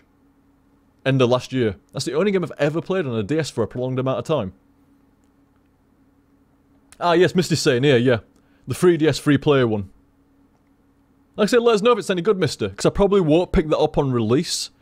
So let me know if it's any good, and if I hear good things about it, might pick up a copy, either for myself or for Claire, depending how it goes and stuff. Shame we don't have two fucking... I say it's a shame we don't have two DS's, but I can't warrant a DS. I don't play it enough. I won't play it enough. But, like I say, it sounds interesting, though. Sounds interesting. Thank you very much, mister. Thank you very much, dude. Oh, I actually, we've got a copy of that, and I haven't played it yet, but I should. Misty was saying in stream chat, if you like Zelda 3, you'll like Zelda Link Between Worlds. I saw Claire playing it, and she's not a bigger fan of old school Zelda as what I am, you know, like 2D Zelda, but I thought it looked awesome. I thought that looked awesome, and we've got a copy. I should play that, shouldn't I? Obviously, I can't stream it or like that, but I should play that myself, you know, like one random day, just to go, you know what, I'm just going to pot away and play some 3DS, and I'm going to play that. I'm going to play that. Like I said, cheers for the reminder there. Cheers for the reminder. Here we go, we had Cyber Cobra. Cyber Cobra, how's it going, fella? How's it going? Hail OTG, hail good sir. I suffer from a really bad case of misophony. Did I say that right? Misophony. I actually don't know what that is, dude. Just let me do a quick bit of Google foo there.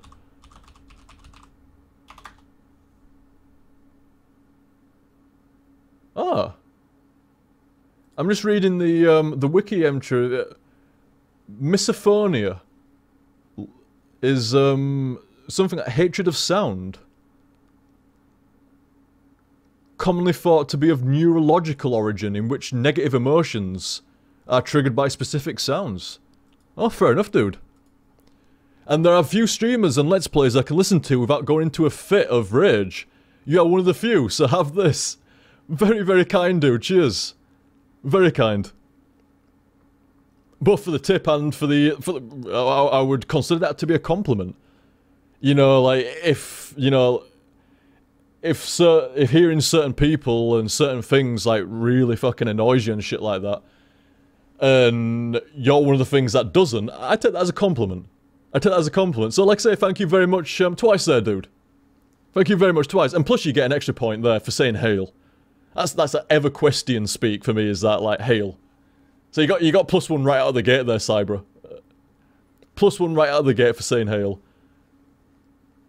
Cheers for the tip, and thank you for the compliment as well, dude. Oh, Cybercobra's here in chat as well, saying, doing well, it's a mental illness that literally means hatred of sound.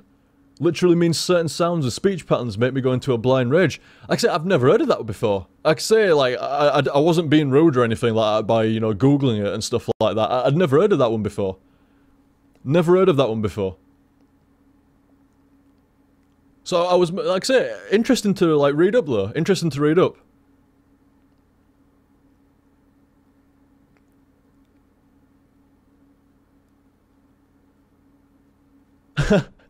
I don't know, Cycronia, I don't know. Maybe you like seeing me fail, that's why, you don't get annoyed by it, I don't know.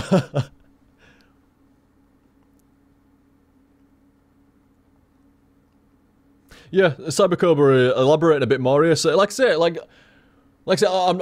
like to, you know, learn about different things and new stuff. Obviously, like everybody does stuff, like, you know, like I find different words and different stuff that I've not heard of at all before quite interesting. Because, hey, shit, man, the amount of stuff in life that you've seen and heard a million times before, I like to see and hear some new shit, you know, stuff that I've never seen or heard or, you know, like read about or been told about before.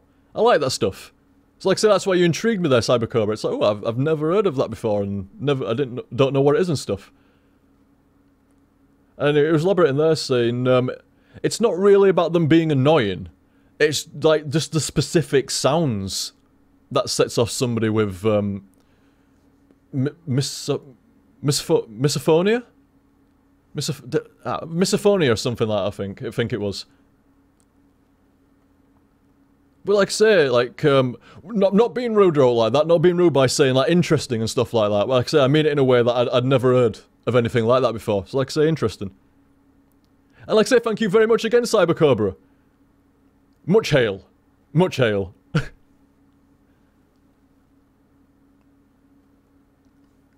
It always reminds me of EverQuest.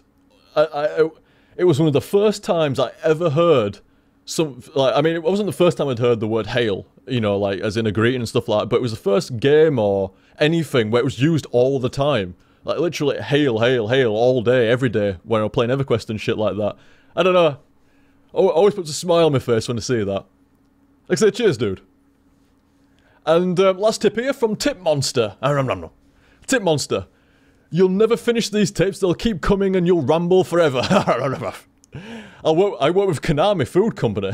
What the fuck? Fucking hell. I remember the Konami Food Company. That was like, what's that from last stream or something like that? What the fuck? Actually, is it still in the last tips here with the Konami Food Company? Let's see. I don't know. I can't see it. It might have scrolled off by now. Oh wait, no, it's here.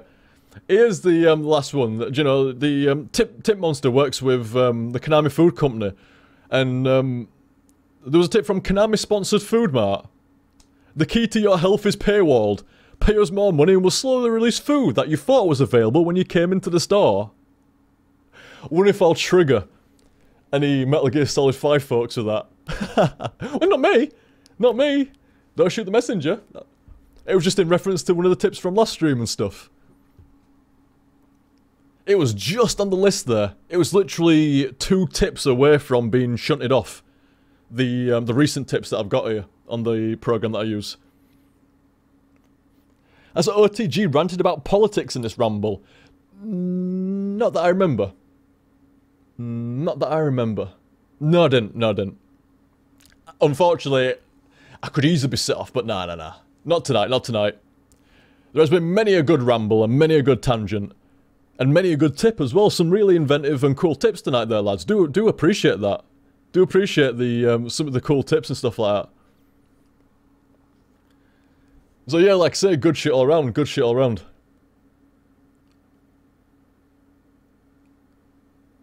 I remember, and like I say, thank you very much again, Tip Monster. Very cool. Like I say, I know you are, dude, and like I say, cheers again, fella. Cheers again. Sounds like I'm, I know who you are. Yeah, it's like, oh shit. He said that in a weird way. Yeah. But like I say, dudes, I shall, it's already over 7.5 hours. It's probably been like, you know, with 10-minute stream warm-up, it's been like literally 7.5 hours. I better get something to munch. Better get something to eat. And, it's actually quite late for me. It's actually quite late for me as well, so I better get some sleep soon. But, once again, lads, cheers for tonight. Very, very fun. Very fun. And, like I say, very cool y'all as well, like with the tips and stuff like that. It was insane, man. Insane. But like I say, very, very, very fun night. Good shit with Grim Fandango and, like I say, nice to chill with stream lot. Nice to chill with stream chat again. Because like I say, usually nowadays, the rambles, I've got a game attached. You know, like, so like I say, it's like, you know, the ramble, I still look at stream chat and read some stuff out, but, you know, it's like the game and the tips and the stream chat as well, but it's hard to balance, just see a shit ton of stream chat. Whereas like tonight, I literally just got the fucking stream chat right here on the main monitor like it were a game. Right there on the main monitor, massive. And much easier to respond and to see people's shit. Much easier. Far easier. Actually, like, you know, even if it scrolls off, at least I saw it. You know, because I'm looking right at it. Even if I don't respond to it straight away, like, at least I saw it and I can go back and read it out there. I mean, just like there with James saying about Metal Gear Solid 5 stuff. Saying the microtransactions are actually pretty low. And you'd be hard-pressed to even know they're there. That's what I heard. That's what I heard. And I heard it wasn't that bad in the end. And oh my god. Now that is something that could set me off on a political tangent. Kiss My Ace was saying there, what do you think of the EU migrant crisis, OTG? Oh, I would... No, I cannot. I cannot. Number one, like, it's at the end now. I can't go into something that in-depth this late in the hour and shit like that. This long in the hour. Secondly, you know what? I actually don't think I want to touch the migrant / refugee. It's... You see what I mean? Even the definition of migrant and refugee could be fucking debated quite long and tangentially. Definitely. And, like I say, it's a weird one. And I'm not sure I'd actually touch that with a 10-foot barge football. It's one of these topics at the moment that is it's one of these hot button topics. And... It feels like if you said the wrong thing, you could really annoy some fucking people by saying it. It's one of those kind of issues. It's one of, it is definitely an issue. It's one of those kind of issues, and too PC risky. It is a bit. It is a bit. You know me, I love politics, and I ain't fucking scared of the political fucking correctness bullshit. You know, I'll ramble on politics, and if I've got an opinion on something, you know, I like to think that I've got a somewhat balanced opinion on stuff like that. I ain't a dick or out like that. Certainly don't set out to be. And, I think I've got a fairly, like... I mean, I had the same view on politics for quite a while and shit. I take George Carlin's advice. Pull up a chair and fucking sit back, man. You know... All you can do is kind of sit... I mean, it sounds defeatist, but it's really not, man. It's realistic.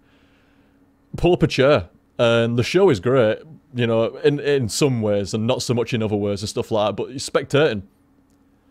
The nutshell of what I was saying is, you're basically a spectator. And the sooner you realise that, it becomes a lot less frustrating as politics. It becomes a lot fucking less frustrating as a topic. I was getting pissed off for quite a while, actually, with politics. And then you go, right, that's it. You go, no, I'm not anymore. And you become emotionally detached from politics. And I think it actually helps with your argument as well. You become a lot more balanced and unbiased. You don't really subscribe to any spectrum of politics.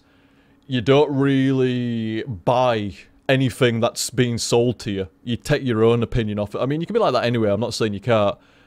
But... yeah, almost kind of like... it almost brings down a filter. You know, you become emotionally detached from politics, and you don't get fucking annoyed by it and pissed off or sad by it. Your opinion becomes a little bit better as a result. Like I say, it brings down like a screen, like a filter. Stops all the bullshit from hitting you. And it seems to screen out some of your bullshit coming back, you know, when you do say your 2 cents. Seems to filter some of that as well. It's a good way, seriously, man. For anybody that follows politics and gets invested in politics and stuff like that, my advice is to not be invested. I mean, unless you want to be a politician or whatever else like that, or do other stuff like that, and, you know, it's a bit different. It's not quite a blanket strategy, but it is a good strategy. Like I say, to kind of realise that for the most part, I mean, there's a mentality of, well, it's defeatist. If you don't engage in politics, how are you ever going to change politics? And it's like, look, I love that idea. If you want to change stuff, get stuck in and become engaged in politics. I love that. The idea of that is great. But like many great ideas, they're corrupted by people and stuff. And it just doesn't work like that in real life. It's a shame. Like, I would love to, like, you know, hear somebody say, well, there's no point being attached, you know, getting attached to politics and, you know, becoming involved and, you know, getting emotionally fucking revved up by it and being sad or whatever and shit by it. There's no point to any of that. So, you know, pull up a chair and spectate. You know, at least enjoy the show. And yeah, have your 2 cents stuff like that, but enjoy the show. I would love to go, that's wrong. That's not right, that. You know, if you have a problem, if you're following politics and you have a problem with something, become a politician. Or get involved and do something to stop it, or to, you know, sort something out, or raise awareness and stuff like that for this and shit. Raising awareness is a bit different, actually. That's not quite right. Scratch that. Entirely separate thingy. But, like I say, it doesn't work like that. I mean, I guess saying there, politics makes me depressed. This is what I mean. This is what I mean. This is why I don't mention politics so much anymore and stuff like that, and etc. I mean, the PC stuff, you know, I'd rather err on the side of, you know, being somewhat, not like a PC warrior or like that, a PC brigader. But, you know, like, if you can be PC and it's not going to be any skin off your nose and it's not going to stifle you, why not? But, where was I going with this? Oh yeah, but like I say, I mean, games, man. Games are more fun. You know, have some fun, and like, politics just, for the most part, isn't fun. I like to know what's going off. I like to know what's going off, and I like to have my opinions on what's going off. But it's a fairly, yeah, I guess too much negative energy. It's a fairly negative thing overall. And if you want to follow it, you have to become like detached from it. And if you're a streamer and a YouTuber and stuff like that, it just seems unneeded. You know, some people are going to get sad by it, some people are going to get mad by it, some people ain't going to give a fuck by it all. Like, they're just not interested in what you're saying about it. So it just seems like something that's not really needed to be put in as such. I mean, shit, I'll always jump. I will always jump at a good discussion. And a good topic and a good political discussion and shit like that. I will always jump at that opportunity. But when there's more time, when maybe it's not quite so late and I haven't been going for almost 8 hours, I'll always jump at the opportunity to have a good political ramble. But, you know, during a ramble segment, and even then, probably not too deep and not too long and not that frequently anymore. Like I say, I'd love to turn around and say, like, you know, just watching, not really volunteering your opinion, not really getting involved in politics. That's not right, man. You know, politics is integral to pretty much everything you do. Everything that you do and will do has been shaped by politics in some shape or form. So why wouldn't you want to kind of like be involved in that and help out stuff like that? And like I keep saying, man, it's just like, well, in theory that's great. In reality, it doesn't work like that. It just doesn't. It doesn't work like that. And it's just better to, like I say, just enjoy the show where you can, throw in your 2 cents where you can, and certainly don't be invested in it emotionally. Definitely not. Definitely not. Because that is the road to madness. The road to insanity. It can make you sad and mad in equal measure. Sad and mad in equal measure. So you're best off just pulling back from it. And like I said, I still like to follow politics. I still like to read about it. I still like to watch about it. I still like to discuss about it with folk. But from a detached point of view. From what I would like a somewhat pragmatic kind of approach. I think that's a pretty apt way of describing that, yeah. Quite pragmatic about politics nowadays. I went through my period of very, you know, like, very involved and very invested. And then you go through a period of very mad and very sad. And then, if you get through that, mate, I mean, it depends on the person and stuff like that, but if you get through that, I think some folk move into the kind of like the pragmatist kind of politics.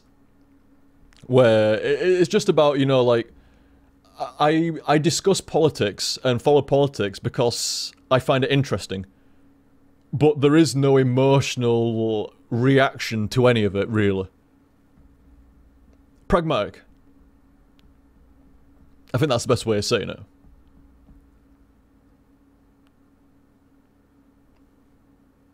Oh, is Kringle's going? He's indeed. He's indeed. Good night, dude. Have a good one. And me too as well. I think it's time for me to get off. 'Tis indeed. Get something to eat. I think I might watch an episode of Sons of Anarchy. And then get some sleep. That'll time nicely, will that? Yeah. I was saying before, Sons of Anarchy is a good TV show, dudes. Good TV show. If you're ever looking for something on side to watch, give Sons of Anarchy a check. It's not bad. I enjoy it. I think it's been good. Bit slow in certain areas. I find myself skipping. Using Netflix's awesome player. I tell you, like, you scrub through that player, man, you get a picture of it all the way scrubbing through it. Like, I mean, I know a lot of players you do nowadays, but very, very good. Holy shit, Pink Fox. How's it going, fella? And yeah, I'm just leaving. How's it going and goodbye? Sorry about that, dude. But yeah, like I say, Netflix has got a really good player, and I kind of find myself between Sons of Anarchy. It's a good TV show, it really is, great. I really enjoy it, but it could have been 40-minute episodes rather than an hour long. It could have been 40 minutes. And I think that extra 20 minutes is sometimes noticeable with side characters quite often. So I find myself like skipping through it a little bit. It ends up about a 45-minute episode for me out of an hour. But great show though. Very recommended, great show. He got Sons of Anarchy earrings in. Boss Koi. Very boss. Boss as fuck, man. What season are you on at the moment? Alright, Beast, how's it going, fella? What season am I on at the moment? 7 or 6? I think it's 7. I've been watching like 3 or 4 episodes a day for the last couple of weeks, maybe. It was last stream. Outlaw mentioned about Netflix, and it recommended me Sons of Anarchy. And other than watching a couple of films, I haven't moved off that original recommendation. So I've been going through about 3-4 episodes a day. I've been watching about 2 or 3 hours of it a day. Since last stream or something like that. So yeah, that makes about sense. It's about right, maybe, yeah. I think some days I might watch a bit more, some days I might watch a bit less, but yeah, season 7. I think it's season 7. If it's not 7, it's 6. But I'm sure it's 7. But like I was saying to Outlaw early on, like, fucking sweet recommendation with Netflix there, and then Netflix recommended me Sons of Anarchy, and I ain't fucking moved off it. It was like TV shows that you might like based on what you said at the beginning. Like, I said, oh yeah, like Breaking Bad, because it says to you, what do you want? You know, like, what TV shows do you like normally and stuff like that. So it's like, oh, Archer, yeah. Breaking Bad, yeah. Bottom, yeah. There was something else as well that I recommend. Well, it said, and I'm like, yeah, I like that. And it, okay, I'm figuring all the stuff out for you, figuring out a few recommendations. The first thing it came up with was Sons of Anarchy. And I'm like, yeah, I'll give that a try. Why not? First thing it recommended to me. Let's see. And fucking hell, that's all I've stuck with. I watched a couple of films. What did I watch? And I think one of the films I've seen before. I can't remember. But I watched a couple of films, and I've just stuck on Sons of Anarchy. Watching fucking 3 or 4 episodes of that a day. It's coming handy though. It's coming handy. Like I say, some days I watch a bit more. The days where I just didn't do fuck all because I felt like shit, man. There's been a few, like I say, a few days in the past couple of weeks where I've been really shit, and the majority of the rest of the time, you know, not great. And like I say, a few fairly bad days, but like I say, I think I figured out the problem there. And I had a few bad days in a few days. No, more than a few days now, actually. Like I say, it took a few days, like, of just feeling meh. Like I say, you can feel meh, but not horrid. Like, really fucking bad. Well, yeah, definitely had a few days of that in the last couple of weeks, but it's alright. And, I suspect those were the days where I probably canned, like, 8 episodes in one day or some shit like that. But like I said, I ain't complaining. I ain't complaining. It's a few bad days and a lot of meh days, and I think it was, like I say, a couple of days, I think I was saying around a couple of days ago, like, you know, I think I'm feeling better here. It's like, yeah, I'm starting to feel better, and then today it's like, I am better. It's like, well, let's go, motherfucker. Let's fucking go. And here we were. 8-hour stream. I'm happy with that. 8 hours. A good set of Grim Fandango, and a 5-hour ramble with just stream chat. No music, no game in the background, just stream chat. That's old school.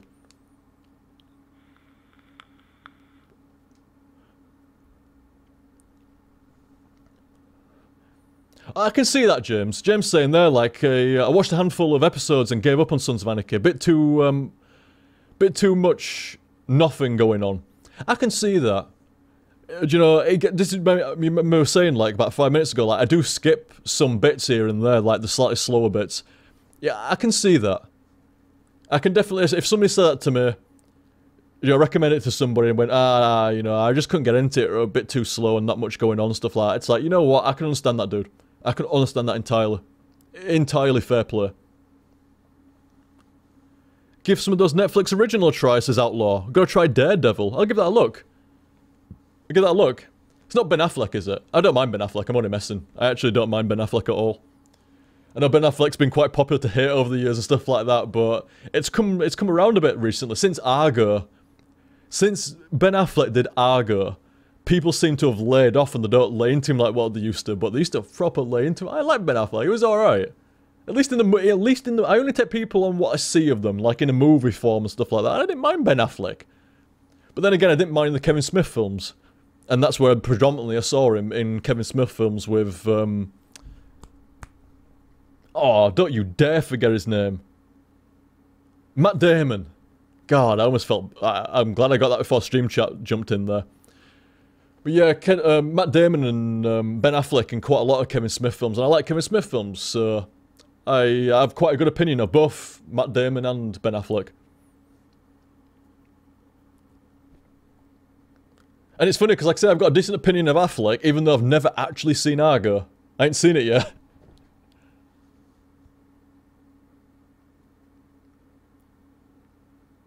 I wondered, actually. I wondered about that beast. If, like, what you... Like, we're going to mention to you at some point, like, about the Irish in Sons of Anarchy and what you thought about them. Not too impressed, by the sounds of it. Not too impressed. What, like, from an like, authentic kind of point of view and stuff like that? 'Cause I could definitely see that a bit. I could definitely see that a bit. Like, as an example, the film you linked me a while back with that Garda. I think it's called The Guard. Yeah, it might be. That seems, like, authentic to me. Like, obviously I can't know. I've never lived in Ireland or anything else like that, so I can't know what's exactly authentic Irish. What's like, you know, that's how it is, and that's, you know, people are acting and talking how they should be. But the Guard seemed really genuine to me. And it's funny you mentioned that you weren't too impressed with Irish instance. Like, I didn't mind them in it. I didn't mind them. I wouldn't have said, like, oh, I thought they were shit. Because, like I say, I can't have that great of a gauge for how it is in Ireland and stuff. But I did detect that it wasn't as authentic as what The Guard was. Did detect that. So, yeah, it's funny, you fucking read my mind, dude. Read my mind. Next time I spoke to you, I was going to mention to you about the Irish in Sons of Anarchy. I mean, like I said, I don't know how authentic they are, but, oh, the fucking swines, though, aren't they, in Sons of Anarchy? I didn't know you watched that TV show, dude. I had no idea. Good shit.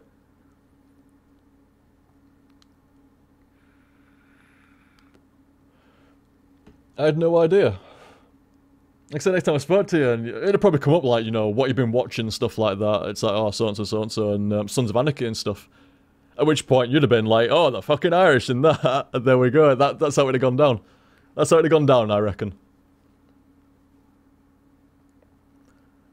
Oh, Cycronia's saying, hey, have you gotten to check out Overlord, OTG? I have not, dude. Sorry, you've mentioned that a few times to me, I think. And, no, I haven't checked it out yet.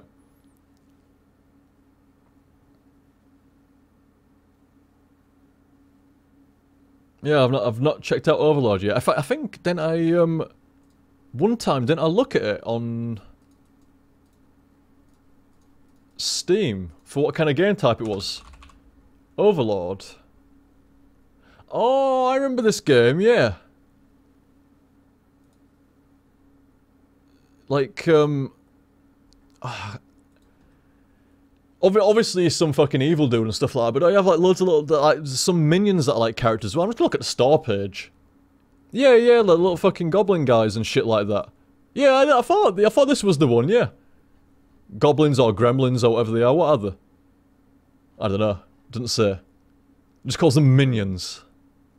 Minions, stuff like that. No, I'll have to have a look at some point, dude. Sorry. Like I say, sorry if I was, a bit slow in responding to that. I think you asked earlier on, and I meant to respond to you, and I forgot there and stuff. Because I think you were saying earlier on, weren't you? It's like, I'm going to keep fucking going at you until you check out Overlord and stuff like that. And I think I got, you know me, man, I got sidetracked and tangented, and I forgot at that point. Sorry about that, fella. Sorry about that. Sorry then, though. Sorry then. Oh, you was actually talking about the anime? Alright, I thought you were talking about the game, man.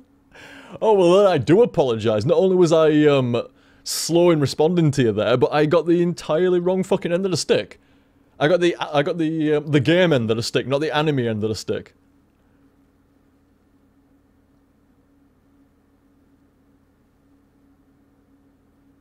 That is true. That is true, Beast. Yeah, it usually is anime, innit? Normal TV shows, like...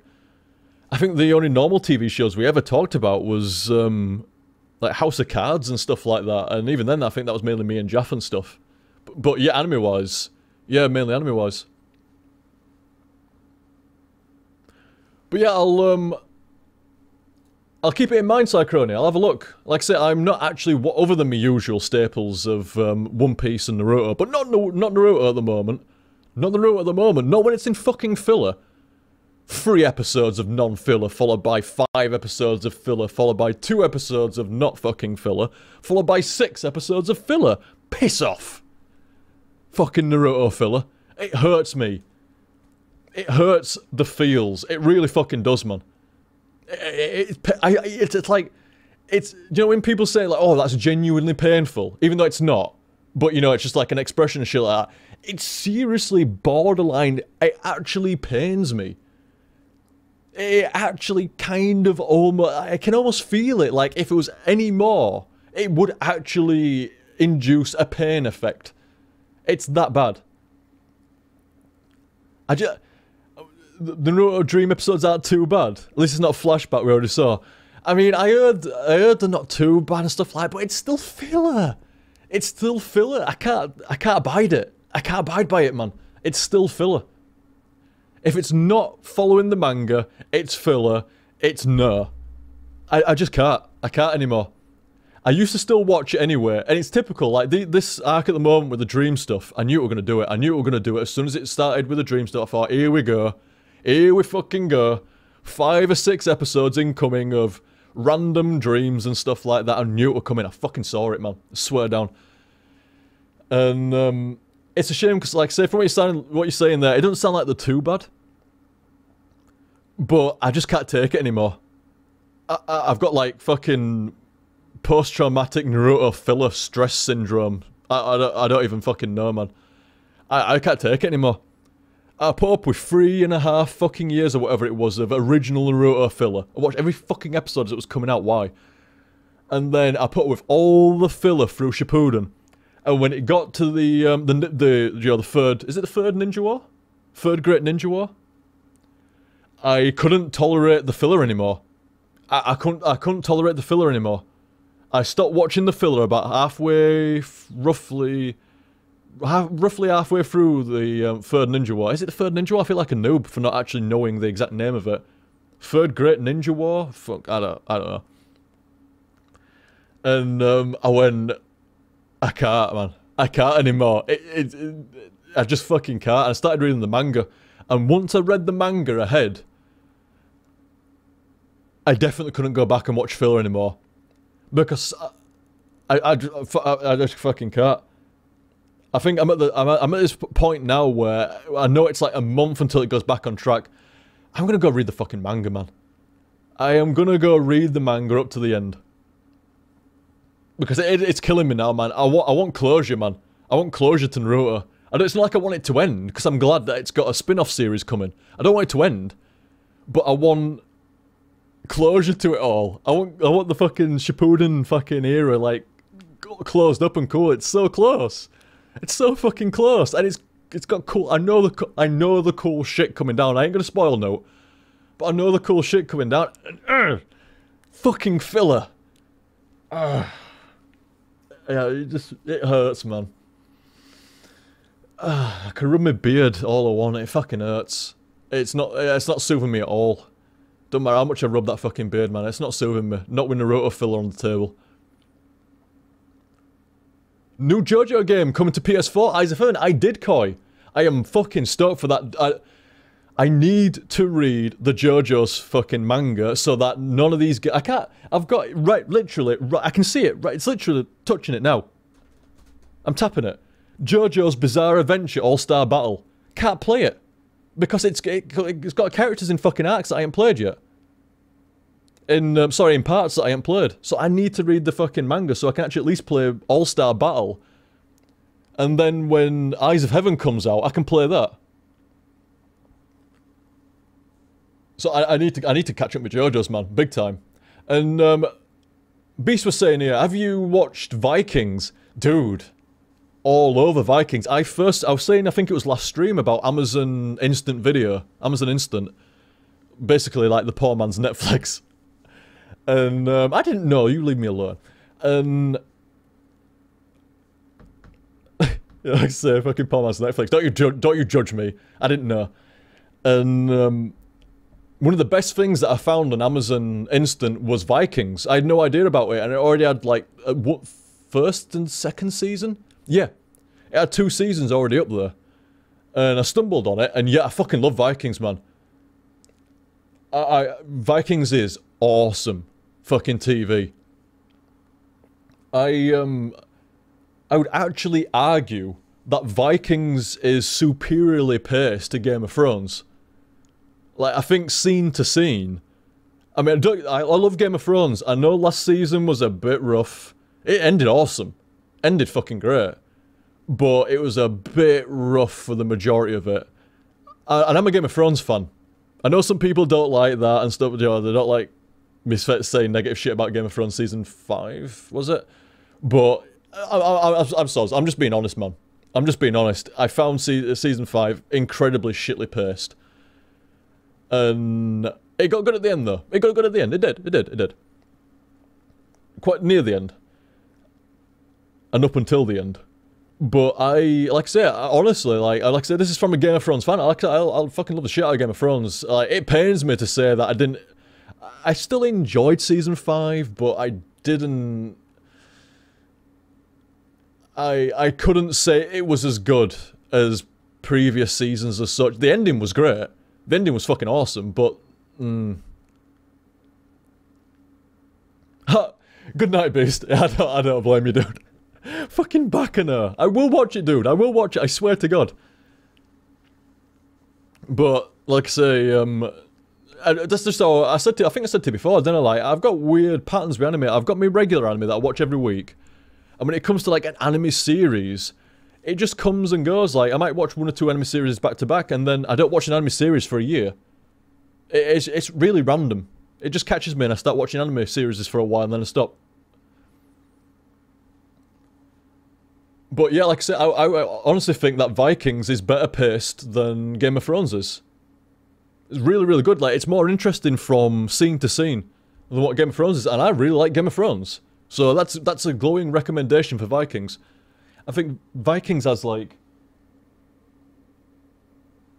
Is that a cat?